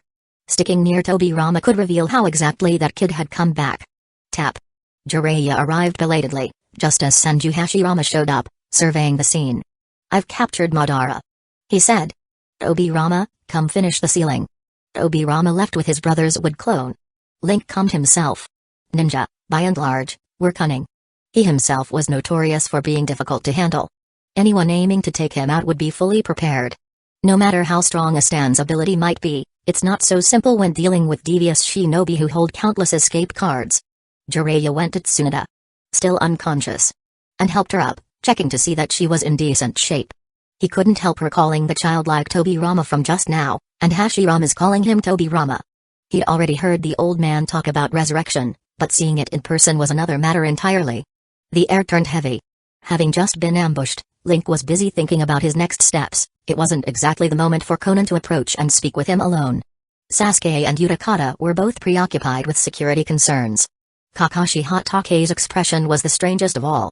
Ever since seeing that unmasked face, he'd been lost in deep, troubled thought. Before long, Hashirama returned, carrying something oblong, bandage-wrapped, and covered in sealing scripts. On the other hand, he clutched a scowling Tobirama. Time to head back to the village. He said. Chapter 248, World Peace Through Strength? A few days later, in the Hokage's office, no, I don't agree. Senju Hashirama rejected Koharu Utane's proposal about whether to send people to speak with the daimyo of the Land of Rain regarding missions. Then he said, "Those who are dead shouldn't interfere in the world of the living. I'm happy to see the village is still here, but I don't want to infringe on others for the sake of profit." "Brother." Obirama started to speak. "You keep quiet." Hashirama silenced his younger brother. "When I founded this village, the goal was to tear down barriers between clans. I wanted to establish order in a world where there was none, so that children could grow up without worries. If Hidden Leaf Village extended its reach into the Land of Rain, already a battleground in all 4 great wars, it would definitely provoke a huge reaction from Hidden Stone's village. It might even ignite a war." His expression grew stern. "In today's world, it's no longer about clan versus clan. It's become hatred and conflict among villages, among nations. I don't know how to change or rebuild this order, but I do believe that a war in which the strong prey on the weak won't bring about peace." From the bottom of his heart, that was what he believed. That was why at the first 5 Kage summit, he had practically begged the other leaders, hoping to achieve peace. Of course, that didn't mean he thought his own actions alone would bring peace. Rather, he hoped his actions and attitude would spread a yearning for peace. If he'd believed the future was guaranteed to be peaceful, then after being summoned back he wouldn't have felt so relieved just to see Hidden Leaf Village still standing. Let the future be handled by future generations. Every generation has its own challenges to face. "Brother," Obirama said, waiting until Hashirama had finished. "Once you're fully resurrected, doesn't that, in a way, make you part of the new generation?" He knew his older brother better than anyone. Chances were, those fine-sounding words just now were already the result of serious contemplation. Yet they were based on the assumption that there'd be no resurrection at all. "Oh, right." Hashirama smacked his palm against his head, an expression of shock on his face. He hadn't thought about the fact that he himself would have to tackle new problems and find a way to achieve a new kind of peace in this new era. X5 ahem. The 3rd Hokage spoke up. "I don't support taking over the missions in the Land of Rain either. But if the destruction of Hidden Rain Village isn't addressed soon, it'll only lead to more chaos," argued Koharu, not swayed by the first Hokage's rejection. "Even if we don't seize the opportunity for profit while there's a vacuum, Hidden Stones Village and Hidden Grass Village won't abandon their interests in the Land of Rain. The village is stronger now than any other. Even if war breaks out, with Link's jutsu, we could easily defeat any of the other villages. Once we unify the ninja world, true peace will arrive. And if war is needed along the way, then it's all for peace." Previously, she hadn't agreed with Denzo's idea of unifying the ninja world because she'd thought it was hopeless. But now that they had the first Hokage at hand, and could summon all of Hidden Leaf Village's powerful shinobi from the Pure Land whenever they wanted, unifying the ninja world no longer seemed like an extreme notion. It felt like something entirely within reach. Peace, war. Call it what you will, it was really just about strengthening the village. After all, the shinobi profession was never that honorable to begin with. If they did unify the ninja world, they could slowly manage the path to peace. As for sacrifices made along the way, who cares? With Link around, they wouldn't be sacrificing Hidden Leaf Village's own people, anyway. Hamura Midokado said nothing, which made his stance clear enough. Meanwhile, Tsunade was lost in thought, wondering what kind of expression she should have when she eventually saw her deceased lover, reincarnated as a small child. Nawaki? She had pretty much watched him grow up. He wasn't that old when he died, and if he came back at 3 or 4 years old, oh well. Jiraiya looked uneasy. According to his prophecy, one of his disciples would bring change to the entire world. From the way things were shaping up, it seemed like Link might be the prophesied child. But he had barely spent any time with Link at all. "The mission in the Land of Rain isn't something we must have," the 3rd Hokage said firmly. "The Land of Rivers is still unsettled, and we're still having friction with Hidden Stones Village. If we get involved in the Land of Rain, it'll definitely spark a war. We can't be the ones to start a war." He didn't deny that peace might require war. No one knew how to achieve true, lasting peace. Arguing about right or wrong was a waste of breath. But he was opposed to actively igniting conflict. Link's jutsu wasn't omnipotent. What if something else emerged that could neutralize it? Hidden Leaf Village's location meant that if it triggered a ninja world war, all the other villages would turn against them. As for revived individuals, if they were concerned, you could seal them to stop further resummoning. If resurrection was possible, then all the more reason not to kill. Just capture and seal. No such thing as an invincible jutsu. Missions from the Land of Fire, the Land of Rivers, the Land of Waves, and a few allied nations were enough to keep Hidden Leaf Village thriving. Actively starting a war brought too many unknowns. By that point, they were barely talking about the Land of Rain itself, The discussion had shifted to the village's future direction. It was practically a debate among Hidden Leaf Village's leadership on what path the village should take. Hashirama nodded repeatedly. Saratobi's right. I think we could coordinate with Hidden Stone's village regarding missions in the Land of Rain, said Homura calmly. That way we could resolve the turmoil in the Land of Rain and still get part of the missions. It wouldn't necessarily trigger war. We could solve it all peacefully. Yes, that sounds good. Hashirama chimed in again, nodding approvingly. That's nonsense, though. Hidden Leaf Village is already stuffed from missions in the Land of Rivers. No way would Hidden Stone's village willingly give up the Land of Rain missions. Homura's just talking about peace as an excuse for grabbing a slice of that pie. Brother, stop making things difficult. Obirama pressed a hand to his forehead in exasperation and directed. Go find Link, see if he needs any help, and while you're at it, figure out when exactly you want to be resurrected. Oh. Hashirama scratched the back of his head. Obirama, no matter what happens, we can't start a war. He reminded him. He usually couldn't be bothered with politics and exerted almost no sense of authority, yet he understood perfectly well that nobody in this room had as much sway over people as his younger brother did. Obirama nodded, his childish face set in a tight expression. Understood. PFFT. Haha. Obirama, your face is priceless. Hashirama exclaimed with a laugh. Obirama felt the vein on his forehead throb. Expressionless, he said. Yes, brother. You can go now. Once Hashirama left, his translucent, half-summoned body looking more relaxed than ever, Tobirama said.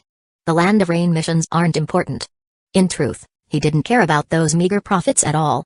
The Land of Rain was a small country, had been at war for years, closed off, and was basically in ruins thanks to the previous battle between Hashirama and Madara. Totally impoverished. Those three subordinates had thrown out their opinions so he could hear them. In essence, they wanted a plan for the future that they could get from the mouth of the two previous Hokage. Hashirama was still spouting his usual peace mindset, which was a bit out of step with the current global situation. Saratobi, have the Anbu seal off all information about resurrection. Obirama said. None of that lofty talk about unifying the world or ultimate peace, just straightforward orders. Koharu, Homura. Head to the daimyo of the Land of Fire and have him negotiate with the daimyo of the Land of Rain. Jiraiya, between you and Tsunade, one of you has to take over as the fifth Hokage within 1 month. He delivered one directive after another, smoothly and efficiently. All the village really needed was to keep growing stronger before the other villages caught on. Once he and Hashirama were fully resurrected and restored to their prime, and once Link grew, they could foster another 1 or 2 powerhouses of that caliber. Then they wouldn't need any war to bring about peace. As long as those top-tier fighters lived, there'd been no war at all. This was a world where being strong enough let you dominate. Obirama knew all about his brother's strength and understood the world's basic logic. Link's reincarnation plus Hashirama's power meant nearly limitless peace. Fancy political maneuvers and resource grabs were meaningless in comparison. I won't be Hokage. The moment Obirama finished assigning tasks, Jiraiya was the first to protest, practically in a panic. Tsunade hesitated briefly, then accepted. I'll do it. The village needed a respected, still in her prime shinobi to take the role. The old man had aged too far, it was time for him to retire comfortably. With her younger brother, boyfriend, and even her grandfather all back, the knot in Tsunade's heart had loosened. Her concern for the village prevailed. You're not leaving the village, either. Obirama said, nodding at Tsunade's choice and pointing at Jiraiya. We need every fighter right now. You'll stay to assist Saratobi and Tsunade. Tsunade smiled. Jiraiya hesitated. I want to go to Mount Myabaku first, then. He wanted to see if Link truly was the child of prophecy. And whether he still had any chance to serve as the kid's teacher. It was starting to seem very unlikely. Ugh, his head was spinning. How on earth had the world ended up like this? A reverse summoning, then. You get 1 day. Obirama said crisply, shutting the topic down. That's all. Then he hopped off the desk and left the Hokage building at a measured pace, heading back to his laboratory. Were it not for today's truly significant matters, and the village needing someone to make decisions, he wouldn't have bothered coming. Before heading off to capture Madara Uchiha, he had nearly completed his research on the summoning, Impure World Reincarnation formula. Just a bit more, and he'd have it. He wanted to prove that the technique he'd developed was no weaker than Link's mutated ninjutsu. Probably because he was stuck in a child's body, his competitive drive had ticked up slightly. That part of the space-time formula should lead to banishing all distractions. Tobirama threw himself back into his research, flipping open his notes, carefully recording every idea as he delved deeper. Chapter 249, Peace is at arm reach. A few days later, That brat's talent is truly astounding.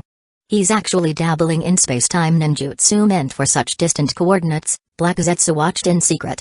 Having lived for so many years as the will of Kaguya, it had its own opinions about jutsu and shinobi. After all, in the manga it was at the level of being Kaguya's advisor. So over the past couple of days, it had basically figured out the experiment data this little brat had recorded. By comparison, some of the parts other people couldn't understand appeared rather incongruous. Because of Kaguya's Imanomanika technique, Black Zetsu had a strong grasp of space-time ninjutsu. Though it couldn't use them itself, it had no trouble offering insight. When Dobirama finished drawing the formula on the scroll and channeled chakra into it, the next moment, the ink blurred into a puddle. Failed again. Why is it failing? Senju Dobirama felt a headache coming on. In Link's version of summoning, Impure World Reincarnation, there were many parts of the technique he couldn't decipher, and they changed each time. After multiple comparisons, he had retained the same incantations and researched them, eventually extracting a set of space-time type inscriptions. He still didn't fully understand the underlying principles once he broke down those incantations, mainly there was too little resemblance to standard space-time ninjutsu scripts, so there was little precedent to follow. However, by observing the reversed process of Link's summoning, Impure World Reincarnation, Dobirama had arrived at a few conclusions about what this section did: ultra-long-distance spatial targeting, search, transmission. The biggest difference from Flying Thunder God was that it apparently didn't need an external marker to lock on beforehand. The technique itself possessed a fuzzy targeting ability. In Link's version of summoning, Impure World Reincarnation, as the jutsu enveloped them, the souls being summoned all experienced a fuzzy search phase before being transmitted over. That was downright absurd. If he could figure out how to perform teleportation without a pre-placed marker, Flying Thunder God would become something ridiculously powerful. Just clap your hands and teleport anywhere. Senju Dobirama couldn't resist the allure of an evolved Flying Thunder God. Influenced by Link, he had adopted a "if it works, who cares about the theory" mindset. He was ready to just try it out and see what happened. Then he failed 4 or 5 times in a row. Because there isn't enough chakra, and there's no search criterion, Black Zetsu silently concluded. Kaguya's Imanomanika alone required an astronomical amount of chakra for a human, so a super long-distance space-time search like this would be even more outrageous. Without ample chakra, trying to bridge such a massive distance was just daydreaming. More importantly, the formula itself wasn't complete. There was nothing specifying the search direction. Even I can see parts are missing, but this brat is still thinking about how to use it in a simple way. Maybe he wasn't the one who invented it. What's going on here? Full of doubt, Senju Dobirama began redrawing the scroll. The reason he hadn't considered the possibility of insufficient chakra was that he'd personally seen Link use only a little chakra to activate the full summoning, Impure World Reincarnation. In theory, this portion shouldn't be a problem, right? As for a search direction? That hardly mattered. He only wanted to see if it was usable. He wasn't actually trying to test some blind ultra-long-range teleport. I'll just go find Link and have him cooperate in my experiments. Summoning Impure World Reincarnation was a cruel, very inhumane technique. Of course, that refers to the original version. Link's mind was wandering slightly. Dan. Tsunade softly called her beloved's name and held a newly clothed little kid in her arms. But Kato Dan, after being reincarnated, showed no sign of happiness at being in his lover's embrace. He was mortified by the notion that soon he would die yet again. Link, thank you. Nawaki looked at his sister, who was crying tears of joy, and beamed a bright smile. Link came back to his senses and returned the smile. Starting that morning, Link had received a whole string of thanks. The night before, Dobirama had used a bunch of death row inmates to summoning Impure World Reincarnation some of the deceased ninja whose bodies hidden Lee Village still preserved. After they agreed on a signal, today they carried out the actual reincarnation en masse. Summoning Impure World Reincarnation couldn't locate everyone, though. Some who died too early had bodies that had long since rotted, so they couldn't be used for summoning Impure World Reincarnation. For instance, Uzumaki Mido or the earlier Senju clan. Some summoning Impure World Reincarnation attempts outright failed. Like Hidden Leaf Village's White Fang, whose soul wasn't in the Pure Land. Also, for those whose bodies were never preserved after death. Like Might Dewey, who opened the 8th gate. There was no way to summon them. If you wanted to find someone else, you'd have to wait to see if you got lucky in future summoning attempts. Hidden Leaf Village, as a military power of a major nation, was terrifyingly efficient once it got going. Link had no idea where they'd gotten so many hardened criminals, each one hypnotized by Ganjutsu and stepping into his swamp of the underworld in a robotic line. Literally lining up to die. Plenty of black mud for everyone, and aside from some chakra usage for reincarnation. Well, with Utakata the charging station at his side, he felt like an unfeeling reincarnation machine. At first, he'd been touched by the family's gratitude. Especially Asuma, who cried as he took his mother's hand. Link had been moved by that display of family love. As for the third Hokage finally meeting his now 3-year-old wife, Link was curious to see how that reunion would go. But after repeating it over and over, hearing so many thanks, he started feeling numb. Am I basically invincible now? Releasing summoning, impure world reincarnation, Link let the technique work on its own. After a delay, that thought popped into his head. He could theoretically cast his reincarnation on himself. The jutsu moved on its own, all he did was supply chakra. Even if he died, someone else could just summoning, impure world reincarnation him, and he'd enter the reincarnation process again. Who could ever fully get rid of him, unless they captured, controlled, or sealed him? Well. Wait, maybe I'm not invincible after all, Link smiled and nodded at Iruka's parents. Reborn hand in hand. Then continued to stew in those strange feelings. Madara Uchiha had been taken care of, Black Zetsu, Kisame, Obito, and Nagato had all escaped, but Akatsuki was basically finished. Kaguya wouldn't be resurrecting anytime soon. The fourth great ninja war from the original story almost certainly wouldn't happen at the planned time. Which meant Link's original plan. Train for 5 years, raise an army in 3. Was starting to look awkward. If Hidden Leaf Village kept using summoning, impure world reincarnation at this rate, they'd become completely unrivaled in the world. The longer they dragged it out, the stronger they'd become. So who needed him to do anything? In another 10-odd years, Hidden Leaf Village would basically dictate everything. The safety and freedom he'd wanted from the start. Now they practically seemed at arm's reach. But as Haruki Murakami once noted, people think they're chasing freedom. Yet once it's truly in hand, they can feel a bit lost. They still need some goal to strive for. Link, I need your help with a new jutsu I've developed. Senju Dobirama landed beside him. How much longer do you need here? Let me see. Link glanced at his notebook of signals, then closed it and slipped it into his pouch. Let's go check out your jutsu. He was still plenty interested in ninjutsu, after all. As for the village's missions? Why would I wear myself out after clawing my way here? Am I crazy, or is the Hokage? Chapter 250, Mishap. By the way, where's my brother? Senju Dobirama looked somewhat puzzled. Link spread his hands. I just summoned him into a physical form earlier and let him wander off on his own. He also, borrowed a little bit of money from Kakashi and the others. Dobirama was silent for a while, then sighed soundlessly. Enough of that. Big brother is still in a lot of pain, isn't he? To him, Madara was an enemy he had fought for many years. But to his brother, Madara was the only one in the world who truly understood him, the one with whom he once shared an ideal and built a dream together. Back then, the battle at the Valley of the End forced Hashirama to choose between a friend who attacked the village for unknown reasons, and the dream they had forged side by side. Hidden Leaf Village carries so many burdens. He had subdued the Uchiha clan, was willing to cast aside hatred, and risked his life for his brother's future. He had to give up so much again, shouldering the heavy weight of his ideals. Even after leaving this life and reaching the peace of the Pure Land, he was pulled back into the world yet again. Only to face his friend once more, and once again confront, consider, and bear the burden of his ideals for the future. His brother was not someone to surrender to suffering, yet. Dobirama closed his eyes. Right. He'd turned younger, which was probably causing more emotional flare-ups. Are you okay? Link looked over with a curious gaze. The little brat next to him seemed to be experiencing an interesting psychological shift. It's nothing. Dobirama forced down the swirl of feelings and spoke impassively, about my new jutsu. He launched into an explanation from the very beginning, describing the new technique's underlying theory. Over the course of about half an hour, he outlined various incantations, formulas, and rough ideas. Got all that? He asked. Well, Link was sweating bullets. After a brief pause, he simply said, just tell me what I need to do. As if he'd really understand all that. No, he did understand one thing, this devilish little Senju brat was blatantly taking revenge. So what if he's got a great mind? He still needs my help, doesn't he? Arms folded in front of his chest like a serious little grown-up, Dobirama said. Try channeling your chakra into that formula on the scroll. Even if Link infused it with chakra, the jutsu still needed the correct seals to guide it. Dobirama just wanted to see whether Link's unusual chakra might activate the script. Like those bizarre, logic-defying mutant techniques he'd displayed. Link breathed a sigh of relief. Figuring out the deeper theory would have given him a headache, straightforward instructions suited him fine.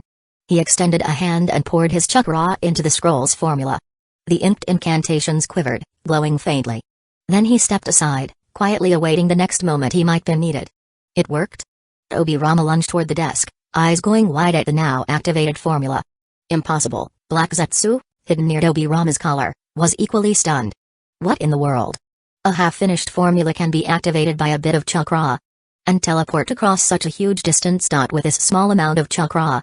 What on earth is this kid? It flatly refused to believe any human was capable of that. The technique is already running a search. Hang on, why is it searching now? Is it using me as the target? I get it. This jutsu locks on via consciousness. I don't have a standard human body, and I'm parasitic. I got too close, so I must have activated it accidentally. Black Zetsu froze for a moment, then turned to flee underground. Too late. White smoke billowed up from the scroll as the expanding formula sent ripples through the air, binding everyone around. This is bad. Tobirama's delighted face went rigid. How could the jutsu activate on its own, without specifying any target? Whoosh! A gust of wind tore through, and suddenly the lab was missing one white-haired little runt. And the entire desk. Link's mouth hung slightly open, his expression stunned. Where'd he go? Where did my big, living, breathing Senju Tobirama go? This was going to be trouble. Thud. In a dim cavern, Senju Tobirama dropped awkwardly to the ground. Unlike using Flying Thunder God in the past, this ultra-long-range teleport felt like he'd been tossed into a washing machine. He emerged dizzy and his mind spinning. He pressed a hand to his throbbing temples and set his other palm on the ground. There's a very faint chakra source closing in. A few dozen chakra signals are fighting some distance away. Outside the cave, there are two more. One of them feels strangely familiar. Just much weaker, Kakashi? Summoning all his will to stay upright, Tobirama felt too queasy to notice a black stain sliding off him and melting into the ground. Hidden Stone's village shinobi, he detected a ninja silently approaching under camouflage. This terrain looks like Kanabi Bridge. Did I not go too far? Why is Kakashi outside, and Hidden Stone's village ninja are inside? Is there a war on? Just how long have I been gone in that teleport? Still mulling this over, Tobirama casually flicked a kunai into the unsuspecting Hidden Stone's village ninja's throat. With his sensory abilities, he loved dealing with enemies who tried to sneak in close with ninjutsu. He headed for the cave entrance. En route, he spotted a young Kanoichi, bound and under a Ganjutsu, plus another Hidden Stone's village ninja casting illusions on her. No words needed. He ambushed and ended them instantly. "Who are you?" demanded a kid wearing a Hidden Leaf village forehead protector and goggles, clad in clothes marked with the Uchiha fan. He brandished a kunai, leaping out in front with a shout. That face seems a bit familiar? Obirama frowned. Seeing Kakashi Hatake lurking closer, he asked. Kakashi, what happened? Did you get reincarnated, too? Yes. Kakashi, in Obirama's view, was just a 12 or 13-year-old boy. Could that mean more than a decade had passed? Had he been stuck in some alternate space for that long? Countless questions swirled through his mind. At just 12, newly promoted to Jonin, Kakashi forced down his shock and confusion as he jumped forward, short sword in hand, ready for combat. Hey Kakashi? Why are? The Uchiha boy blurted, eyes wide in astonishment. Kakashi replied coolly. I couldn't leave things to a crybaby like you. Even as he spoke, his gaze remained locked on the little brat opposite them. A 3 or 4-year-old, having killed Hidden Stone's village ninja. Could it be some transformation technique? But why did he know Kakashi? Was he also a Hidden Leaf village shinobi? Password. Kakashi demanded warily. State your password. The young Uchiha glanced around in bewilderment. We have a password for this mission? It was just us and Minato-sensei, right? They don't recognize me? Obirama wondered if he was under a Ganjutsu, so he quietly scrambled his chakra to dispel illusions. No effect. Brow furrowing, he said. You're Kakashi Hatake from Hidden Leaf Village, correct? What exactly is going on? Chapter 251, New problem arose. Stay calm, Link took a deep breath, returning his expression to a refined composure, and opened a nearby drawer. A time machine. Well, tell me. Where's my time machine? He inhaled again, pressing one hand to his cheek. Gosh, he should never have cooperated with Tobirama on such a bizarre experiment. He'd actually understood a little of Tobirama's explanation earlier, that it was a highly formidable space-time jutsu extracted from his own summoning, impure world reincarnation. But considering Tobirama's expertise, and the awkwardness of discussing other worlds, Link had simply let it be. Who could have guessed the guy would steam ahead so recklessly? What happened to the prudence and professionalism of Hidden Leaf Village's top forbidden jutsu expert? Link cursed inwardly at length. He'd trusted Tobirama so much, yet it all ended in a major experimental accident. If Tobirama got flung to, say, the Dragon Ball or Warhammer universe, how would they handle that? Even if they found some connection, did Link really dare to reconstruct that scroll using Tobirama's leftover formula? Whether it was the godlike figures who casually explode planets in Dragon Ball or the dreadful madness of Warhammer, making that connection would be a disaster. Sigh. He mulled over 1,000 possibilities, then finally exhaled all the CO2 in his lungs, as though draining himself of all agitation, letting go of those useless worries. Regardless, he could never stop Hashirama from searching for his brother, nor could he prevent the village from looking for the second Hokage. And a new world. Hey, for the second time, he felt that spark of drive, that anticipation. Unconsciously, Link smiled. Honestly, he wasn't sure when it began, but he'd come to love unknown jutsu, a thrilling life, obtaining greater power. If he were sent back to Earth, returning to the old average Joe, he probably wouldn't want that. A new adventure. A new journey. Hey, Private Tobirama. Wait for us to rescue you. Outside Hidden Leaf Village, at the Fun Street Casino. I'm having the time of my life, ha ha ha ha ha. Hashirama was laughing heartily as he raked the chips toward himself. Wow, today his luck was off the charts. Winning bet after bet. Anyway, even if he was reincarnated, he was only a 3-year-old child. Let future troubles be dealt with in the future. If he left every painful thing on his mind non-stop, he'd have become a depressed wreck long ago. All the suffering from the Warring States era had left him resilient enough to face anything head-on. Now, if he could fully enjoy himself, why not make the most of this second chance at life? Whoosh! An Anbu operative landed beside him, whispered something in his ear, and in that instant, Hashirama's grin vanished. He didn't even bother collecting the chips before disappearing under the startled gazes of gamblers and casino staff alike. Less than a minute later, in the Hokage's office. What happened to Tobirama? Hashirama demanded, jumping in through the window with the Anbu in hand. Seeing his subordinate Tenzo, who was being plunked down like a child, the third Hokage sighed quietly in his mind. It's like this. Link took the initiative, describing the experimental accident and providing a logical guess at what had happened. Because Tobirama had been careless, an unknown space-time jutsu had teleported him away. That was a serious headache. Currently, the only people in the village capable of space-time ninjutsu were Squad Genma, personally trained by the fourth Hokage. Sure, they could use it, but to say they'd mastered it was a stretch. There was a lot of room for improvement. Of course, sealing jutsu and summoning jutsu also dealt with space-time at some level. In principle, they overlapped. But Tobirama's experiment scroll? The barrier team's experts couldn't decipher it, and even the third Hokage found it taxing. Trying to learn an entirely unfamiliar jutsu from scratch was incredibly difficult. Ah, Tobirama. Hashirama shook his head, wearing a "I told you so" expression. Any plan? He was quite worried about his missing brother, but expecting him to develop a thorough rescue plan was pushing it. Tomorrow, I'll step down, and Tsunade will take over as the fifth Hokage, said the third Hokage, calm-faced. Then I'll sacrifice myself by cutting open the Shinigami's belly to free Minato. We'll see if he can figure out the second Hokage's technique. A few days back, prompted by Link, Tobirama had found a way to unseal the fourth Hokage's soul from the Shinigami's stomach. Otherwise, they wouldn't have pressed for Hiruzen Sarutobi's resignation. They couldn't ask Tobirama to slice himself open, and not everyone could be like Orochimaru, carving up their own body without consequence. So Tsunade's going to be Hokage. My apologies, Sarutobi. Hashirama said with a face full of concern. I strongly suspect the third's partly stepping down because dealing with his 3-year-old wife, a porcelain doll, was too much. Likely he'll stay around as a spirit, like Denzo, serving the village for a while, but not face her daily, effectively avoiding the whole issue. Link saw the barely perceptible look of relief on Hiruzen's face and smirked inwardly. Standing nearby, Tsunade wore a serious expression. With her little brother, boyfriend, and grandfather all back, she was ready to become the next village leader. Jiraiya, however, looked rather down. Seeing firsthand that he had no chance whatsoever left him stung. Hiruzen Sarutobi shook his head. It's nothing. Minato might not succeed, though. If that happens. He hesitated. Space-time ninjutsu? The fourth Hokage was undoubtedly gifted there. Sealing jutsu. Also linked to space-time. Was that younger man's strong point as well? But the technique Tobirama left behind was a total enigma. Even as the professor of ninjutsu, Hiruzen saw only one person who might be able to interpret, learn, and replicate that jutsu in the shortest possible time. Orochimaru. His expression showed a hint of exasperation. That disciple of mine, who defected from the village, very likely can understand it. Hashirama considered it. Then I'll hold off on finalizing my reincarnation for now, until Tobirama returns. I'll go with Link to capture Orochimaru.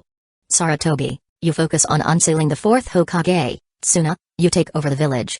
Hamura, Koharu, you two be sure to support Tsuna fully. Yes. X5 wait. Jiraiya raised his hand. I know Orochimaru well, I've chased him for years. Bring me along.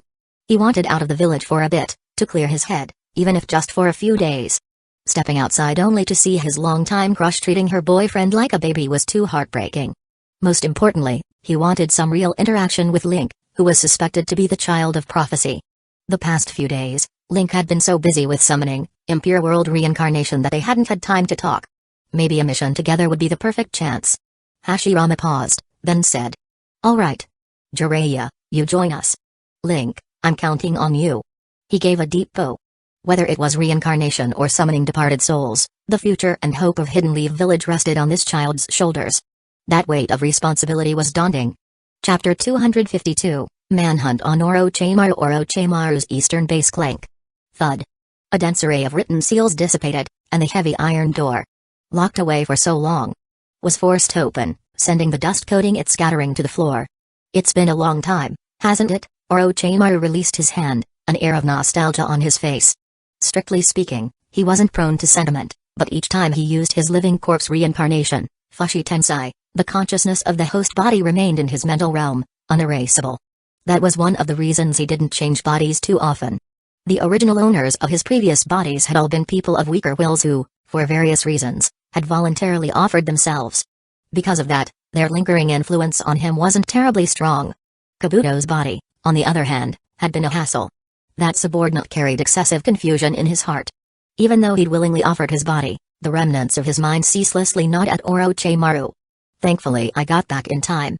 It seems a lot of the base's seals were sabotaged. If all the things inside had escaped, it would have been a huge headache. Orochimaru thought for a moment, then turned and looked into a corner, smiling. Come out, Suigetsu. With white hair, violet eyes, and a mouthful of shark-like teeth, Hazuki Suigetsu stepped from the shadows with a nervous laugh. Oh Orochimaru-sama, been a while indeed. Never thought you'd manage to survive. Orochimaru said with a trace of amusement in his voice.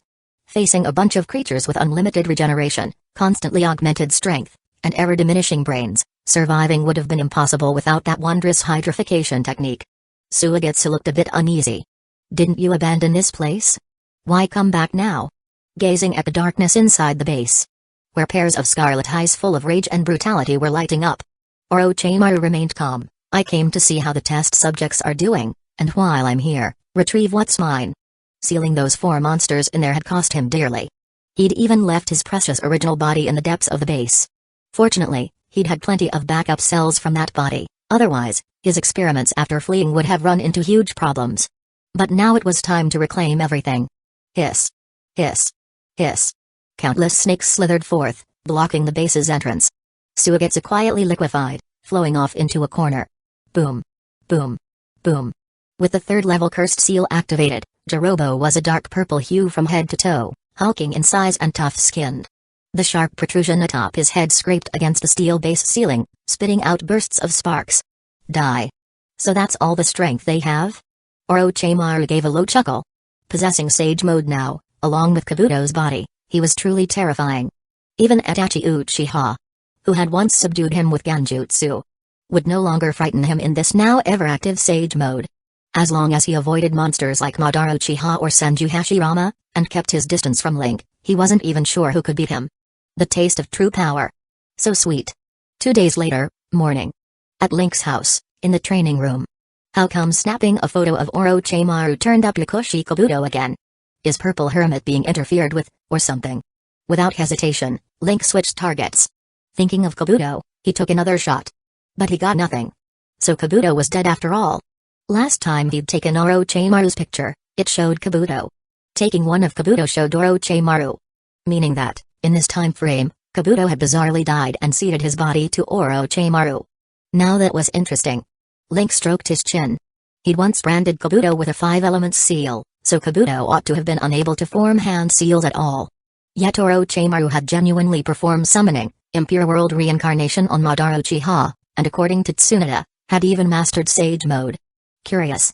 In the manga, he wasn't interested in Kabuto's body at all, but now he's stolen a body that's had its ability to form hand seals stripped by the Five Elements seal. He recalled how Tsunade had gained Sage Mode through that original body's cells. And Orochimaru's sudden grasp of Sage Mode. That confirmed his earlier guess. The original body was that old one of Orochimaru's that Link had branded with the Five Elements seal. So the Five Elements seal's real effect is that it draws in natural energy. He pondered the seal's further potential and realized it might be very easy to deal with Orochimaru. Just one Five Elements unseal and done. All the talk of expert in senjutsu. Immune to ordinary physical attacks. Extremely fast regeneration. None of it mattered against his jutsu. Orochimaru, you wouldn't want, and paired with Hashirama's taijutsu. Capable of trading blow for blow with Madara. Capturing Orochimaru would be child's play. Snapping another shot of the location, Eastern Base. That was familiar. He had seen it before, plus Xiangling had told him the exact location. Link grasped the photo and stood. Utakata, Sasuke, get ready. We're heading out. Within Hidden Leaf Village. Or, rather, the entire world. He probably ranked as the strongest person, no questions asked. Did people not get that he could summon, at any time, the third Hokage in his prime, Shimura Denzo, the fourth Hokage, and mech pilot Senju Hashirama? Well, Denzo was a bit, next time, I'll check Sasuke's opinion. If it doesn't work out, I might as well not resurrect that old fossil. He is always so eager to jump out and help with Rashomon. Makes me a bit uneasy. Shaking his head, Link led Utakata and Sasuke outside the village. Hooking up to his battery. Utakata, he summoned Earth Dragon, plus Rashomon, get out here. Up on the 4 Hokage rock, a moment later, 3 of them were pulled into the living world. No matter how you looked at it, Denzo felt out of place. But because he was a summon, not blacklisted, and was still willing to fight, Link couldn't just bench him. He'd likely need old man Denzo for other world exploration someday. With that in mind, Link and the 3 Hokage, plus the 0.5 Hokage, mounted Earth Dragon. In a whirlwind of speed, they rushed toward Orochimaru's eastern base. Lord first, Lord third, Link. I'll scout first. Minato, holding a flying thunder god kunai, volunteered. In an instant, his figure vanished. Shimura Denzo stood there, expression grim. His position really was awkward. Even if he regained his armful of Sharingan and Shishui's Mangekyo, how could he match the 3 Hokage vying for the top? Strictly speaking, there was no way he could.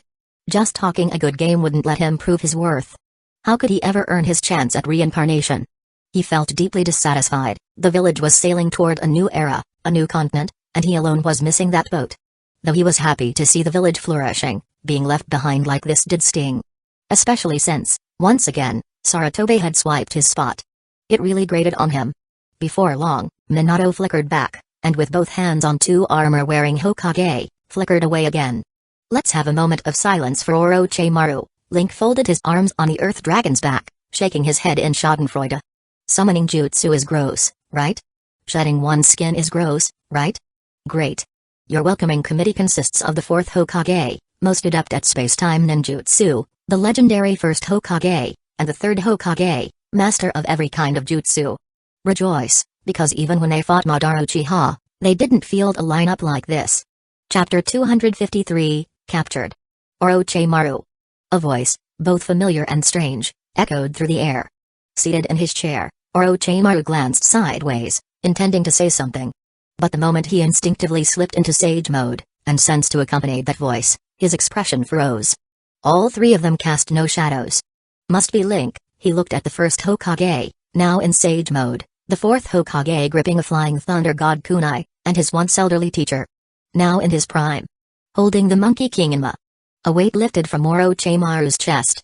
Based on what he knew about Link, that brat was indeed a vengeful one. He'd already seized 2 of Orochimaru's bases in quick succession and even sent Jiraiya and the others searching for him. Having dealt with Madara Uchiha, they were bound to eventually come for him with overwhelming force.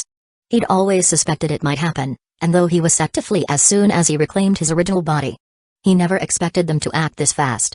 I surrender. Orochimaru stood up with a resigned look, raising his hands. Resist? Impossible. Don't be ridiculous. Did they think he was Madara Uchiha? This lineup, with Link surely watching outside, meant he wouldn't have time to attempt any reverse summoning before the yellow flash completely ruined him. Besides, he felt neither bitterness nor fear. After all, he'd seen the reincarnated Senjudobi Rama firsthand. He knew Link could summon and reincarnate the dead. There was no reason to be afraid. Sooner or later, they would need his skills. He understood the Pure Land enough to know that once you slumber there, you have no consciousness of time. Eventually, someone would require his talents. So maybe dying this one time and settling his conflict with them wasn't so bad. That said, not dying if he could avoid it would be best. Sarutobi Hiruzen slammed in staff form, onto the ground. The laboratory shook as he spoke with a grim face. Come back to Hidden Lee Village with us. You won't kill me? Orochimaru saw that his teacher's tone and expression carried no murderous intent. Now that was interesting.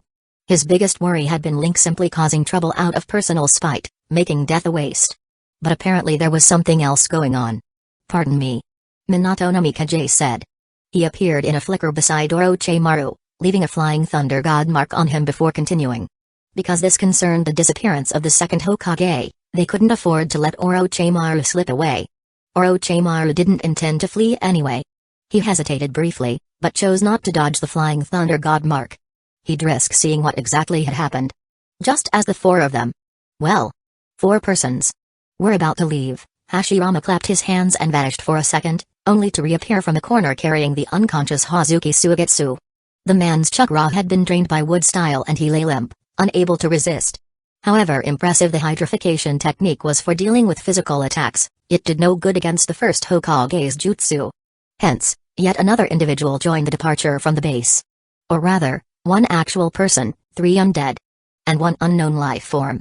That was quick. Link watched in amazement as the entire operation took no more than 20 or 30 seconds. And now they emerged with 2 prisoners. He couldn't help but admire. I really am amazing, huh? After all, summoning jutsu is part of his own combat power, right? Of course it is. Orochimaru. Jiraiya locked eyes with his old teammate, his expression complicated. Only to receive a look of complete disregard in return. Everything in Jiraiya's life felt off, unrequited love, watching old companions drift further away.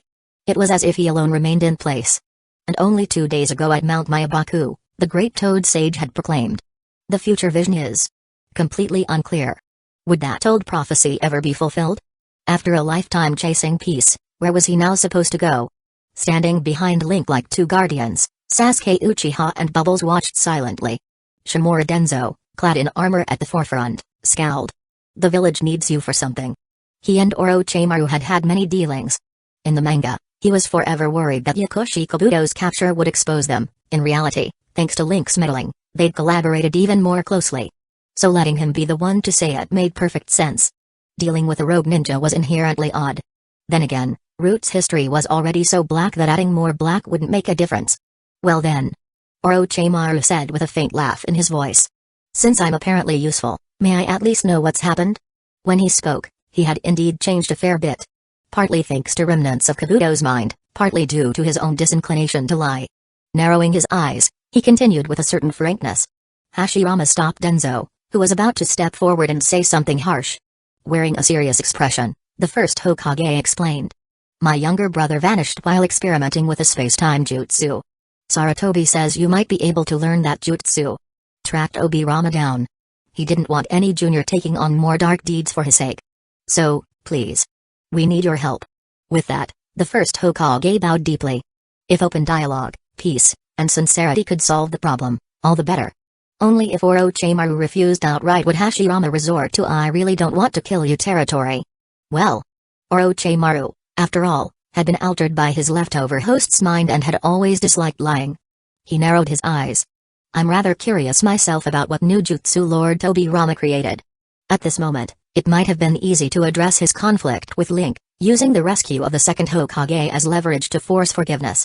But he knew that Brat never caved under pressure.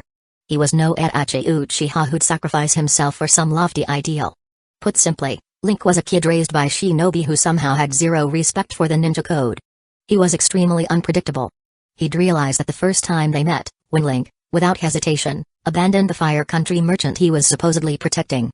From that moment on, Orochimaru grasped that this was a wild card who cared nothing for the normal ninja rules. No wonder he got along so well with that jaded Kakashi Hatake. I'll be keeping an eye on you.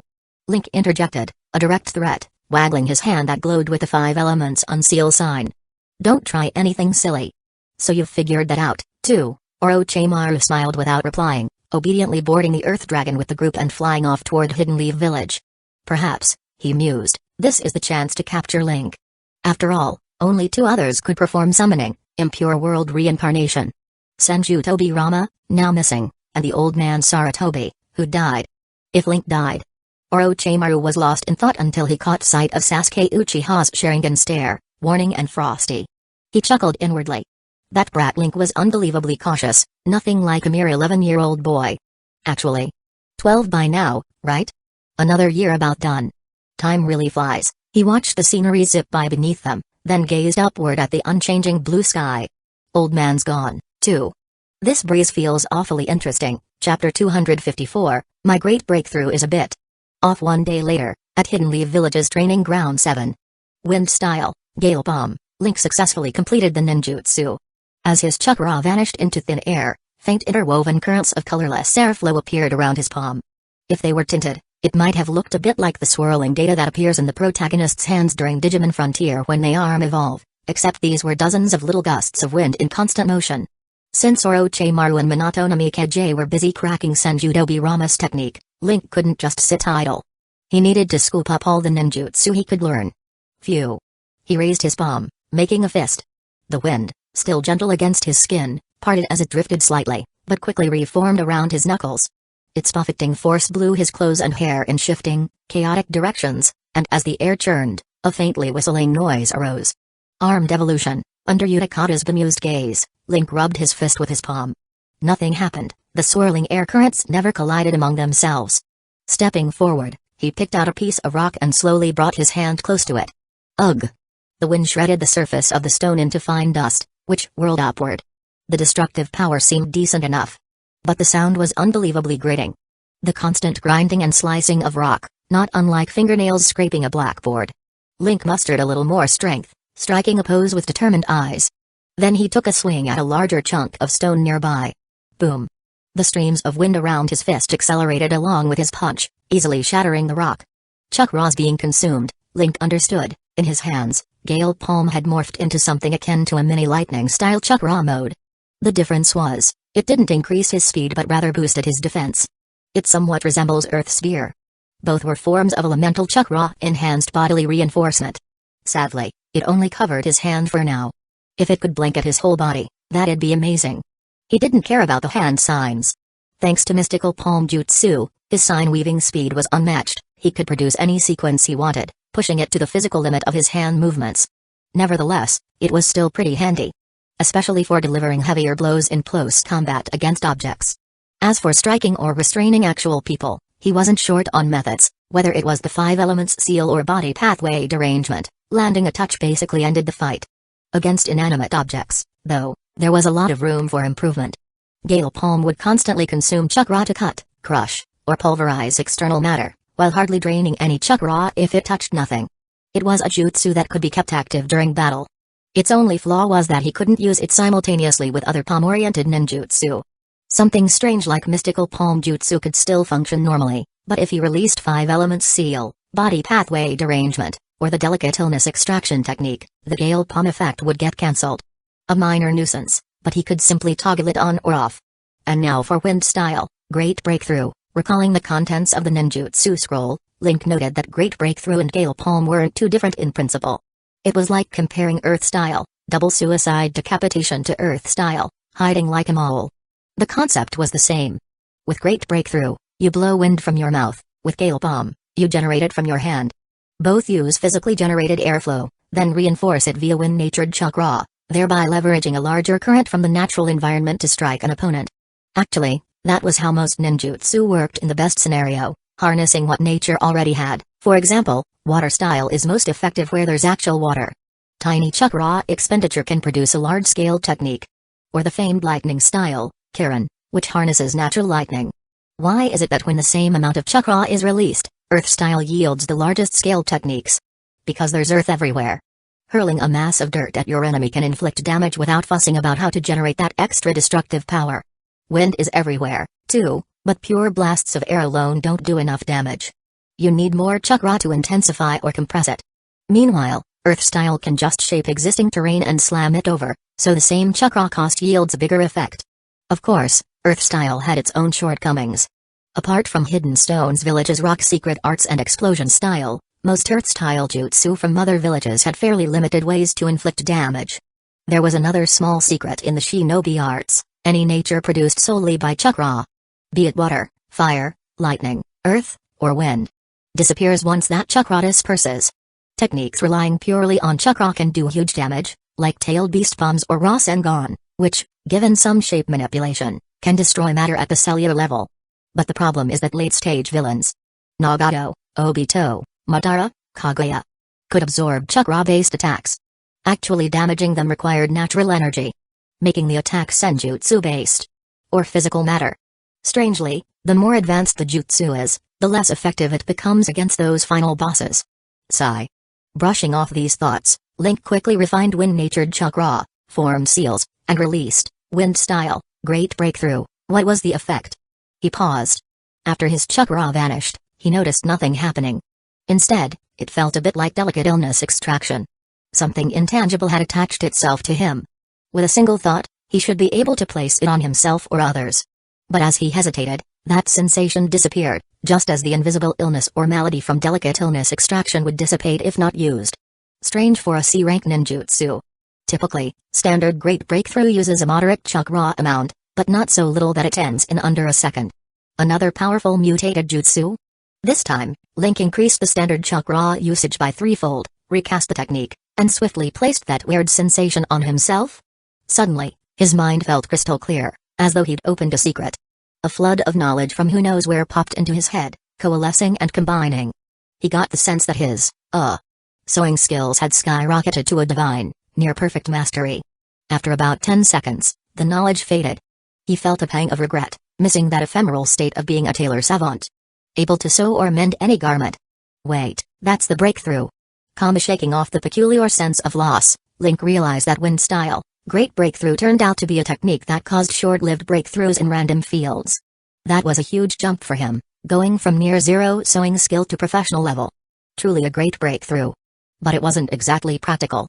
With a perplexed look, Link tried releasing Great Breakthrough again. My skill at going to the bathroom is now godlike. Please address me as the master of... No, wait. Saint of poop. I can poop 3 pounds in a single go. A few moments later, he shook his head, feeling once again that sense of regret from losing his newly mastered skill. Pressing a hand to his forehead, random. It's random. And there's me. Once again dealing with a rogue lottery ninjutsu, Link had never felt such loathing for a roguelike mechanic. If it were just substitution jutsu that was random, fine. But Great Breakthrough. So that's the deal. It rummages through all his possible skills and temporarily grants a huge leap in one at random. Even bodily functions like pooping? Does breathing count, too? I guess I can inhale 3 liters of air at once. So call me the Saint of Lungs? Damn. Still. It might have some research value.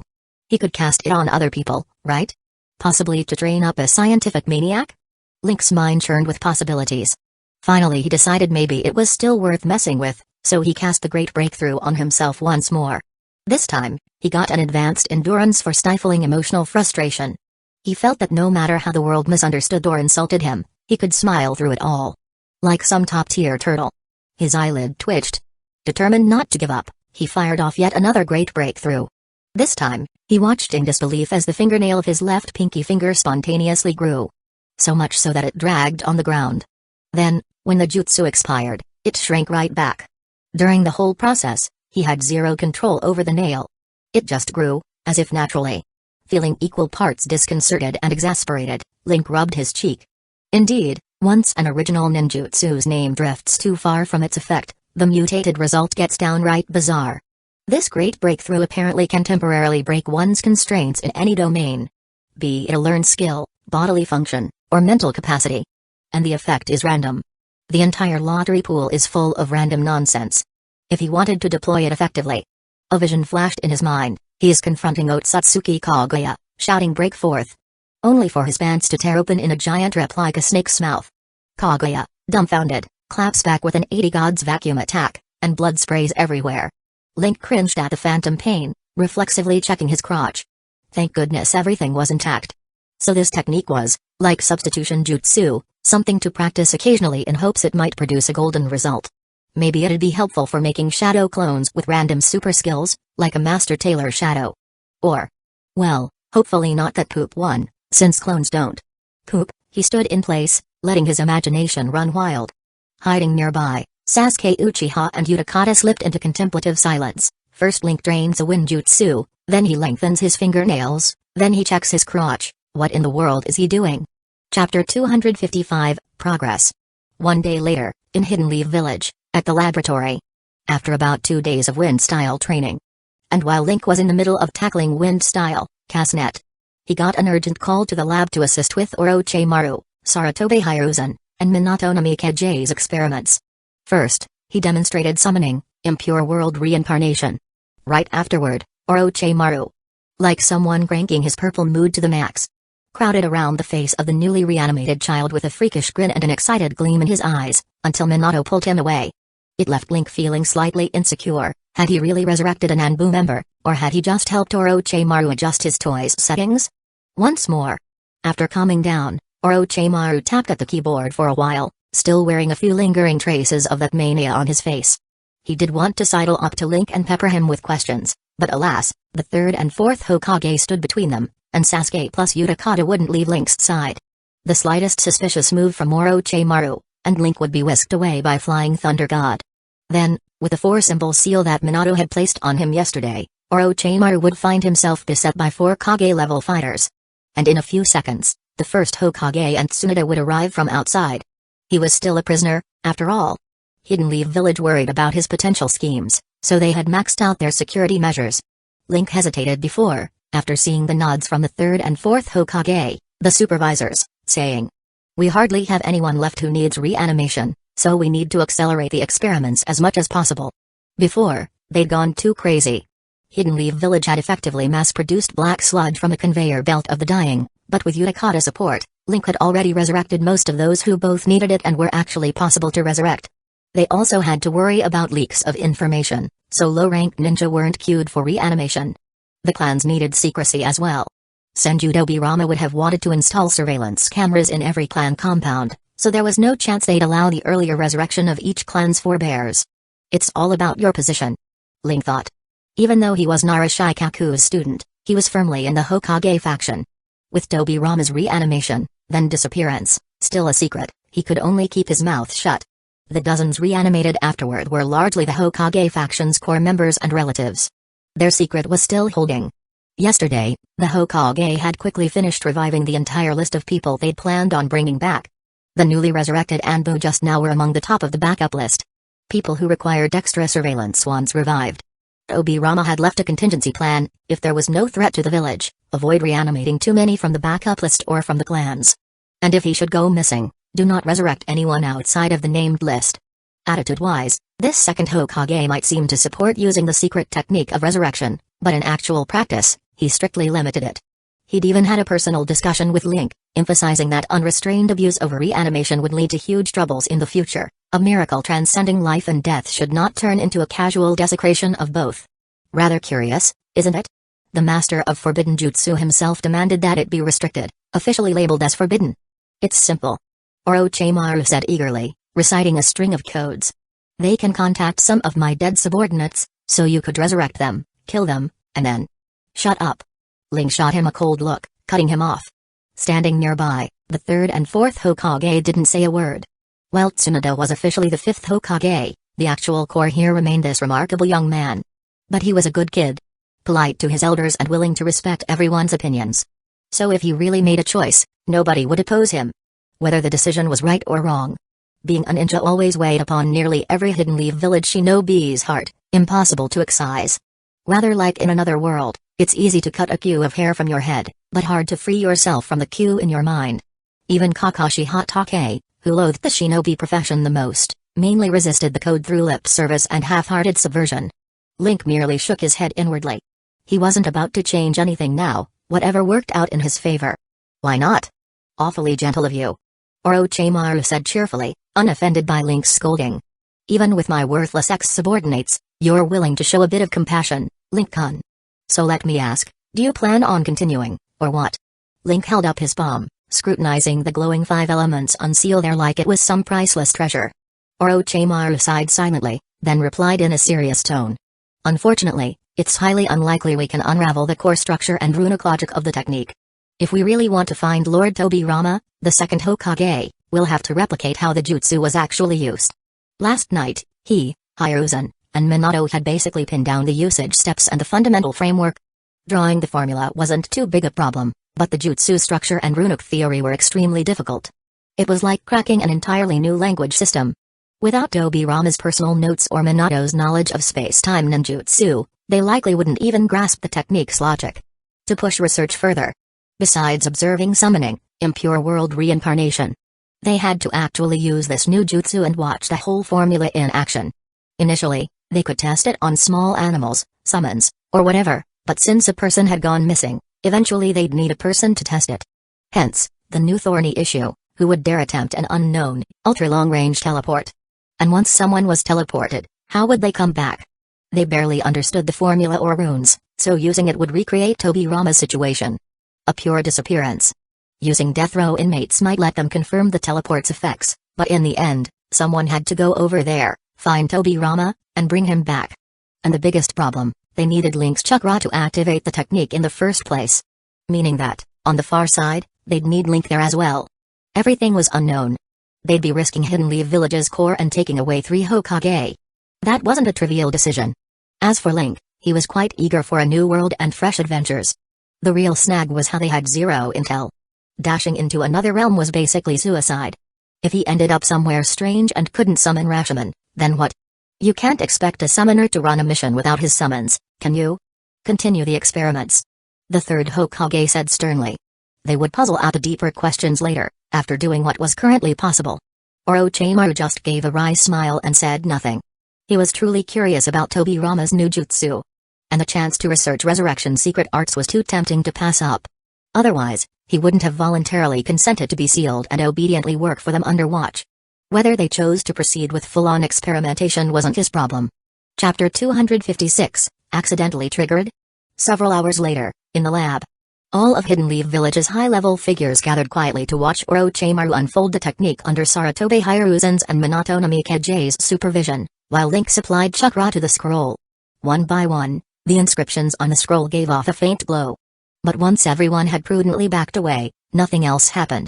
The technique was activated, but didn't trigger automatically. Orochimaru eyed the weakening glow on the scroll, and in the end, all the chakra stored on it burned out, returning it to a calm state. Nothing happened? He frowned. It made no sense. If merely injecting chakra caused no effect, why did Senju Tobirama vanish? According to Link's account, the second Hokage never formed seals or released chakra. He didn't even touch the scroll. He was only standing a few dozen centimeters away, looking at it from a distance. How could he have used the jutsu? Maybe there's some kind of trigger-based trap. That thought crossed everyone's mind. Minato, standing nearest, formed seals to create a shadow clone, instructing it to poke and shift the scroll. Every small motion made everyone watching tense up. What sort of jutsu was it? What triggered it? How far could it reach once triggered? No one underestimated Tobirama's caution or logic, and they assumed the master of forbidden jutsu could have set something extremely sophisticated. That naturally led to all kinds of wild theories. Yet after the shadow clone repeated its handling for quite a while, still nothing happened. Just as people were convinced there might be some hidden twist, Hashirama lifted his hand. Is there a chance Tobirama just didn't think much about it and used the jutsu right away? Impossible. X2 Orochimaru and Sarutobi Hiruzen spoke in unison. As master and disciple, both having read the second Hokage's notes, they gave the famed master of forbidden jutsu plenty of credit. But after test upon test, including Shimura Denzo volunteering to act as a suicide squad tester in person, nothing occurred. Must have been an accident, then. Yes, triggered by chance. Orochimaru showed a cryptic smile, looking amused at the 4 Hidden Leaf Village elders' attempts to excuse the second Hokage. Covering his face with one hand, Hashirama sighed repeatedly. Tobirama, that fool. Using an unknown jutsu so recklessly. Really. He hated talking poorly behind his little brother's back, but that had doomed attempt written all over it. Everyone tacitly dropped the matter and restarted the experiment. Link again channeled chakra into the scroll's formula. Orochimaru tossed over Lab Rabbit from Training Ground 7. The instant it touched the glowing, newly activated jutsu, the inscriptions contorted and compressed, forming a vortex that swallowed the rabbit. They tried again with several ordinary animals of differing sizes and species. Every outcome matched the first rabbit's fate. It's a contact-based jutsu, Orochimaru concluded. So long as Link's chakra is powering it, anyone can use it, but the active state doesn't last long. He pondered the earlier sequence of runes he'd seen. How they lit up for space-time ninjutsu, what changed, what stayed the same. Silently piecing it together. I think I've got it. Of the three main researchers, Minato was the first to speak up, a look of realization on his face. Pointing at the unactivated portion of the scroll, he said. This section here handles relational searching, that section is for targeting, and that one is for the space transfer. He explained it all. The principle wasn't super complex in itself, the script was simply unfamiliar. With Tobirama's partial notes and on-site comparisons, it became easier to figure out what the fully deployed technique was doing. Flying Thunder God itself could handle a fuzzy target. Like teleporting away a tailed beast bomb out of nowhere. But it was too imprecise and depended heavily on a sensor-type ninja's skill. This new space-time ninjutsu had an automatic function for searching and pinpointing a dimension. Saratobi Hiruzen nodded. Also, I noticed just now, when the rabbit hit the technique, the very first inscription to respond was here. He gestured to a segment Obirama himself hadn't deciphered. I suspect it's for linking minds. A link to the mind. Maybe transferring whoever used it to the location they wanted? Possibly. There were details they hadn't nailed down yet, but they were on the right track. Orochimaru listened and took notes, offering his own perspective. The three of them chattered away enthusiastically, as if oblivious to the fact that two of them were reanimations and one was a prisoner. Link understood only bits and pieces. Standing to the side as a mere chakra battery. He got the main idea, more or less, but not the details of the formula. He'd once hoped Minato might replicate the external brain contraption Tobirama had used, but after eyeing each other for a bit, they both realized they had no idea how to proceed. Rather awkward. Anyway, that plan to learn Flying Thunder God through an external brain had failed. Once he found some free time, Link figured he might as well return to practicing wind style. There was plenty to learn. Back to business, the experiments resumed at full steam. Tsunade and the two village advisors soon left to handle official duties. Hashirama, along with Sasuke and Bubbles, stood by like they were listening to a foreign language. They spent a whole day that way, doing less than Link, who at least contributed chakra. Their initial findings matched Hiruzen's hunch. The jutsu's logic was connect to mind and spirit, search for a location, confirm coordinates, then teleport. Three minds can still beat one, especially if those minds belong to Orochimaru. Capable of improving forbidden jutsu. Plus the professor of ninjutsu and a space-time master like Minato. Armed with Tobirama's notes, they made quick progress. In barely 4 or 5 days, they tested normal animals, snakes and serpentine summons, Orochimaru's donation, plus some death row convicts. Everything teleported away to an extremely remote location, so summoning them back was out of the question. That ended any dream of leaving behind Chakra's Link, crossing over to find Obirama, and then summoning everyone home.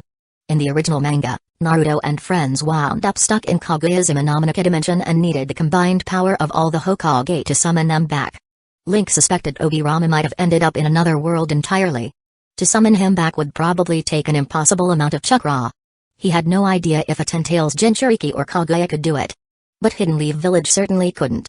That said, why was so little chakra consumed when teleporting to that faraway dimension? Orochimaru's explanation was that Link's chakra was highly unusual. And so it circled back to the original plan. Link would lead a team, using the jutsu to cross over to the other side. Find Tobirama, and figure out a way to use the jutsu to come home. Chapter 257, Rescue Across Worlds. Evening, after resetting Rashomon. Minato, once you're over there, please be very careful.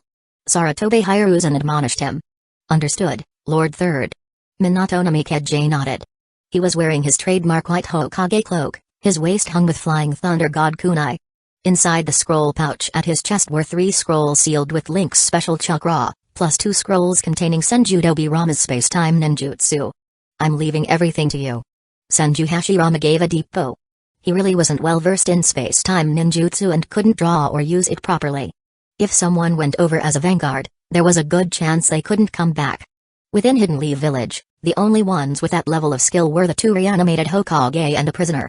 Orochimaru obviously couldn't go. Saratobi Hiruzen wasn't as mobile as Minato. Most importantly, Minato was an extremely powerful sensor ninja, naturally suited to scouting out places where the level of danger was unknown. In the manga, he and Senju Tobirama once both sensed chakra fluctuations from a battlefield hundreds of kilometers away. Learning Flying Thunder God required not only knowledge of space-time formulas but also top-tier sensing ability. The situation on the other side was unclear. Sending many people for the first attempt was impossible. If something went wrong, it would only cause confusion.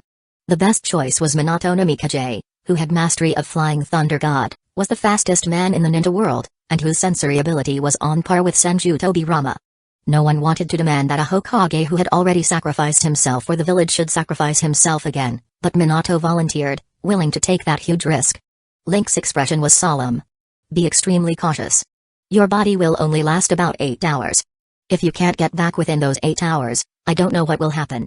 No one was sure whether a reanimated person traveling to what might be a different world could return once their time ran out. Everything was unknown. He laid out all the risks.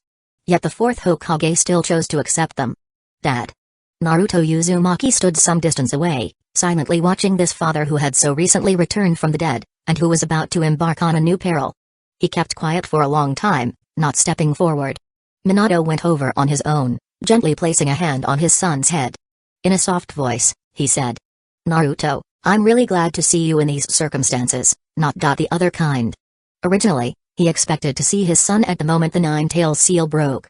Chakra can be so mysterious, even in the Reaper's belly. The chakra Minato left inside Naruto let him meet his son.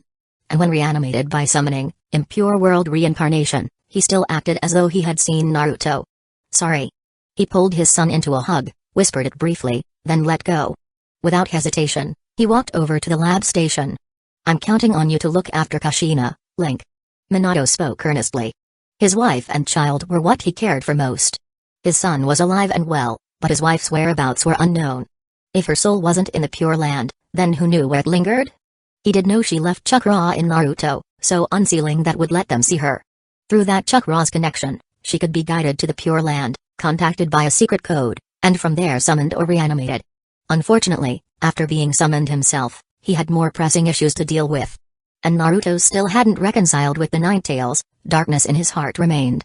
Directly undoing the seal might be dangerous. Still, he believed in his son, just as he had on that night of the Nine-Tails attack. He trusted his child beyond all doubt. Link gave him a thumbs up. That's a matter you should handle yourself. He smiled. Don't think you have to shoulder all the risks alone, fourth Hokage. Learn to trust others. If you're not back 5 hours after you leave, Lord Hashirama and I will come to save you. With that, he poured chakra into the technique, then stepped beside Naruto Uzumaki, who was choking back tears. He lightly patted the Jinchuriki's shoulder. In a relaxed tone, he said, a man should raise his own kid properly, and take care of his own wife, too. Minato chuckled. At heart, he was quite the lone hero type.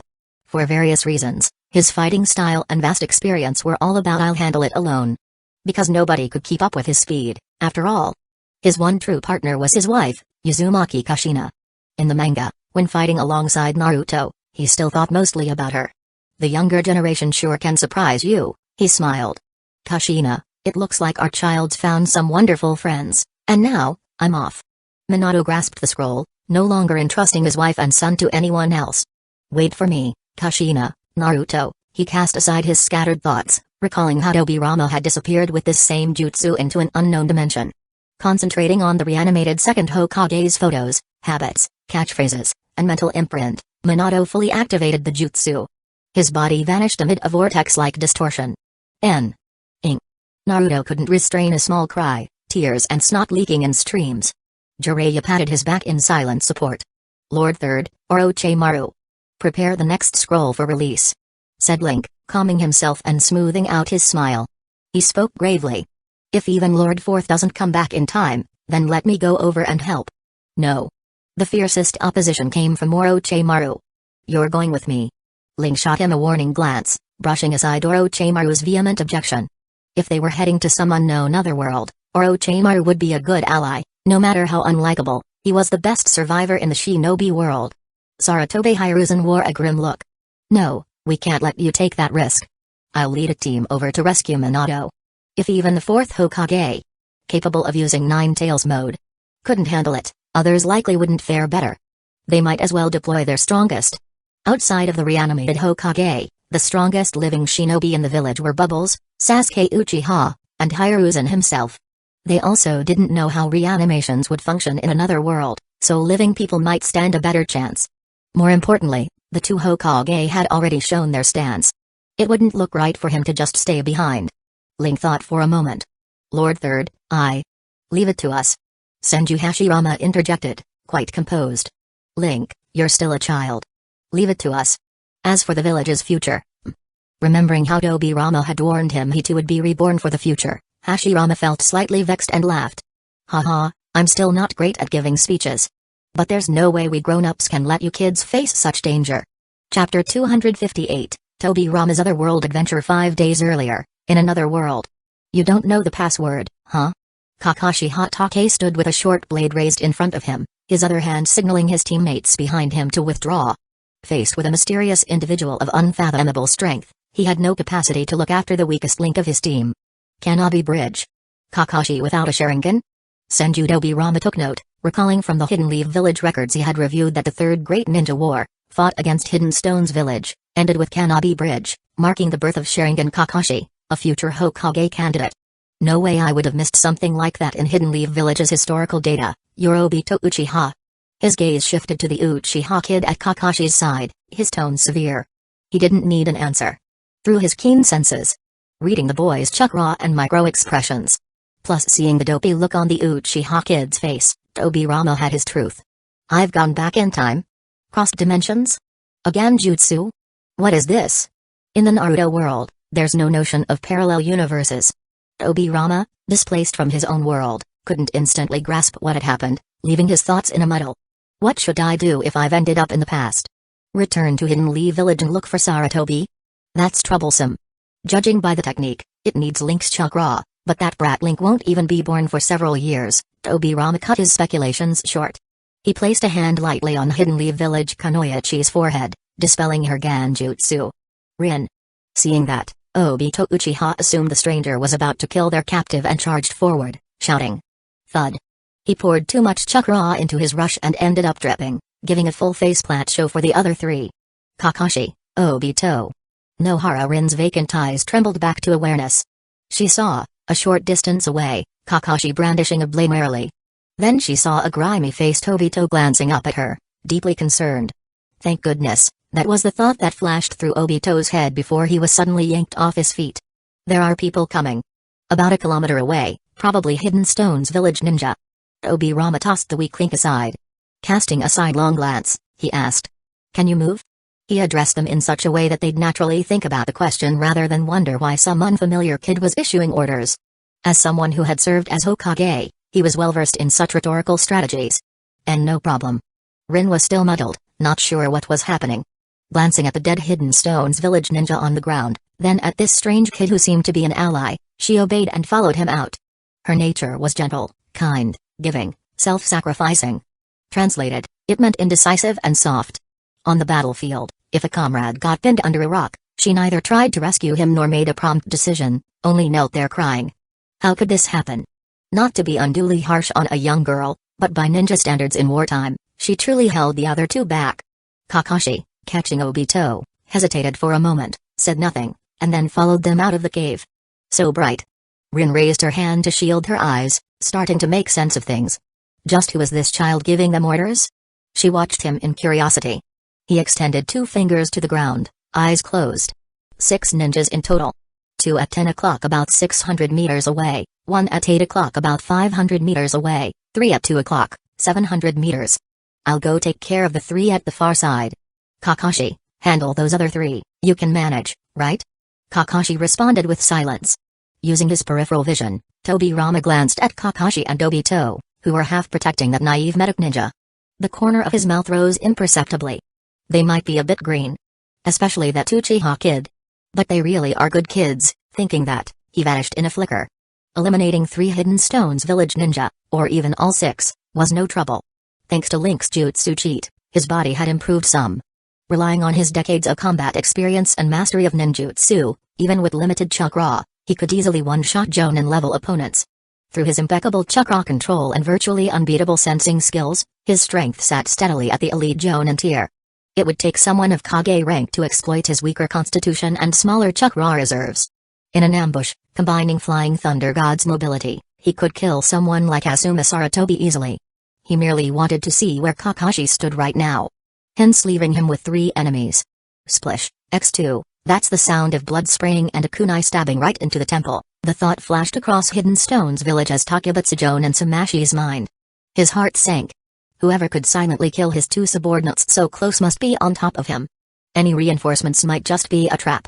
He formed a one-handed seal, accelerating chakra molding. He'd try the teleportation jutsu to flee the dangerous enemy. SHFF. X22 nearly simultaneous sounds. One of the flicker, the other of a cutting attack slicing the air. What? Kamisamashi had just teleportation jutsu'd away from his original spot, yet the enemy was already waiting at his landing point, attacking in advance. He couldn't react in time. All over. Thud. Obirama's small face looked utterly relaxed. These modern ninja were leagues below the old Warring States era, both in experience and skill. That was, of course, a good thing. Only in peace could shinobi afford to pursue less killing. Hey. Peace, peace.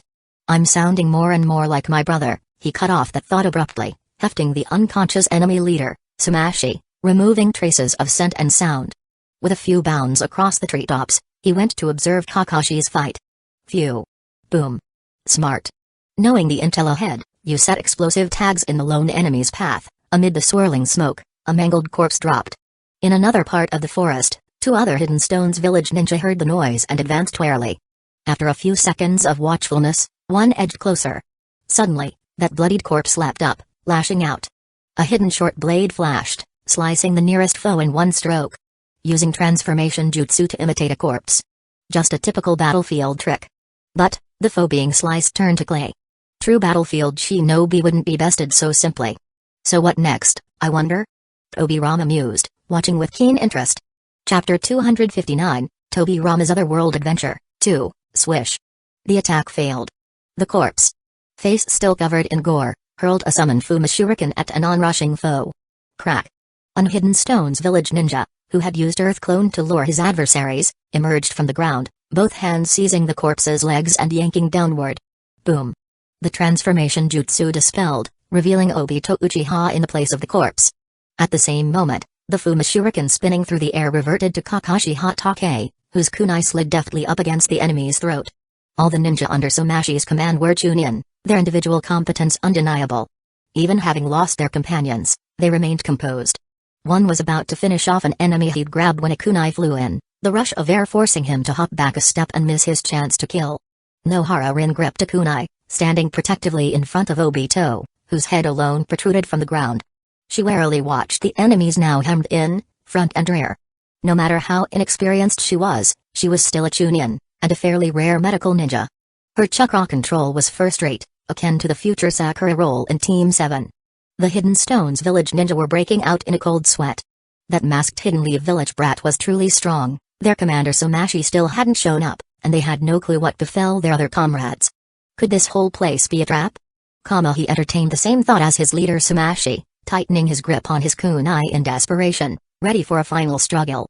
Splurt. Senju Obirama's figure appeared like a phantom, stabbing the enemy dead, then leaping back onto a tree branch. With one foot on the unconscious Somashi, he said. You lot took your time. Not bad, but only barely acceptable. Trusting one another, coordinating to fight, dividing tasks properly, alert at all times, plus they still hadn't revealed that soon-to-be famous jutsu, Chidori. Kakashi Hatake. For someone so young, no wonder he became a Jonin. Obirama's face remained stoic as he silently approved in his mind. Then he turned his head upon sensing a sudden arrival. By the look of you, must be Minato Namikaze. Compared to Obito Uchiha, the future 4th Hokage was far more recognizable. Plenty of data about him remained in Hidden Leaf Village's records, and his face on the Hokage rock was carved in the most conspicuous spot. Minato Namikaze, looking slightly perplexed but keeping calm, said. Who are you? Take me back to see Saratobi, the 3rd Hokage. Obirama rattled off a string of codes. These were ones he'd once agreed upon with his subordinates in his Hokage days. Sadly, he never got to use them again after his final stand. Based on his knowledge of Saratobi, even if the codes had long been discontinued, Saratobi would still meet him once he heard them. Armed with what was in Tobirama's head, earning their trust wouldn't be hard. There was only one problem. Huh? All of a sudden, Tobirama stared intently toward the cave, picking up on a very familiar chakra. Incredibly familiar. Madara. No mistake, that's Madara's chakra, his mind raced. Even if it had flashed by only briefly, he wouldn't mistake it. Sorry. Minato apologized, dashing forward in a teleportation jutsu so swift he arrived almost ahead of his own voice, only to be astonished. The mysterious child, who had seemed momentarily dazed, vanished at nearly the same instant he did. So fast. Someone can match my speed? Minato was astonished. He'd figured that so long as he tagged the other with his flying thunder god mark, there'd be no problem, whether the kid was a spy or genuine. Yet showing such speed and reflexes meant he couldn't handle this person so simply. Swish.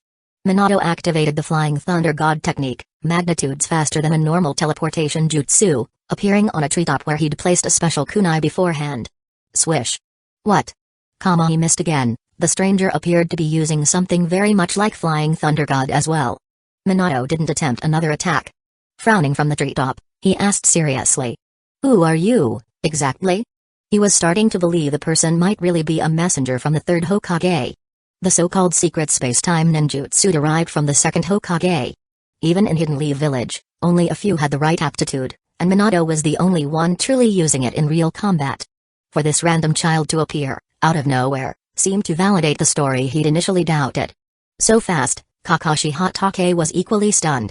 It was the first time he'd seen anyone match Minato-sensei's blinding speed.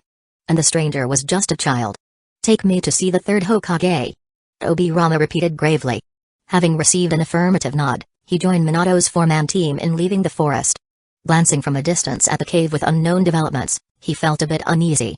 If Madara was already here at this point in time, with no Link or his older brother by his side, there was no way Hidden Leaf Village could stand against Madara. His only hope was that the timing of his journey would allow Link and the others to come help soon. Deep within that cave, in the silent darkness. Lord Madara, that is Senju Tobirama, who arrived in this world along with me. The black Zetsu from the future gradually melded into a white Zetsu body, speaking respectfully. Old and frail, Madara Uchiha watched the now child Tobirama depart, feeling something new stirring in his heart, and his eyes took on a different light. Moments earlier, while he'd been resting in his underground base, another black Zetsu, claiming to be from the future, appeared. Being a product of the yin-yang style, there were now two black Zetsu exactly alike. Even Madara couldn't discern which was his original, which was the future one. Initially skeptical, he saw and sensed Obirama with his own eyes. No mistake, that was the man who personally killed Izuna. A grim expression tinged Madara's elderly face. If this new black Zetsu really came from the future, that would mean that in the future, he truly lost. Lost to Hashirama and some Link. A brat from Hidden Leaf Village. And the fate of Obito Uchiha, who was meant to be Madara's tool, had just now been altered. But none of that mattered now. Madara had a new plan. Originally, he intended for Nagato to spend years gathering intel and tailed beasts, using the Rin rebirth to revive him so he could appear at the final stage. But if the future had changed like that, and techniques to travel through time now existed, he no longer had to die and wait in the Pure Land to be brought back. A jutsu that communicates with the dead, a jutsu that reanimates and resurrects, a jutsu that crosses time. Link, he decided at once that he would retrieve his Rinnegan, capture Tobirama from the future, and figure out how to seize Link. He'd take hold of his own future with his own two hands. Chapter 260, Peace. Land of Rain, in a desolate town under a bridge. Patter, patter. Sheets of rain seemed to fuse heaven and earth into one. Yahiko, gazing at the increasingly violent weather outside, wore a brooding expression. He wasn't sure why, but for some reason, he felt uneasy about Nagato, who'd gone out on a mission. But with Nagato's power. What's wrong? Conan stood beside him, asking softly. Recently, thanks to all their efforts, more and more people had accepted their ideas. Trying to build a peace that didn't rely on force. And their name was starting to spread throughout the shinobi world. Everything seemed to be headed for a bright future. Perhaps they themselves might not live to see peace with their own eyes, but someone had to start the work. Yahiko gazed at the distant, gloomy sky for a while before speaking. I suddenly have a bad feeling. Nagato hasn't returned at the agreed time. Conan, could you go look for him? What about leaving you here alone? Conan hesitated. In theory she should remain at the leader's side, but Nagato's no-show was also concerning. Don't worry about me. Yahiko gave a small smile, gripping the large sword stuck in the ground. I'm pretty strong, you know. Go on. Conan nodded, left the shelter of the bridge, and gradually vanished into the rain. Nagato, Yahiko silently watched for a while, an avalanche of thoughts swirling in his mind. In this time of war, Nowhere was truly safe. By virtue of its location, as soon as conflict arose, the Land of Rain was fated to become a battlefield. Once more, Hidden Leaf Village, Hidden Stones Village, and Hidden Sand Village raged across the Land of Rain, just like the time they'd first encountered Jiraiya-sensei. But back then, Hanzo, who single-handedly preserved some semblance of peace in the Land of Rain, had grown old. No one could stop this escalating war anymore. He who, in childhood, once yelled that he'd make the great nations feel the same pain, had no choice but to yield in the face of harsh reality. Their strength was nowhere near enough to accomplish that goal, so all they could do was hope to establish a peace that didn't rely on force. Naive, but that was how it was. He knew perfectly well there was no such peace in this world. Peace without force was nothing but the benevolence of the strong. Something he'd recognized as a simple truth from childhood. Even so, he had to believe in it. If he believed, others would, too, and rally around him. Then, if they gained enough power, they could make the three war-torn great nations see them, hear them, and finally negotiate a measure of peace for the Land of Rain. Using peace itself as a medium. When Nagato was fully grown, his pair of eyes should bring about genuine peace, right? Peace, huh? Yahiko watched raindrops pounding puddles on the ground, ripples spreading in circles. Where no one could see, he let out a tired sigh, revealing the vulnerable look he never showed in front of anyone else. Even peace without relying on violence still required sacrifices of life to sustain. He hoped he could be the last to die, leaving his two companions to live on. Near Kanabi Bridge, atop a collapsed cave. Space distorted for an instant, and Minato no Mikaze, his entire body shining gold in Nine-Tails mode, appeared out of thin air. Here, instantly he extended his sensory ability, discovering that the surrounding terrain looked very familiar. Kanabi Bridge? Did the jutsu fail? From Hidden Leaf Village to Kanabi Bridge wasn't very far. Within comfortable range for Flying Thunder God. Yet a space-time jutsu that even summoning techniques couldn't reverse shouldn't land him this close. Huh? Minato abruptly vanished again, reappearing on the nearby ground. In his hand he gathered a massive swirling sphere, slamming it down. Boom. The resultant explosion and smoke parted to reveal a single white zetsu, which he hauled from underground with one hand. Minato skillfully applied a sealing formula on the white zetsu. In fact, Hidden Leaf Village had encountered one of these odd creatures before. Link had captured it in Hidden Rain Village. Supposedly, it was one half of Zetsu. And after Tsunoda's examination, determined to be an entity grown from the first Hokage's cells. He hadn't expected to see one here too. I sensed some familiar chakra. He stretched his senses further, detecting certain recognizable chakras, and his expression changed. Frowning, he tried lifting any potential Genjutsu, but found nothing. Hoisting the unconscious white Zetsu, he flickered away and soon arrived at a camp that looked very familiar. His flashy arrival caused an uproar. Soon, a Jonin wearing a blue cap and sporting stubbly whiskers appeared and addressed Minato in an amiable tone. Minato. Back so soon? Huh? Minato was a bit taken aback. He did know this Jonin. They had been on decent terms, once commanding the Hidden Leaf Village defense forces on the front lines. But the man was supposed to have retired ages ago. Why was he this young now, stationed near Kanabi Bridge? What's up? Mimura Hamaki, evidently confused, recognized Minato's chakra and face, and didn't see any reason for secret codes. Just a few days ago, Minato had saved him. Obviously this was the famous Yellow Flash. But for some reason, Minato was acting like he didn't know him. Minato kept his composure, deactivating Nine-Tails mode. He followed them into camp. By subtly questioning folks, he learned that he had just wiped out over 50 Hidden Stones Village ninja, accomplishing the Kanabi Bridge mission. He also found out that Kakashi, Obito, and Rin had already gone off on another task. Is this the past? Time travel maybe? Kakashi's life changed, Obito's still alive. This must be Lord Tobirama's doing. My disappearance must be related to him, he quickly divined the truth, recalling how that war had unfolded. Making an excuse to depart, he once more entered Nine-Tails mode and zipped around the local battlefields. The more he saw, the more convinced he was that he'd landed in the past, too many old faces.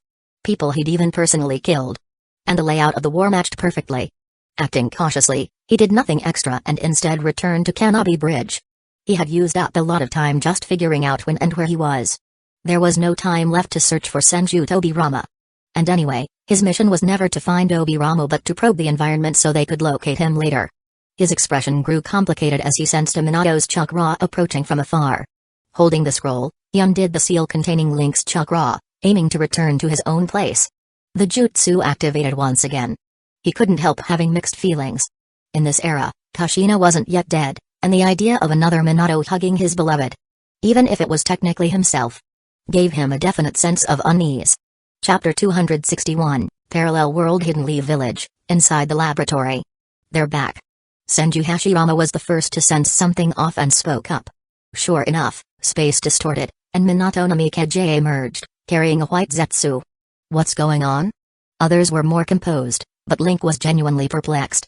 Was there a white zetsu in that alternate world? Or did it mean they hadn't actually left the shinobi world? Or was it something else? Minato recounted everything he'd experienced and witnessed. The higher-ups of Hidden Leaf Village began discussing what changing the past might imply. If it really was traveling back in time. The third Hokage shook his head. Then Lord Tobirama would already have changed things. But our memories haven't changed, so nothing happened. And the idea of jumping through time seems impossible to me. It might be a world similar to ours. He speculated. Could I meet another me? Asked Hashirama with curiosity, chuckling. I have to say I'm looking forward to that. In theory, yes, but... The third Hokage hesitated, then politely said. If that world is still in the period of the Third Great Ninja War, you would have been. Oh, right, I'd have already died. Hashirama remarked without a care.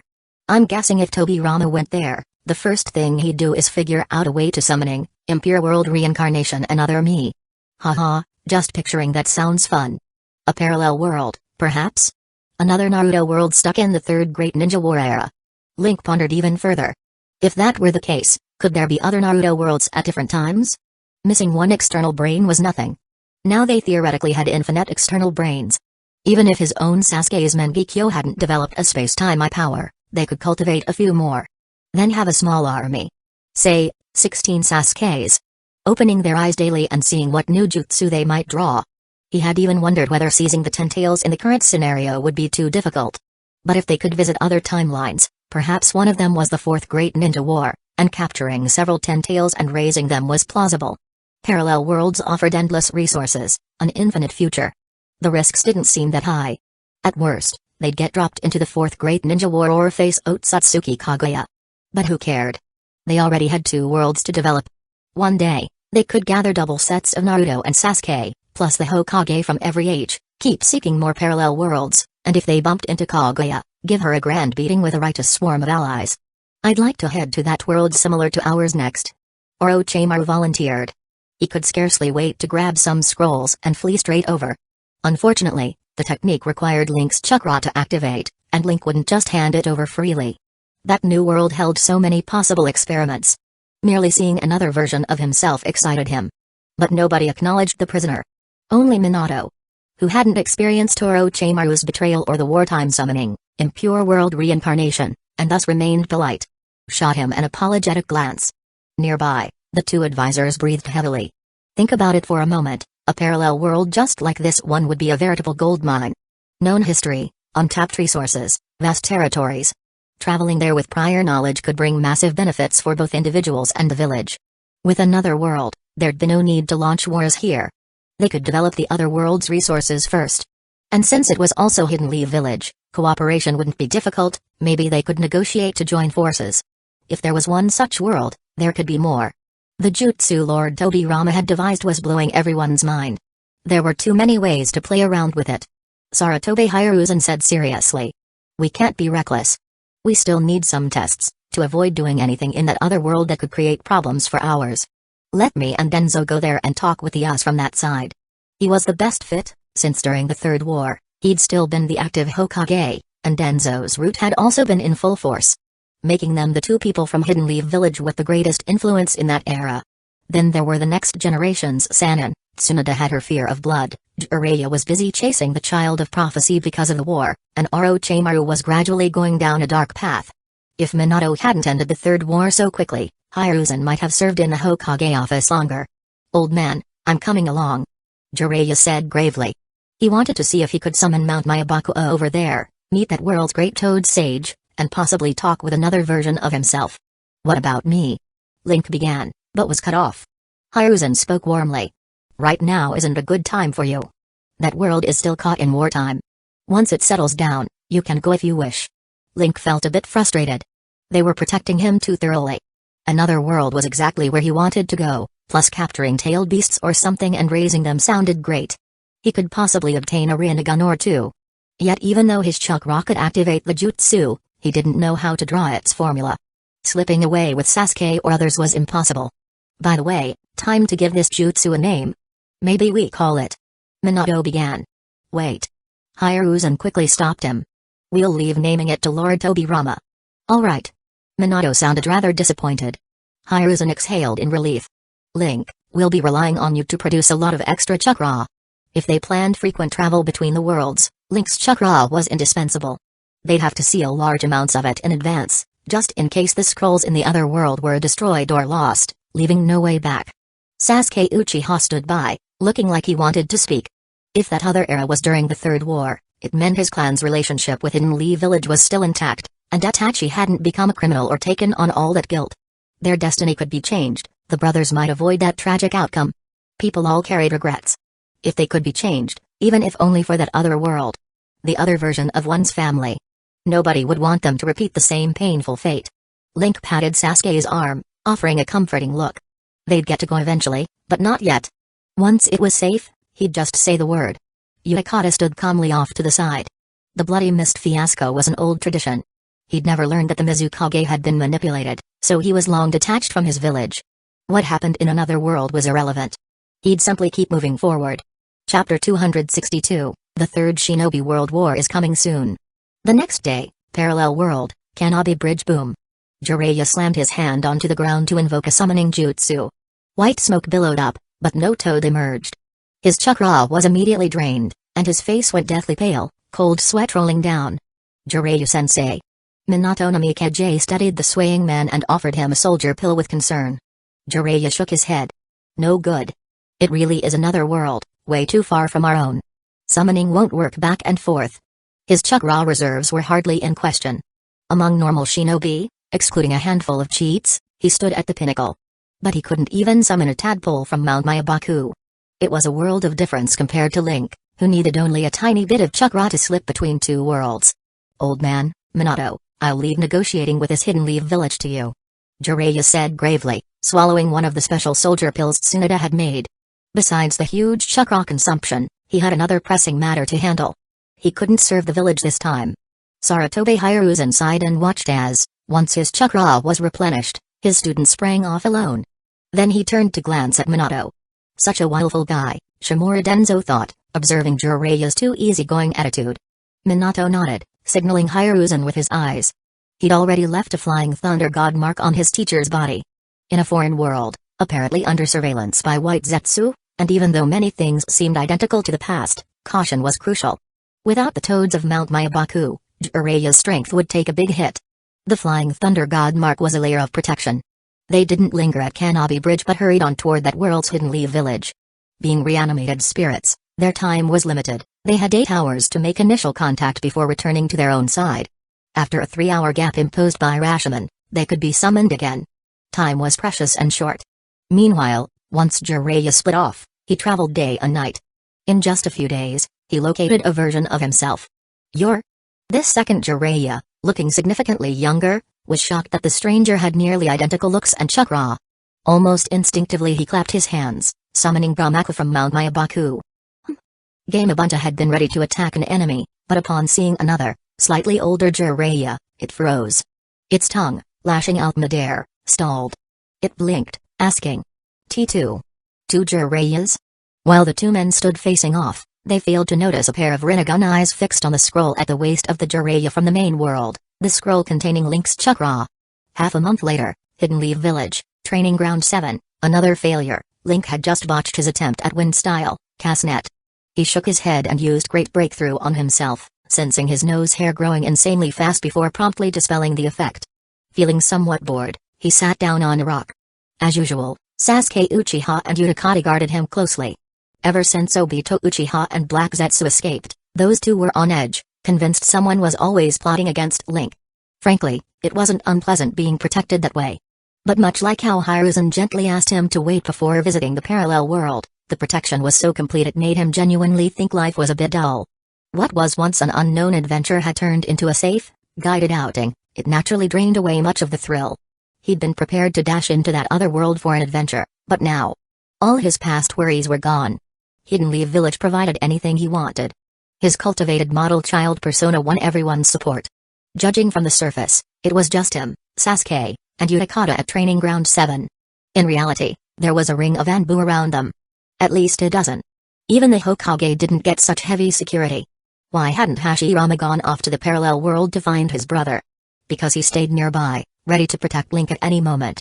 The first Hokage's sensory skills might not be the greatest in raw range, compared to his mighty direct combat prowess. But in practice, his sensing wasn't much weaker than Tobirama's. So long as Link stayed in the village, it was easy enough for Hashirama to keep track of him. If Link's chakra wavered, Hashirama would enter Sage mode, pumping his detection to its peak, capable of arriving on the battlefield in seconds. I wonder how negotiations with the third Hokage's group went. And what on earth happened to Jiraiya, anyway? Link lay back, gazing at the gathering clouds, thoughts drifting. When Hidden Leaf Village's squad first ventured to the alternate world, something unexpected happened. Jiraiya broke away and never returned. Only later, through subsequent investigations, did they learn the two Jiraiyas had vanished together. According to information from the second Minato, those two Jiraiyas had recently gone to Mount Mayabaku, then left, never to reappear. They hadn't even summoned a single toad. The village lacked manpower to pursue the missing men, evidently. Forging a relationship with the parallel Hidden Leaf Village was more important. Simple tests proved altering the other parallel world didn't affect the main one, and they even retrieved the youthful Tobirama. So they began exploring the new world, negotiating with the second Hidden Leaf Village. Yesterday, the fifth Hokage, Tsunade, led two Hokage, two advisors, plus Shimura Denzo in a group to that parallel world, planning to sign an official alliance. Not everyone was like Sasuke, who, on hearing about another version of himself whose tragedy hadn't happened, yearned to go fix the past. Even the two Hokage didn't see a need to fight for their parallel selves. Especially Denzo, who immediately opposed any unconditional aid to the second Hidden Leaf Village. All that back and forth dragged on for half a month. This morning, 3 Hokage left for that parallel world. Only 3 hours had passed so far, leaving 2 more before the planned 5-hour mark. The village's future was on the line, as was Link's chance to visit and have some fun. Of course he was anxious, and it distracted him slightly from his training. Currently, his progress in wind-style training was no slower than his earth-style studies. Although Hidden Leaf Village had few wind experts, Shimura Denzo was arguably the best at it. Second to none. That old codger had really gone out of his way, learning Link wanted to practice wind style. He eagerly poured out all he knew. Nothing withheld. Unveiling a trove of wind style jutsu and scrolls he had kept hidden away. With an extreme wind style master supporting him and his own massive experience from earth style, Link couldn't help but improve quickly. In only a couple of weeks, he grasped Denzo's best vacuum series techniques: vacuum sphere, vacuum great sphere, vacuum wave, vacuum serial waves, and vacuum blade. All were high difficulty B-rank jutsu. But their mutated forms, well, ended up bizarre. With vacuum in their names, the transformations were all about creating vacuums. Vacuum sphere formed a chakra orb of chosen shape. Quite fragile, breaking at the slightest bump. Once shattered, it could push the air away to form a brief vacuum zone, adjustable in duration and intensity depending on how much chakra was used. The lone advantage was that if the orb wasn't shattered, it didn't vanish. Vacuum Great Sphere was basically a much larger orb. No further comment needed. Vacuum Wave was an invisible wave forming a vacuum. Vacuum Serial Waves was a continuous stream of waves you could blow from your mouth, effectively spitting an endless vacuum. Vacuum Blade produced a thin as paper, hiltless blade of vacuum. Interesting effect: if it stabbed a living target, the cells in the wound would be treated as if exposed to vacuum conditions. Originally, wind style was infamous for its lethal cutting power, but in Link's hands, everything became bizarre. Sure, vacuum could devastate living things. But it required time, plus a high level of vacuum purity. To raise that, you had to pump in more chakra. Link felt maybe the vacuum series wasn't meant for direct offense. Using vacuum to kill a ninja took a while, so it was simpler to throw a kunai. How exactly to use them, he wasn't sure, but it could be worth more research someday. He hadn't spent too long mastering them. The entire vacuum line, like Denzo himself, might be useful in the future but currently had limited practical value. That left the elusive wind style, net formation from Hidden Sand Village. It was more challenging than expected, unlike the simple method of blowing out wind chakra in various shape manipulations. Its usage was ingenious, first using wind-natured chakra to harness the natural wind, then injecting more chakra to shape that wind into a broad net. Its standard form was already quite good. Fast, wide area, inherent slicing power from wind-natured chakra. It looked like a net, but on contact, the user could transform each strand into a razor-sharp, invisible blade anytime. As for how it'd mutate under Link's powers, he wasn't super hopeful. He was just going through the motions. The vacuum line was so frustrating that he couldn't help but see wind style in a jaded light. It wasn't about practicality so much as the fun of unveiling a mystery box of new jutsu. Link was starting to understand some of Orochimaru's old fascination for discovering new techniques. So what'll cast net do for me? He watched the slow-moving clouds, dozing off and drifting into half-dreams of random, disjointed images. It felt like only a second had passed when he sensed Utakata speaking. Link, the Hokage have returned. They're back? He jolted upright and hurried to the Hokage's office. Standing in the center of that office was a Minato Namikaze in a green Jonin vest, not so different from the reanimated version, though with a slightly different expression and gaze. As a living man, the parallel Minato was less mature and steady than the deceased one. Seeing a random kid come in, Jonin Minato looked over, intrigued, curiosity flickering in his eyes. Their Hidden Leaf Village number 2 had apparently made the same call, sending the master of space-time ninjutsu and the world's fastest shinobi to test the waters. All right, I see. Tsunoda said, nodding. They seem to have been discussing something just now. Hiruzen took the initiative and explained. We've reached a cooperation agreement with that other world's village. They'll actively help us set up an outpost in the Land of Fire. In exchange, we must get involved in the war. So they were about to fight the Third Great Ninja War? Link felt a surge of excitement. Chapter 263, Short-Term Plan. Kanabi Bridge Battle holds a particularly prominent place in the Third Shinobi World War. Before this battle, the Third Shinobi World War mainly involved skirmishes along borders or took place in small nations. Hidden Stones Village, Hidden Leaf Village, and Hidden Sand Village were all clashing in the Land of Rain, in a way not too different from the Second Shinobi World War. Because Hanzo did nothing about it, the Akatsuki organization was able to grow. However, the Black Swan event of this war occurred when Hidden Stones Village lost 10,000 shinobi in its showdown with Hidden Clouds Village. No longer having the manpower for a protracted conflict, Hidden Stones Village's ties to the fickle Hidden Grass Village were exposed. Then 1,000 Hidden Stones Village ninja were redeployed to invade the Land of Fire via grass. Hoping to reap enough gains from the wealthy Land of Fire to end the war and compensate for their own losses, they instead met with utter defeat. From that point, the Third Shinobi World War ramped straight into the highest intensity meat grinder stage. Following an internal strife, plus a war with Hidden Mist Village, which saw the death of Pakura, and prolonged fighting in the Land of Rain, Hidden Sand Village ended up thinking along the same lines as Hidden Stones Village. Around the same time, maybe slightly later, they triggered the Battle of Kikyo Pass. Their objective was near identical to Hidden Stones Village's. The ruins of Kikyo Castle, near Kikyo Pass, happened to sit right by Hidden Leaf Village. Essentially, Hidden Sand Village took advantage of Hidden Leaf Village being attacked by Hidden Mist Village and Hidden Stones Village, drove straight into the Land of Fire's heartland, and fought a terribly brutal battle. In failing, Hidden Sand Village concluded a treaty with Hidden Leaf Village, which had likewise suffered huge casualties. Something resembling the eventual Hidden Leaf Village crush plan that Orochimaru carried out in the future. Meanwhile, the front opposing Hidden Mist Village was also collapsing due to the extremely horrific Battle of Kikyo Pass. Madara Uchiha, exerting influence on Hidden Mist Village's internal affairs, launched a plan for the Three Tails to wreak havoc on Hidden Leaf Village. So, although the Kanabi Bridge battle comes rather late in the Third Shinobi World War, in truth it was at that point that the war escalated to its climax. Even so, the person who truly changed the course of the war was Minato Namikaze first. He led his people to repel the Raikage candidate of Hidden Clouds Village, along with Chuki's Jinchuriki. Then, all on his own, he annihilated an Hidden Stones Village unit at Kanabi Bridge that had nearly wiped out Hidden Leaf Village's frontline forces. After that, he rushed to the Battle of Kikyo Pass and directly affected the final outcome.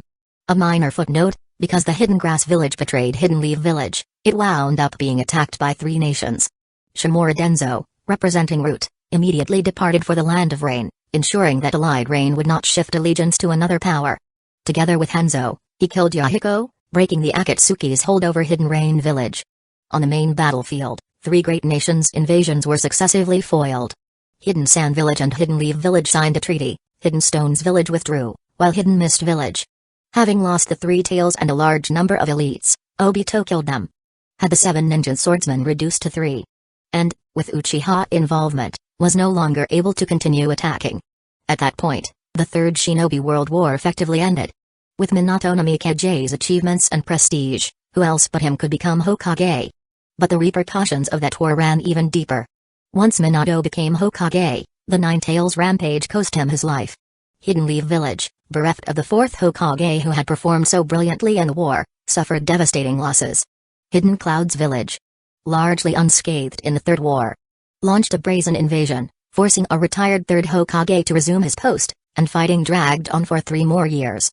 It was only on a Hyuga family heiress Hinata's 3rd birthday that Hidden Clouds Village and Hidden Leaf Village ceased hostilities and formed an alliance. So no need to ask whether I'm allowed to go there directly, I guess. Link said with a shrug. If a war was coming, it would surely be that much harder for him to visit. No. Senju Tobirama shook his head. You'll accompany the Uchiha clan as part of the first wave to set up a stronghold in that world. Me? Link was taken aback. He hadn't expected the village to send him there. Nearby, the young Minato Namikaze, seeing Tobirama shoot him a look that basically said, "You can step out," raised his hand sensibly. "I can walk around the village some, right?" He'd come carrying a few tasks, clarifying the alternate world's status, gathering whatever intel he could about the past, and so forth.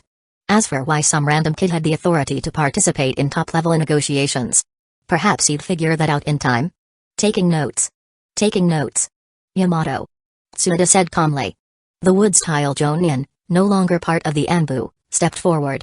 Glancing at Minato, Tsunade said, "He'll be taking care of you." aka monitoring him. When the outsiders had left the room, Tobirama revealed the plan he'd drawn up. "I've obtained the other world's big brother's DNA," he said with a faint smile. "I know you definitely want to go have fun in that parallel world. Go ahead and prepare for Big Brother's reanimation. If that world's Big Brother can serve as war power, then the Uchiha clan." He looked at Sasuke Uchiha behind him. "Seeing as they don't feel too attached to this village now, better they develop in another world." If it weren't to tie Link to Hidden Leaf Village, he'd never even have proposed bringing back a treasonous Uchiha clan that had essentially been wiped out. The final bargain was a compromise. Both sides had grudges, but now that they were setting up a foothold in the parallel world, might as well toss all these little Uchiha sprouts over there. Out of sight, out of mind. Supporting the other Hidden Leaf Village number 2, from the start, Tobirama had never intended for our village to send troops or exert themselves. On the contrary, he'd racked his brain for how to gain benefits. The reanimation of his brother had been delayed a long time by the village's general lack of fighting force, the threat of Black Zetsu and the masked man. Happily, that other world also had Big Brother. Simple then, reanimate his own idiot brother. Leave the other Hidden Leaf Village's Big Brother as temporary war power. 3 fronts remain. Kanabe Bridge was settled by young Tobirama. Leaving the battles at Kikyo Pass and Hidden Mist Village's invasion. Our side had the 4th Hokage Minato, that side had the 1st Hokage Hashirama. Problem solved. Along the way, they'd show off a bit, solidifying cooperation with Hidden Leaf Village number 2. Heaps of reanimated individuals could all be stationed in that other world, preventing intelligence leaks in the main world, while Link got to hide out from Black Zetsu and the masked man. A multi-pronged solution. Once the reanimated grew stronger, they could return and hopefully deal with Black Zetsu, the masked man, plus maybe do a little quieting in the rowdy ninja world. Tobirama reiterated his plan to Link and Sasuke, then concluded, "However, I need you to create as much chakra as possible today so that travel between the 2 worlds remains smooth." "What about Jiraiya-sama? No word from him?" Link asked. He was at least a bit concerned for Naruto's mentor. Plus the Great Toad Sage's pal. Suddenly disappearing was no trivial matter. Tobirama shook his head. "Minato went searching, but still hasn't found him." His expression soured at the mention of that irresponsible old perv. In Tobirama's view, the man should never have gone to the parallel world in the first place, but he hadn't been there to intervene. Among the current Hokage, Hiruzen's manner was too soft. Tsunade was Jiraiya's teammate, and Minato was Jiraiya's student, with no standing to oppose him. Meanwhile, Hashirama just didn't care about anything. Hence, Jiraiya had basically roamed free in the village. "We needn't bother about him," Tobirama said, his youthful face drawn tight in a faint scowl. "Once the war's over, that other village can help us look for the 2 Jiraiyas. They'd both vanished, so might as well search for them together." Over at her desk, Tsunade idly toyed with a photo of her and her boyfriend taken a couple of days ago, bored out of her mind. As Hokage, she rarely had much to do. There were too many people higher in seniority whose word carried more weight. She was basically a nominal leader, especially with Tobirama around. She just sat in the office, stamping documents like a machine. "Speaking of which, Don's been avoiding me lately, Tsunade." "Tsunade?" Tobirama's voice snapped her out of her daze. She looked up to see his fierce little face, which, contrary to his gruff tone, looked rather cute, and she couldn't help letting out a slight laugh. What are you laughing at? Nothing. Hastily, Tsunade changed the subject. So, Lord Second Hokage. Did you need something? Just call me Tobirama. He sighed, evidently not vying for any power. If it weren't that these later generations were all such disappointments, why not remain carefree, living as a child day by day, developing forbidden jutsu alongside Link? Whether the kid liked gory jutsu or not wasn't his problem. Yet they insisted on Lord Second Hokage day in and day out, as though they weren't worried about intelligence leaks. Yes. Tsunade practically clicked her heels together. Tobirama hopped off the desk. When that side's big brother is summoned, my brother, Saratobi, and Minato will be next in line for reanimation. I'll go tomorrow to the parallel world with Link and them. I'm leaving things here to you. In Tobirama's judgment, Tsunade could handle the village just fine with her mastery of Sage Mode and thoroughly honed skills, putting her nearly on par with him in his prime for defense. As long as she didn't run into someone who specifically countered her style, like Orochimaru messing with that Sage Mode, she was entirely adequate as Hokage. As for Orochimaru, he paused in thought. He remained unsure about how to deal with that genius junior. Someone who could so swiftly absorb and grasp his jutsu posed a huge threat, yet he currently seemed harmless. Plus he'd been helpful in retrieving Tobirama. Executing him as soon as he was no longer needed wasn't an option, but leaving him here was also risky. Let's assign him to the second wave, along with the reanimated, and send him to the other world. Once in the other world, if Orochimaru caused trouble, so be it. It wouldn't threaten the main village. He was also quite comfortable letting Link travel to the parallel world. That jutsu's best user candidate was Link, who could keep a drawn-up formula on his person, inject it with chakra, and instantly flee the current world. Functionally a space-time ninjutsu. Not great offensively, but more than enough to escape. To block it, the enemy would need to be strong enough to distort space itself, match or exceed him and Minato's speed, or match Hashirama and Madara in power. If none of those was satisfied, they'd have to watch helplessly, just like how the Sasori of the Red Sand once used summoning to escape, leaving everyone else with no choice but to stand by. Chapter 264, Funitsu. One day later, in Hidden Leaf Village's laboratory. Space-time hurricane flash sequential steps, style 0? Ha ha ha ha. Senju Tobirama burst out laughing, then patted Minato's calf. That's quite a joke. Saratobi Hiruzen went quiet. He'd tried hinting for Minato to come up with a short name, but... Ha. Ha. Ha. Tobirama's laughter dwindled until he fell silent, staring at Minato, who was awkwardly scratching his head. Skipping the idea of letting others name it, he said. Let's just call it ship passage technique. Susanoo, who was exiled from Takamagahara down to the human world, was said to have descended at Funitsu Mountain. Beyond the imagery, the name would reflect the mindset of those who created the technique. He hoped that in time, their main world could become a sort of heaven among many worlds. Subconsciously, he also felt that, having the power to traverse between worlds, this side was naturally far above any other mortal realm. They had previously confirmed that besides the parallel world they'd already explored, there were indeed other worlds. By using ship passage technique, they could send various beasts or death row convicts over there. But since a single world's resources hadn't even been developed yet, they would postpone exploring any other worlds indefinitely.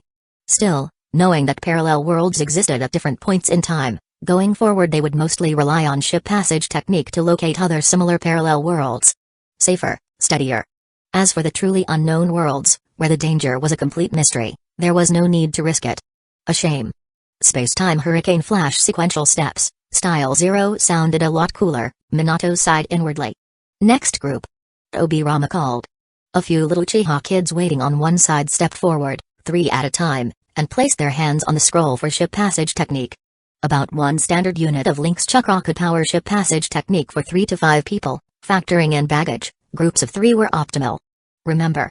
Keep in mind that you're going to the same world I visited.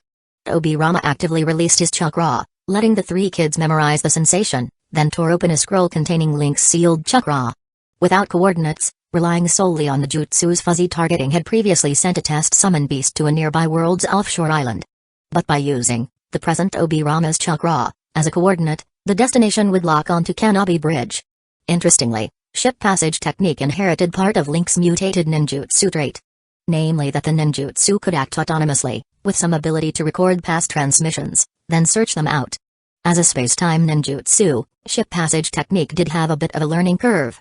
And some risks as well. First, during teleportation, you had to keep stray thoughts to a minimum, or risk ending up in some unknown world. Second, for precise travel, you needed at least fundamental abilities in chakra sensing and recording. So an ordinary person generally could only go if led by a ninja. Even with Link's chakra, using it was dangerously unpredictable. Ideally, normal ninja wouldn't attempt it mid-battle either, lest their mind wander and they vanish who knew where. Next group. Obirama watched the Uchiha kids vanish into the vortex, then called out again. Only Fugaku Uchiha and his wife, along with a few former police force Jonin, remained, still needing to head for the other world. Sasuke Uchiha had gone among the first, to meet them over there. Previously, the 3 Uchiha Jonin who were instantly taken out by Itachi had stepped up to be teleported. Obirama-sama. Fugaku Uchiha came forward. We appreciate all you've done for us. Though Fugaku, as Uchiha Patriarch, had once decided on rebellion for the clan's honor. Even skipping the Nine Tails incident, leaving home and children behind. By Hidden Leaf Village standards, it was never truly forgiven. He'd also blamed the second Hokage in the past for isolating and monitoring the Uchiha. But by this stage, there was no point clinging to old grudges. They couldn't just get along like nothing happened, but forming a relationship akin to how the Uzumaki clan once allied with Hidden Leaf Village. Centered on Sasuke and Link. Seemed feasible enough. Obirama shot him a guarded look, saying nothing. At this point, it was the Uchiha who needed Hidden Leaf Village, not the other way around. Fugaku gave a slight smile, no trace of awkwardness. A man who once preached clan stance and honor wouldn't be so naive as to lack a shred of tact. Soon enough, the entire Uchiha clan was gone. The once crowded lab was suddenly empty. My most respected Lord Tobirama. Orochimaru wore a humble grin that seemed at least fractionally sincere. I haven't forgotten you. This afternoon, you'll come with me. Tobirama said, gesturing for Anbu to escort the prisoner away. Next, the younger Minato Namikaze approached the desk. His own world was still at war, so he couldn't linger long. One day was the limit. Reflecting on his day's bounty of intelligence, he placed his hand on the technique's seal, savoring the strange feeling of a space-time jutsu transporting him. He couldn't help glancing at the sealed scroll on a nearby table that somehow enabled the jutsu to activate, then looking across the room at his other self watching him. What in the world is that? Traveling so far through space. Incredible, and I'll actually die when the Nine Tails attacks in the future? Me and Kushina's child, he cleared his mind and recalled the location from which he'd arrived. His body vanished on the spot. Minato, go fetch Link. We're pretty much ready to set off, said Senju Hashirama, eyes closed as he mulled the plan. Satisfied it had no major flaws, he spoke up. Minato's body was already gone, and only his voice remained in the air. Understood. Behind the Hokage Rock in Hidden Leaf Village. Who exactly are you? A frail, hunchbacked Nagato, seated in a wheelchair, gazed at the white masked man in front of him. He couldn't help asking, given everything that had happened lately, he hardly knew how his life had ended up like this. When his 6 paths of pain were crushed like chickens by Madara Uchiha, he utterly lost the will to resist. Had it not been for this masked man, previously pinned to the chest by a black rod but somehow reappearing unharmed, spiriting him away, Nagato figured he'd be dead by now. Nagato touched his own eyes. These eyes that seemed like a curse, apparently left to him by Madara Uchiha. Then what was all his past struggle worth? His whole life. My identity doesn't matter. Obito Uchiha stared at Hidden Leaf Village's bustling scene. Right now, we have reason enough to join forces, no? Without giving Nagato a chance to respond, he continued. Come on Dale, let's go see Konan. She might know a few things. Chapter 265, Minato meets Obito main world, Hidden Leaf Village, and Boo building. They said they'll move you somewhere else tomorrow, and I'll be coming along too. The translucent figure of Yahiko stood in the middle of the room, sounding rather helpless. I'm not sure where they'll take you, but the Hidden Leaf Village ninja probably won't kill you. Link is pretty soft-hearted. When the time comes, try to stick around him. If all else fails, you could work for him. He rambled on, a steady flow of words. Having died once already and now existing as a spirit, Yahiko's dream of peace remained in his heart, but more than anything else, he still cared about his companions. Konan nodded. I understand.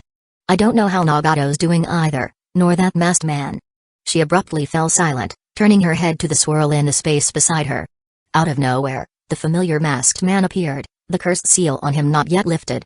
All she could do was watch him seize her, and in the midst of that vortex, everything spun.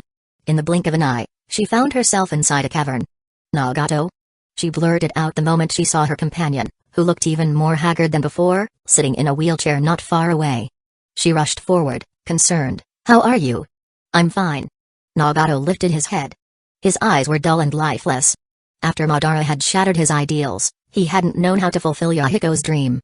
Ever since being brought back to reality in that way, he'd remained expressionless, hollow. Conan stood beside him, feeling pity, unsure what to say. Tell me about all the intel in your head.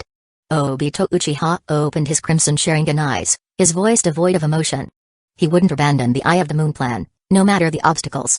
In this garbage, hollow world, as long as he was alive, he'd chase his goal. Conan paused for a moment. I won't tell you. Lowering her gaze to Nagato, her face was full of sympathy and warmth. I saw Yahiko.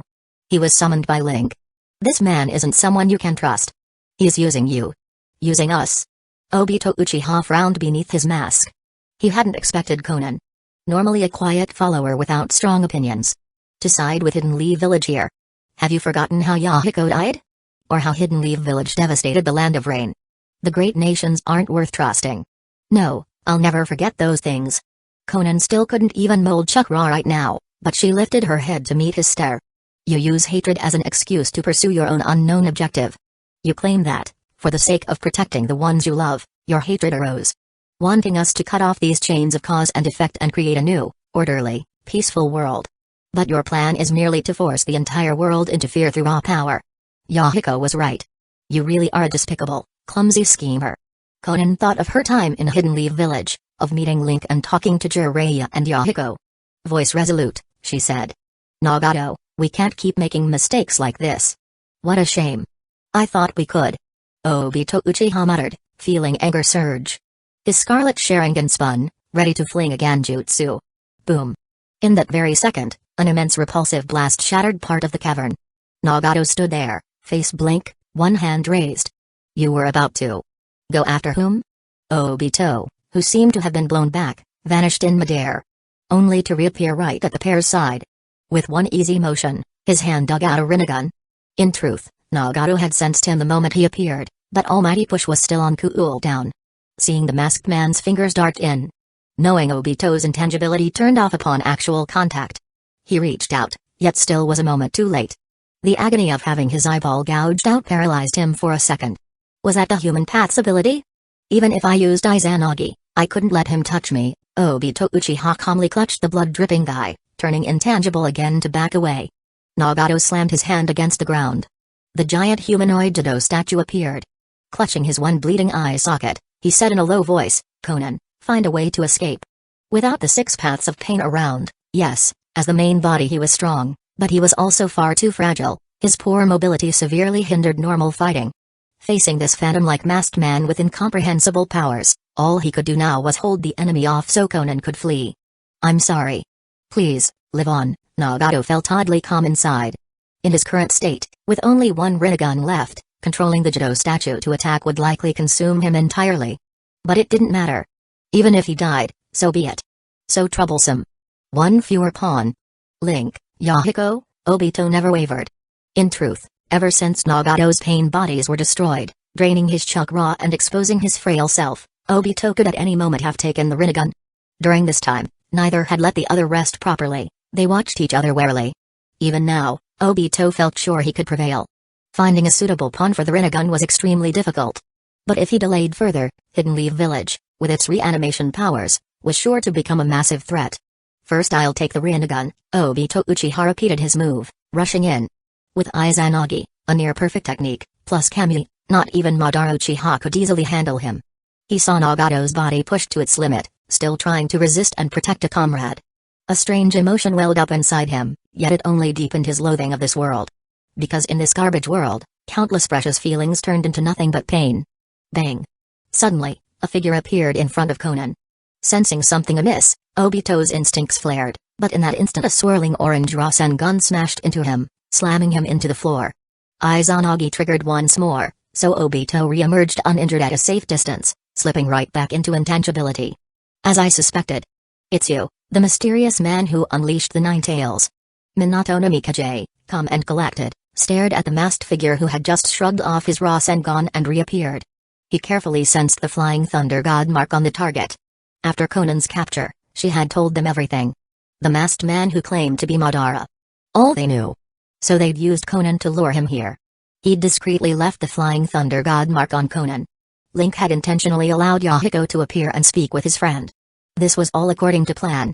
Moreover, Kakashi had approached him secretly before, suspecting who the masked man might be. Minato's expression hardened. Voice low, he asked, Are you Obito? Chapter 266, The Hidden Rain Village Orphans. 1 hour later, Hidden Leaf Village Hospital, Intensive Care Unit. Swish. Swish. Swish. Looking almost like a skeleton, long white-haired Nagato lay in a hospital bed as the medical equipment emitted steady, rhythmic sounds. We let him get away. Minato Namikaze said, his expression still complex even now.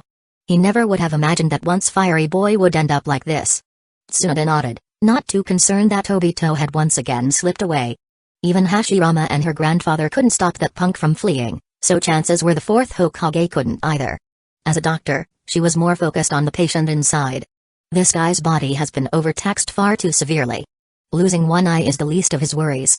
His legs have been injured so long that they're basically atrophied. Conventional methods can't cure that. As she spoke, she glanced over at Link, who'd come to see what was going on. Obviously, by unconventional treatment methods, she meant delicate illness extraction. Leave it to me. Link stepped forward and used delicate illness extraction. The results were immediate. Tsunade promptly followed up with her mystical palm technique. They could see Nagato's complexion improve at once. Naturally, his physical shape wouldn't change, his gauntness was due to severe depletion. Delicate illness extraction and mystical palm cured injuries but couldn't supply nourishment. If he wanted to get back to normal, he'd have to supplement his nutrition over time. After a while, Tsunade signaled Link with a look to apply delicate illness extraction once more. Working together. Peak-level conventional medical ninjutsu plus an unreasonable mutated ninjutsu that extracted disease and injury. The outcome was strikingly effective. That should do it. Tsunade murmured after releasing a huge amount of chakra into her mystical palm without so much as losing her breath. All that's left is long-term recuperation. Thanks to Link's technique's illogical nature, the typical repeated surgeries that would be needed for chronic internal damage or badly twisted limbs were no longer necessary. Especially for his legs. Seeing them finishing up, Minato spoke, Lord Tobirama is waiting for us. Hang on. Link said, not leaving immediately. He walked out of the Iku a few steps. Conan sat quietly on a bench in the corridor, head lowered, waiting in silence. Yahiko's spirit hovered nearby, having been summoned via summoning, impure world reincarnation. Unable to physically comfort anyone, he could only accompany her there. Let's go. Link initiated. He was quite surprised that Conan would betray Obito. In the manga, her betrayal was prompted by Nagato entrusting Naruto with his ideals for peace. Only then did Conan decisively turn against Obito. So what was it now? Just for Yahiko's sake? All right. Conan replied quietly after a few moments. She knew she had no room to refuse and rose to her feet. Let's add them in for the second wave. Link turned and said. It looks like Obito Uchiha really wants to grab them, and there's still that Rinnegan in Nagato. Anyway, Nagato's injuries are pretty much handled. Next, we'll take him along, too. Minato made no comment. Only Link could power the jutsu, so there was nothing to say. Conan glanced up at him, somewhat surprised.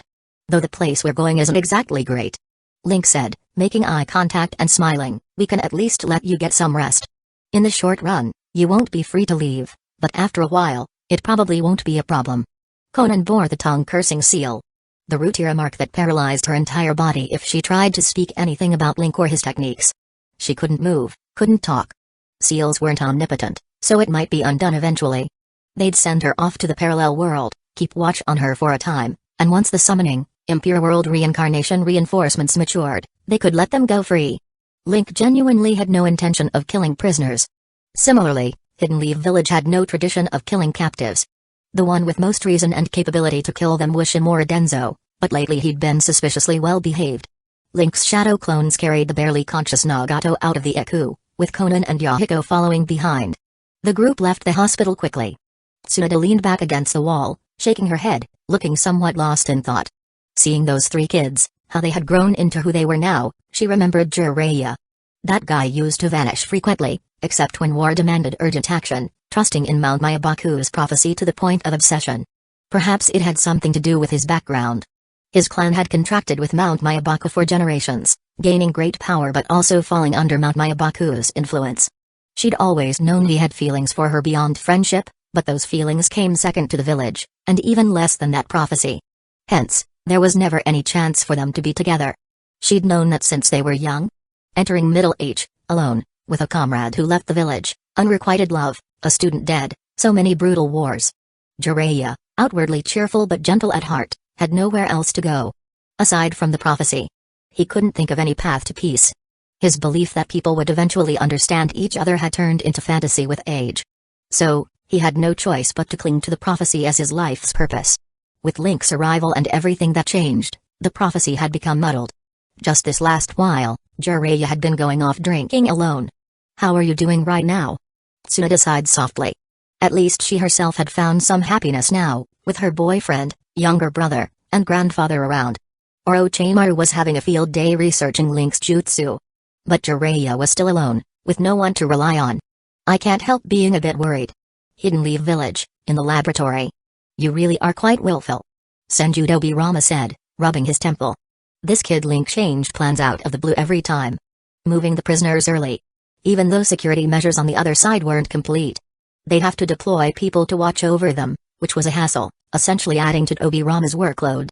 Hey. Link gave a short laugh. "No problem, I'll take responsibility for guarding them." "Did you explain everything to them?" Dobirama grumbled but dutifully readied the scrolls.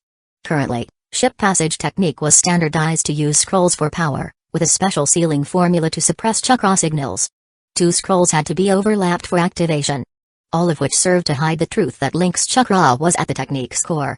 Link motioned for Konan, Nagato, and resurrected child form Yahiko to come over. None of them hesitated. They were prisoners, at anyone's mercy. If someone wanted them dead, they'd have no say in it. And seeing Yahiko resurrected meant they felt they had even less to lose. Konan steadied Nagato, Yahiko stepped on a chair, the 3 pressed their hands on the scroll and exchanged a smile among themselves. At that moment, even walking together into the afterlife would leave no regrets. Chapter 267, Second Hidden Leaf Village. Parallel World, Kanabe Bridge tap, tap, tap. 3 sets of footsteps landed unevenly.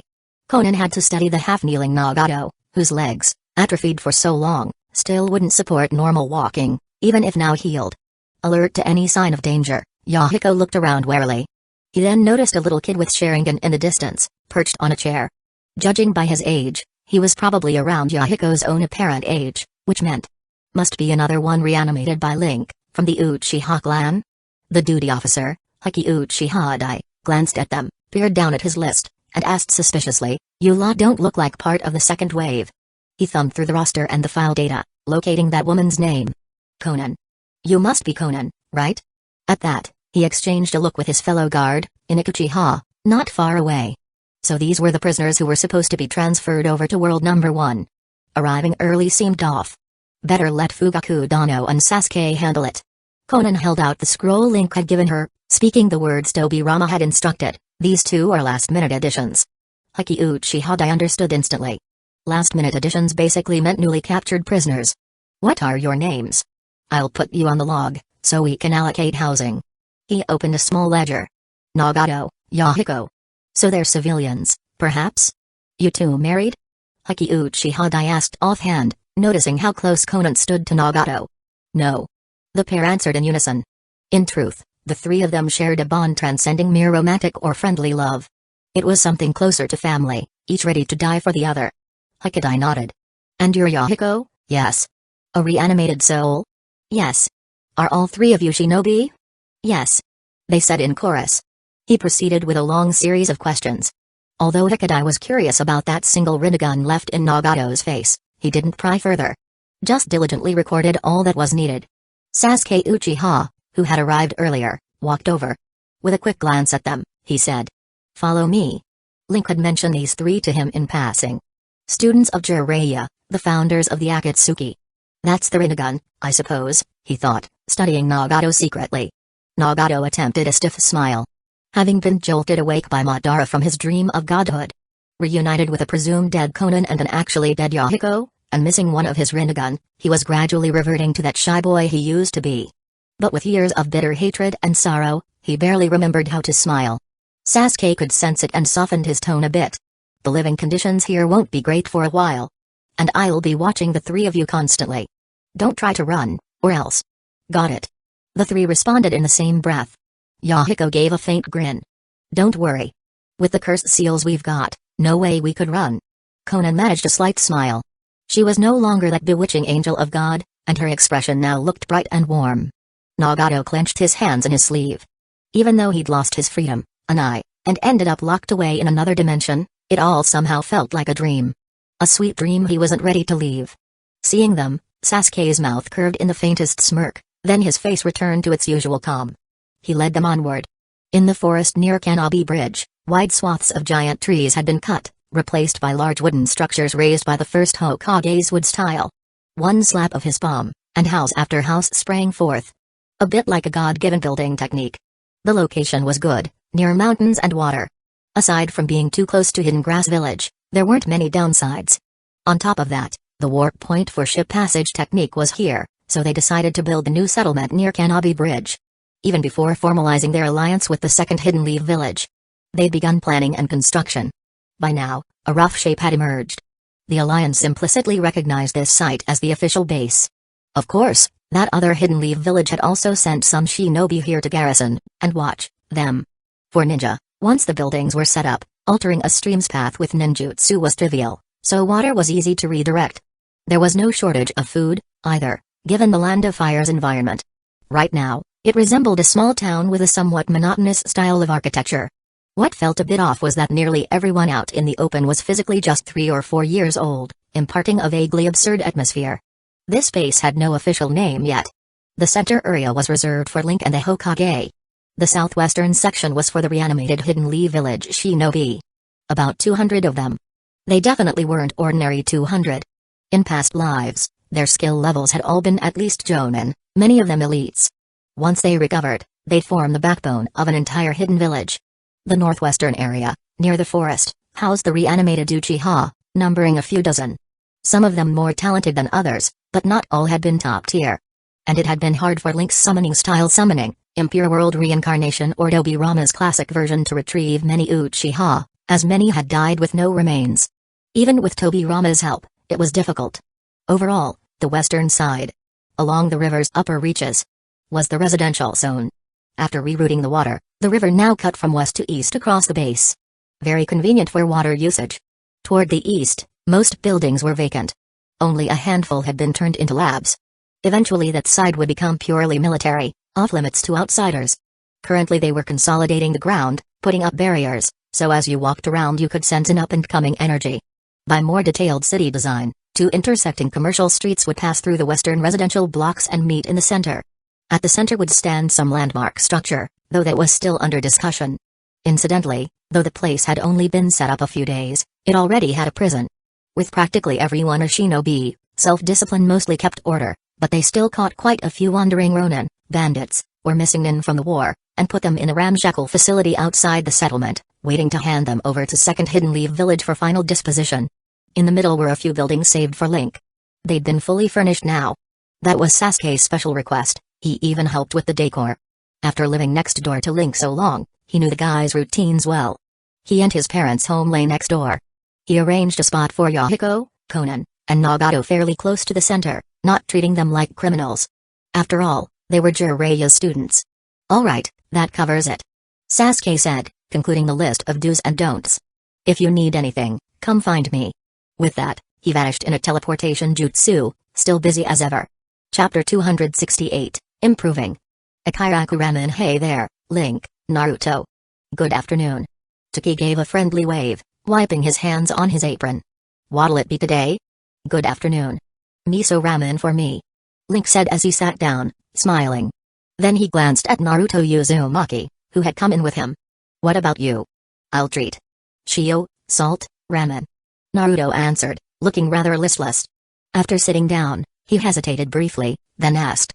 Where exactly did Sasuke and Ero Sage go? He'd tried asking his dad and Kakashi-sensei, but got no real answer. Figuring Link might know, he and Sakura had conspired about sneaking in to ask him. Unfortunately, as a shinobi, he had gotten used to using the window. But as soon as he landed on the windowsill of Link's house, he was confronted by a mass of standing shadows. A brutal battle ensued, he got beaten, ending with him being hung off the balcony. Even the waiting Sakura didn't dare come any closer. There were just so many shadow figures, it was downright oppressive. Worse, these shadows ignored Genjutsu. He couldn't begin to think how to beat them. All you wanted was to find out where they went. Link said with a slight chuckle. You could have just asked me. Breaking into my house like that. Seriously. Thanks to not knowing where Obito and Black Zetsu might be, Link had been constantly mass-producing 8-gates-type shadow doubles using chakra blocks from Madara Uchiha's Susanoo. He'd never stopped pushing himself. He'd already eaten enough pills that they hardly had any effect, and had grown increasingly accustomed to the pain of opening the 8 gates. By building up his tolerance, he'd gradually been able to open the gates without anesthesia at times, and he repeated the process over and over. It was brutal. He had nearly died 1,000 times in training. Cardiac arrest at least 100, cerebral hemorrhage 300, organ failure 200, borderline sudden death about 1,000.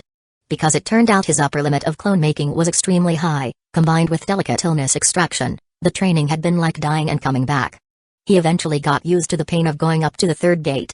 Standing still without moving, he might dare to open up to the 5th gate, albeit risking total collapse. Under these circumstances, the strength of his 8 gates shadows had skyrocketed. Never mind how the village was carefully guarding and looking after him. He himself felt that so long as he didn't run into someone with top-tier space-time ninjutsu or certain super Kage-level monsters, he could easily hold his own against most Kage-level opponents. Moreover, there were many different clones, each with unique special skills or powers. Sure, the wind-style, great breakthrough effect was short-lived, but investing more chakra to create a specialized shadow was no big deal. Sometimes he'd roll the dice and get shadows with speed breakthroughs or strength breakthroughs, direct and unflashy but very effective. Some purely taijutsu-type clones could even put up a decent match against Might Guy. In raw numbers, their physical ability might reach a 9 rating. If Itachi Uchiha tried to do his ambush again, Link might have dozens of 8 gates shadows stomp him flat. Though obviously not the healthy, full-power version of Itachi. Of course, newly made clones didn't get any stronger. Their maximum potential was fixed the moment he created them. As each wave of stronger clones took on frontline roles, older or more standard ones got retired. Those older clones still remained on standby in corners of Hidden Leaf Village. In total, thousands of them just lurked quietly in the village's shadowed spots. At his own house in particular, there was a swarm of old Model 8 Gates shadows. Fighting them in tight quarters was hopeless. Even if Naruto used partial Nine-Tails power, he'd probably still get pummeled. By the way, Jiraiya had tried loosening Naruto's 8 trigram seal a bit so Naruto could control more of the Nine-Tails. He got caught off guard and ended up hammered by Four-Tails Naruto face to face. After Minato was reanimated, for reasons unknown, he just talked privately with Naruto and did not re-strengthen the seal. As a result, Naruto was currently restricted to the village, with all missions on hold. If the Nine-Tails chakra went berserk again, it'd be a huge problem. Sakura, you can come in too. Link called slightly louder, glancing at the door. Haruno Sakura walked in quickly, sitting beside Naruto, and offered an awkward grin. Ha. What a coincidence. Yeah, quite a coincidence indeed. The two of you sneaking onto my balcony. One up top, one hiding below. Real clever. Link mercilessly teased the pair, who hung their heads in embarrassment. As for Sasuke, he's dealing with his own issues somewhere. In time, you'll be able to see him. Information about this alternate world would gradually open up to core members. Kakashi's team was definitely qualified to know. Besides, Naruto was the 4th Hokage's son and the Nine-Tails Jinchuriki, plus he knew about the reanimation secret. If all went well, a child-sized 4th Hokage might end up being escorted to that new world by Naruto himself sometime later. Under Tobirama's plan, migrating more people to the parallel world would proceed in waves. Naruto was scheduled for the 5th wave, probably in a month. No need to rush. As for Sakura, thanks to the changes in this timeline, she was much stronger now than at the same point in canon. She showed outstanding talent for Genjutsu, quickly nearing Kurenai's level. Bear in mind that right after graduating, she'd never even studied illusions, yet had something like a 6 in Genjutsu thanks to pure talent. Her hand seal rating was even crazier, an 8. Meaning her chakra extraction and control surpassed Asuma's, almost catching up to Kurenai's 9. And her mental acuity, wisdom, was at least a 7, the standard for a Jonin. Overall knowledge and battle sense. Top tier. For a Genjutsu-type ninja, physical stats hardly mattered. What they needed was mental illusion and knowledge at or above certain thresholds. At that point, dealing with Chunin or even most Jonin unskilled in illusions was straightforward. They'd get insta-code by Genjutsu. In the manga, Sakura at this stage would still be grinding through Tsunada's basic medical ninjutsu lessons. Yet in this version, she'd studied a wealth of illusions under Kurenai, spent time training with Link and Sasuke, and was leagues above her canon self in all areas. Given that over a year remained before the Shippuden era, Tsunade was already planning to promote Sakura to Special Jonin. Tied to Kakashi and Kurenai's recommendations, she was definitely an up-and-coming star in the Hokage faction. True, illusions had a lower ultimate ceiling compared to something like Sharingan, but the floor was extremely high. It also required far less knowledge than advanced medical ninjutsu. With the right talent, you could master it rapidly. And with Sakura's gift, she might well forge her own new path, making one wonder whether a Genjutsu Sakura might someday outstrip the original War Arc Sakura. Chapter 269, Deal. Thanks for the meal. Having finished his ramen, Link looked at Naruto and Sakura, both weighed down by their own thoughts, and said, "Don't be too anxious. In a month. 2 at the latest. I'll arrange for you two to see Sasuke. How's that sound?" "Deal." The pair replied in unison. Glancing at them speaking with one voice, Link couldn't help but feel a bit of emotion. Even with a less frosty demeanor, Sasuke still had surprising magnetism. "Oh, right, about Pervy Sage." Naruto pressed again. "That guy." Link thought for a moment. "We still don't know where he ran off to. But sooner or later, there'll be a mission or operation to track him down. If you can master more of the Nine-Tails power, I'll recommend you for it." A sparkle lit Naruto's eyes. He clenched a fist in excitement. Awesome. He looked brimming with fighting spirit. Controlling the Nine-Tails wasn't so easy. Every tailed beast carried its own will, and once it influenced the Jinchuriki, they could go berserk. Among all the tailed beasts, the Nine-Tails was the strongest, naturally harboring the most potent hatred. Taming the Nine-Tails' power wasn't just hard. It was extremely difficult. Link had briefly considered copying what he did with Utakata, the Six-Tails Jinchuriki, and creating some perfect new Jinchuriki. But after a short hesitation, he dropped the idea.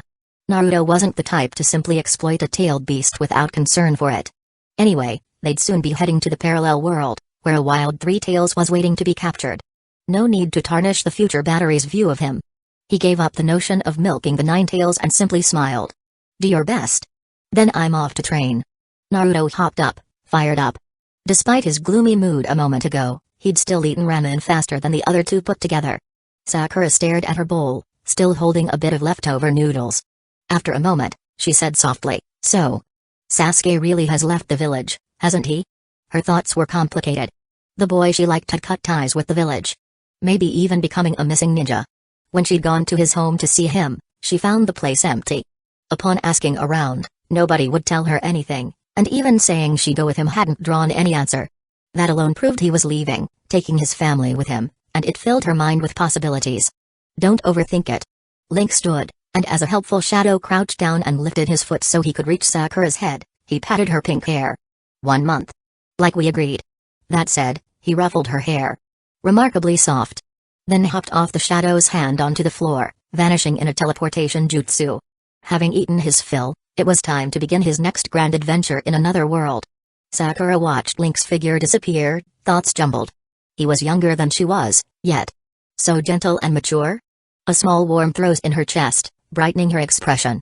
1 month. We've got a deal. Standing up, she left as well, heading to her own training. Seeing Naruto so determined, she too needed to get stronger. "Sakura." Tuki called after her with a smile. "You haven't paid yet." The veins on Sakura's forehead bulged. For some reason, her fists were starting to feel awfully itchy.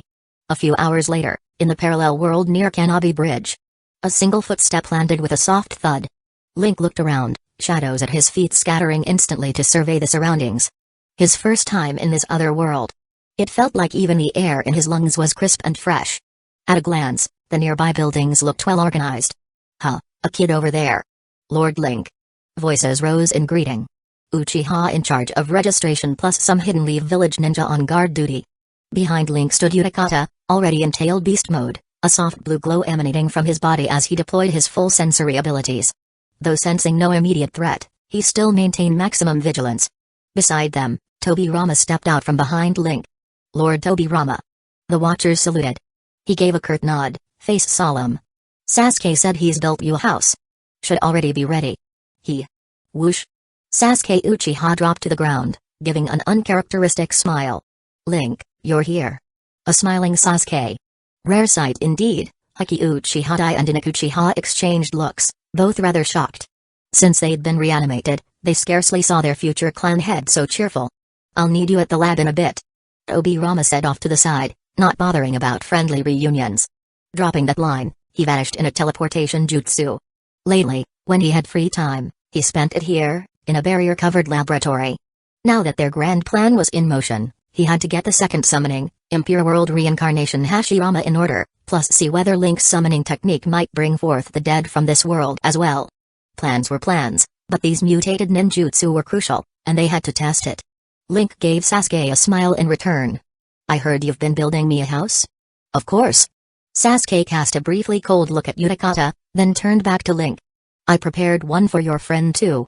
You won't charge me, right? Link joked, hoping to ease any awkwardness between his two friends. But first, show me around. I've got a major experiment to handle soon. Sasuke's face had started to stiffen again, but he broke into another grin. Sure. This way. Strolling through the not yet finished settlement, he explained things bit by bit. Oh, by the way, Naruto and Sakura asked after you. Link remarked. I promised them in a month, I'd bring them here. Got it.